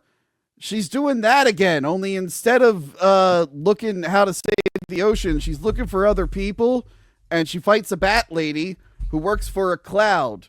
And then at the end of the credits, you find out that the cloud is actually a guy. This started off as a animated series for Disney Plus, which I found out late, and I got worried. I'm like, oh no, did they just stitch a bunch of TV episodes together? But apparently early enough into the production of that, they decided, like, no, let's turn this into a movie. I thought it was okay. What did you think, Adam, as someone who watches all this animated stuff all the time? You were just talking about Wild Robot, a movie for babies. How did this rank compared to that? Well, fun fact, the guy that voices that character is Lars from Metallica. Bet you didn't see that coming. I switched it up. This is fine. It's a fine movie. It's hard to criticize when it's just kind of the same thing again. I mean, I guess you could criticize it for that, but yeah, Home Alone 2. I love Home Alone 2. You give me the same thing, only better, then I guess that's where we're at. Moana has some solid songs, some not so great ones. It's got an adventure that doesn't make a ton of sense, where she's got to go like reunite the tribes. I'm not really sure what the threat is. It's never shown. It's only talked about that some evil sky god is going to hurt them. Is it? It's not Zeus. Is it? Who is it? Who's the character? I forget his name. But yeah, like I thought he was just like an ethereal thing, like in the first movie. But then the post-credit sequence, like, no, he's actually a dude, and he's Thanos. Yeah. And he's going to team up with the crab from the first movie. I'm like, what the fuck is this post-credit? It's the same movie. they even go see this like vampire lady at one point, and then she's just gone from the rest of the film, kind of like the crab is in the first.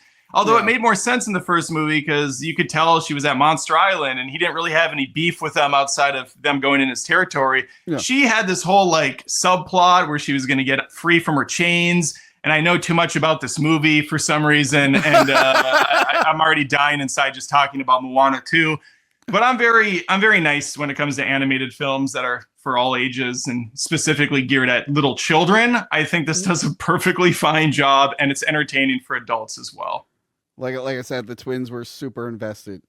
And this is a movie that felt like Disney had the help of AI to create, not as far as the script, but just as far as like the flow, the schematics of the movie. Because it seemed like every time a child could possibly yawn, the robot goes, put in the chicken, put in the pig, put in the coconut warrior. Just something has to happen to keep their investment throughout the movie. I will say it was funny because it happened like twice. Where if a character wasn't on screen for too long, one of the girls would look at us and be like, Maui's coming. And sure enough, the next scene he would be there. I'm like, oh, fuck, they called that. I'm like, they've never seen it. It's literally the first time any of us are seeing this. Now, Gil, you're like the biggest Moana fan in the world. You're excited to do your Moana timeline. How did you feel about Moana 2? No Moana 2. Oh, damn. I didn't see this one. Okay. Oh, darn. Or the first one. Oh, darn. Well, first one's actually really good. It is really good. Gil, I think I called this one Mid-Wana in the thumbnail. So Mid-Wana. That's pretty Mid-Wana. Yeah, that's all right. No Wana is actually maybe better, but I didn't hate it, so. You said no would be too strong, yeah. No, it's too strong. You just moved to a tropical environment. You're around the water all the time. I'm sure you ran out to the theaters to see Moana 2 and base your whole identity around it. Oh, no, you didn't see it either? No, I didn't want to. There was nothing intriguing about this that I'll watch it when it comes out on Disney Plus. I love Disney too. I like Disney movies. Yeah. It just wasn't, as of right now, there's not as many good Disney sequels. Like I swear, Toy Stories will always be my favorite. The last Toy Story was good. I will not say it's bad, but the Buzz Lightyear movie? Missing. No.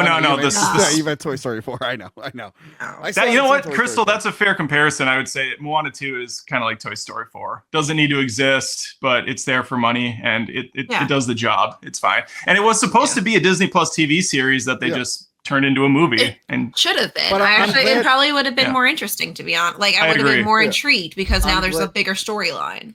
I'm glad they made the decision to do that early, because people were saying it's going to be like the 90s when they would do sequels to like Lion King 2. And funny enough, the guy who wrote Lion King 2, Beauty and the Beast 2, and Hunchback of Notre Dame 2 is in that Killer Grinch movie I mentioned earlier. He also wrote that, and he gets killed by the Killer Grinch.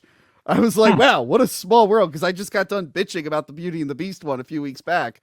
I'm like, this guy, he ruined my life in the 90s with a terrible Beauty and the Beast sequel. But those sequels always had terrible animation. The Enchanted Christmas one? Yeah. Enchanted Christmas, where it's like, literally, now when you watch the first movie, you have to pretend that at some point in the first movie, they fought a Tim Curry piano. Yes. And it makes me so mad. I'm like, no, because they would constantly be like, holy shit, we fought that talking piano. Wasn't that weird? I didn't see it. I was already at the age of like 9. I was already a cynical little shit. And when movies from Disney went straight to VHS at the time, like, no. That's a pass. Not going to be good. Doesn't have the same voice actors. Animation's garbage. I'm out.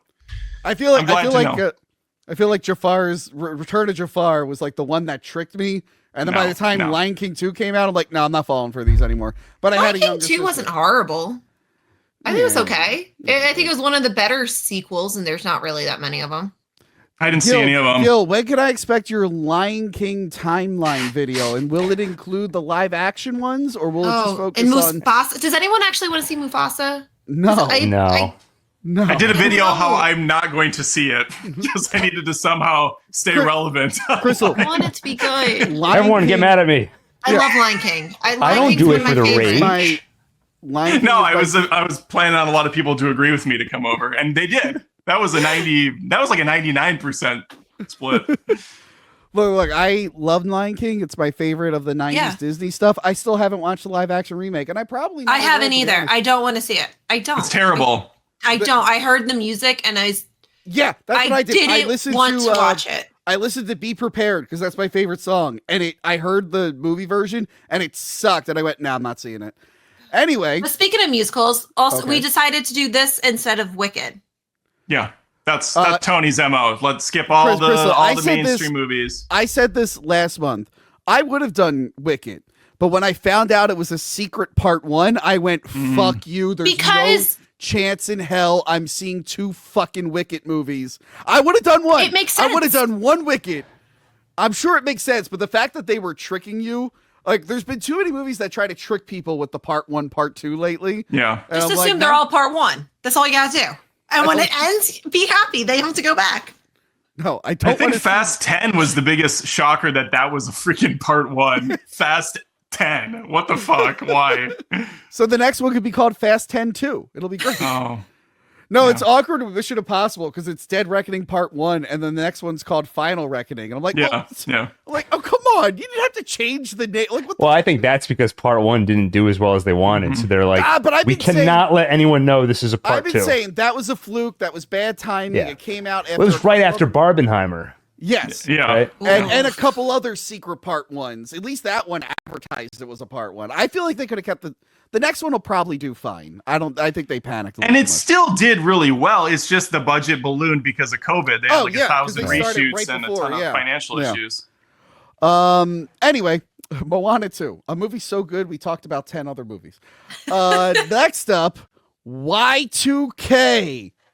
2000 party's over. Yep. The only movie on this list that doesn't have Fred Durst in it. Adam, you'll be shocked. Not only does it have Fred Durst in it, he plays himself. Yeah! Another A24. I was shocked this was an A24 movie. It doesn't feel like it. I'm going to be a gentleman and a scholar and let Crystal go first on her opinions on this film. Oh, yeah, Crystal. Thank you so much. You're welcome. I didn't see it. That's great, Crystal. That's great. The one time. I know. Well, I want to see it too. And I just everyone's favorite, Rachel Zegler, who's going to be in that horrible Snow White movie coming. Isn't it Zegler? Is it Ziegler? Who's that? Okay, have some respect for the Zeg Queen. She was in Shazam 2, and she was in Hunger Games prequel part 1.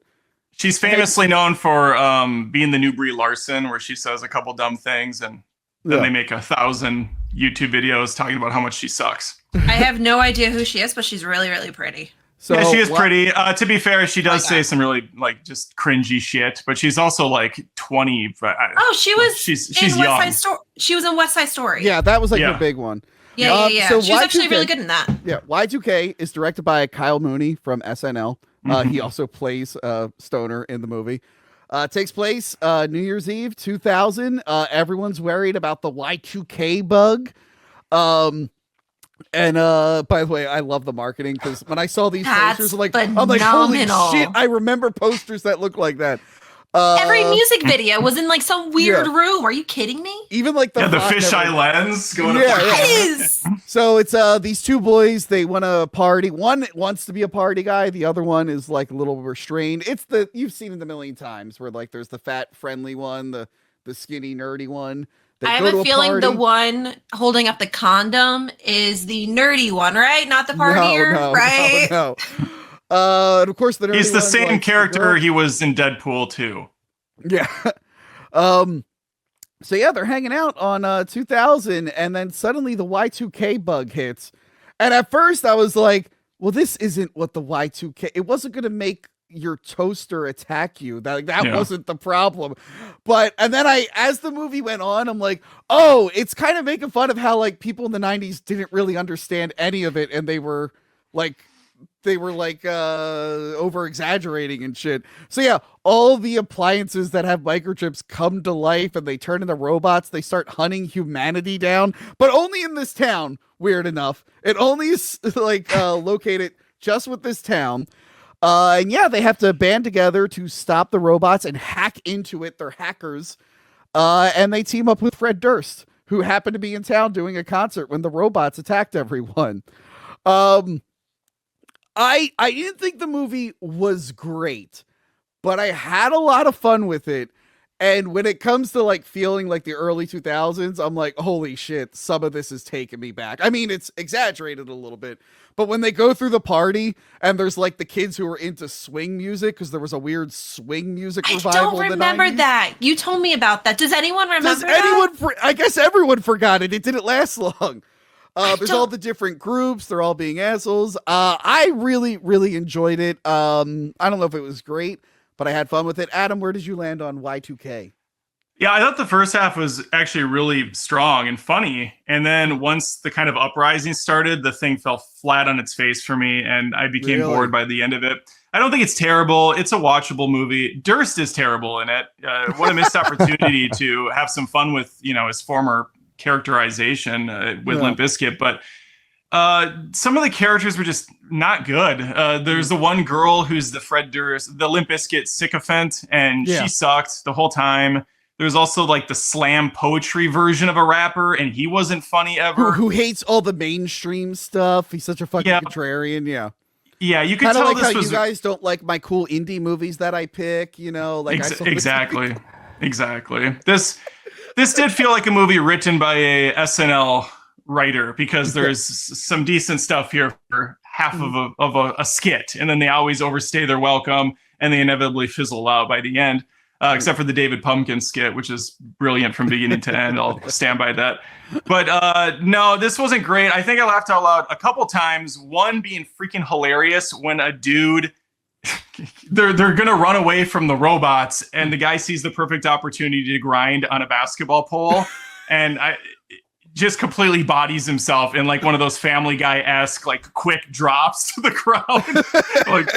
That was freaking hilarious. Everything else. There was in one of the like Scary Movie or Not Another Teen Movie, in one of those, there was like a star football player who's running onto the field and he steps on like an acorn and his leg just like twists, and that ends up being like I was like, this reminded me of that joke. There's a really insulting thing in this, and that's that they have Tim Heidecker and Alicia Silverstone as the parents who do nothing. Yeah. Getting Tim Heidecker in this movie just...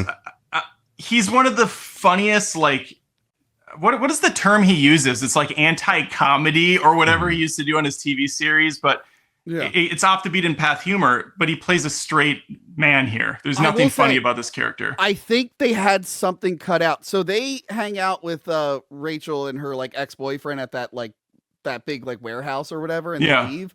When it cuts back and she's doing hacker stuff, I think the main kid's parents are in the background. I'm like, wait, that's Tim Heidecker. Oh, weird. Yeah, I saw them in the background, and then they're all at the school together. So I think there was an extended scene where the parents made it there, and then they all got kidnapped and moved. But at the end, they're all meeting each other for the first time. So I think they changed something in post, but I guess they didn't have enough coverage of her. So I think I have to watch it again. I think Tim Heidecker's just in the background of that scene, part of some deleted subplot. I mean, if they were cutting the stuff that doesn't work and just leaving in the best stuff, we probably aren't missing anything that great. No kidding. This wasn't terrible, just not anything too remarkable either. It felt like a very big missed opportunity for a really special, fun comedy. It could have been a little bit better, but I kind of enjoyed it. Yeah. Is it a fun one though? Would you say would it be a fun movie to like if it's streaming? Yeah, because that's what it sounds like a fun movie to put on, not really thinking, doing a little mushrooms or whatever, Crystal, you're probably quite a bit younger than me, so I don't know if you'd get all the references, but this was definitely a movie geared towards people my age who grew up with all of this shit from the 90s. Like, there's so many references in the first half hour. From like the beaded rooms at Blockbuster video type rental stores, and just the music they're playing. There's a great soundtrack in this movie. Adam, how old are you? I'm 42 now. I'm a youngin' at 42. Wow. Yeah. You look good for your age.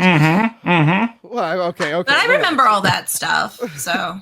Okay, well, yeah, then I think you'd laugh just from seeing the references. I mean, Billy Blank's tied bow even has a why are we going to that? So Gil, I asked you 3 times and cut off each time. What did you think of the movie? I think I liked it less than you guys because I mean, but not by much. I mean, it seems like neither of you really loved it. Well, you're 19, so you can't relate to anything. That's right. I was like, Nintendo 64? The hell is that? Where are the iPhones? He says on his iPhone to his buddy. I enjoyed like the first 20 minutes, which felt kind of like a super bad knockoff, just done in the late 90s with a lot of references. It's an imitation of something I liked that I haven't seen in a while. And it's got a lot of references. I'm like, you've got mail. I'm like, oh, I haven't heard that in a while. And that guy actually passed away a couple months ago. The guy who said you've got mail. Legend. And he used to have a website where you could hire him to personalize that. So he'd be like, you've got mail, Gil. Oh, nice. But, so he did Cameo. Basically, before Cameo, he invented Cameo, basically. He was an Uber driver. But it's like a shitty version of Cameo. You have to actually order a CD that gets mailed to your house, and you have 20 hours of free service. After the actual robot stuff started happening, I just thought it completely fell apart. Yeah. A lot like Winnie the Pooh, actually, where it's not taking advantage of the fun premise. Because to me, the fun thing is random appliances coming to life and attacking you, which the first scene does when they all come alive. But then that part's so good too. That part was great. And then when they very quickly start combining into sort of humanoid robot things, and then it becomes just like any other zombie monster apocalypse. The monsters just happen to be made of robots. And then if you even accept that and say, is it a good one of those movies? It's just so tonally confused. Where sometimes it'll play like a completely irreverent comedy where people are dying but laughing at the same time. And then in other scenes, it'll try to play itself kind of straight where death actually matters. And I don't think the two ever quite meld together very well. But even putting all that aside, it's also just not a very funny movie. Here and there it is, but mostly I think the characters are pretty flat and just uninteresting. I thought the cast did fine. It was just they weren't given much material to work with. But if I had my biggest complaint would just be it's not that funny. And if you tried to reach beyond that into actually having some story or horror, it never really gets there. Yeah. It almost seems like it would have worked better had they just stuck with, like you're saying, the first 20-minute concept of just kind of growing up in that time period and the mass hysteria that actually grew around the idea of Y2K. And not show it, but just have people like lose their shit while these kids are just kind of doing their coming of age stuff. But instead, it all falls apart as soon as they leave the party, I feel like. And I see a lot of people complaining online. Like, one of the biggest complaints I see is like, this movie was released 25 years too late. And I think that's the dumbest thing I've heard, because it was such a bizarre time. It's the turn of the millennium. There was all this concern about this thing that could go wrong. I actually love the premise of this movie. I feel like you could do something really fun with that. Well, here's my thing. You guys say like it loses you after the party. It kind of lost me too, but toward the end, it started embracing how like cheesy and weird like hacker movies were in the 90s, and I felt like it waited way too late to do that. So she literally is hacking and just saying stuff that doesn't make any sense, and it goes into the computer, and the computer looks like a city, and I'm like, oh, that's like the movie Hackers. And I also revisited both Lawnmower Mans this year. So at the end, when the AI has like a avatar on screen and it just looks like the Lawnmower Man, but like a foul-mouthed Lawnmower Man CGI face, like, I'm like, wait, I like all of this stuff. You guys were good at the beginning, and then you kind of got away from this and just did like scary killer robots, and then you waited so long to go into this goofy route. I feel like you had to do the goofy stuff just a little bit earlier. So yeah, it is. Or not at all. That's where I think Gil's right with the totally or not at all. Yeah, pick a direction. Yeah, right. Pick a lane. But you're right. It was a little tonally inconsistent. The Fred Durst thing could have been a little funnier. I feel like they just saw Zombieland and they were like, it's really funny if you get an actor or celebrity cameo in there. Yes. I was shocked that they killed the friend early on and then he just stayed dead. I was waiting for him to come back as a zombie or something, or not a zombie, but like a robot, and it just never happened. Yeah. But I feel like that was a mistake, because then the guy you're left with has so much less personality and sense of humor than him. He sucked so bad, and I like that guy in It. He fit that character very well as just the kind of likable, lead. Oh, he was miserable here. So generic. Crystal, to paint a picture, Shaun of the Dead, right? Remember Shaun of the Dead? Imagine if Ed just died 30 minutes in. Oh no! That's kind of what they did with this movie. It's like, oh, you don't do that. I'm like, oh, you killed the funniest guy right away. I'm like, would have kept him around just a little while longer. Although Jesse Eisenberg was far more likable and fun than the lead in Y2K. Yes, I'd agree with that. Yes. I want to know: does anyone else's soul hurt knowing it was 25 years ago that this happened? How? Yeah. Crystal, I got super nostalgic when the movie opens with just a computer screen with AOL Instant Messenger, and I'm like, oh wow, I still know how all of that works. And I'm like, and I haven't used it. EXO, whatever, BRB, gonna go cry in a music lyrics. I'm like, away messages. I'm like, oh no. Crystal, you'll feel so miserable watching the movie, because when they get to that party scene and they show the different factions of people and how they're listening to music and just interacting, it's seriously like you're looking at aliens. It seems so foreign and in the bowels of history. It's crazy. I felt like that when I watched Time Cut a little bit. And I feel like this has more, from what you guys are saying, it feels like this has more references. This is way better than that. Visually, this seems more accurate than that movie. I've seen a couple clips of that movie. This feels more like it. I mean, a little bit exaggerated, but still accurate.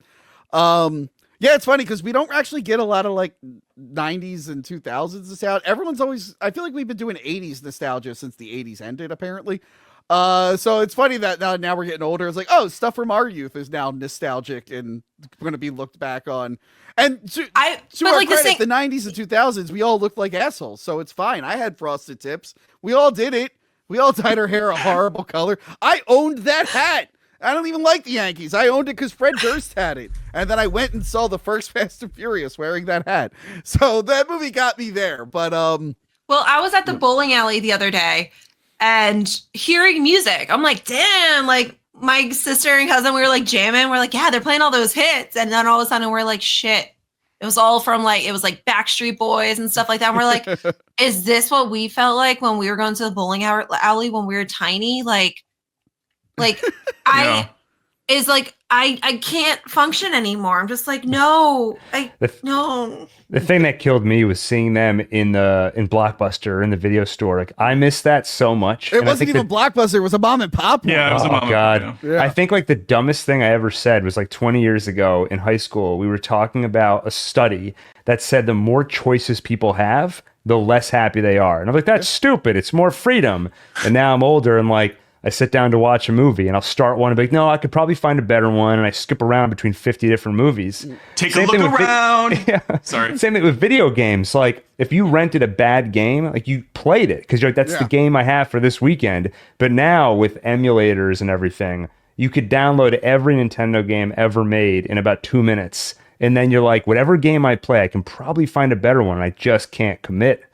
Back in my day, you had to wait 5 full minutes for one piece of porn to download to your computer, and now it's like, oh, boom, boom, boom, boom, boom, boom. What am I looking at now?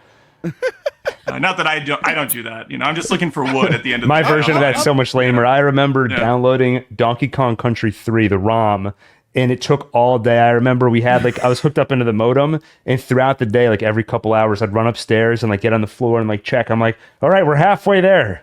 Oh my God, LimeWire! How many freaking viruses did I get? It wasn't just LimeWire. Yeah, was it porn? Was it LimeWire? I don't know. Funny thing is, I actually downloaded Wicked too, FYI, bootleg version of Wicked, the musical Broadway, and now it's out. So, nice. But it is we lose what we're grateful for. We forget to be grateful for things, and that's what it is. I used to torrent so many episodes of Mystery Science Theater because they had stopped replaying them.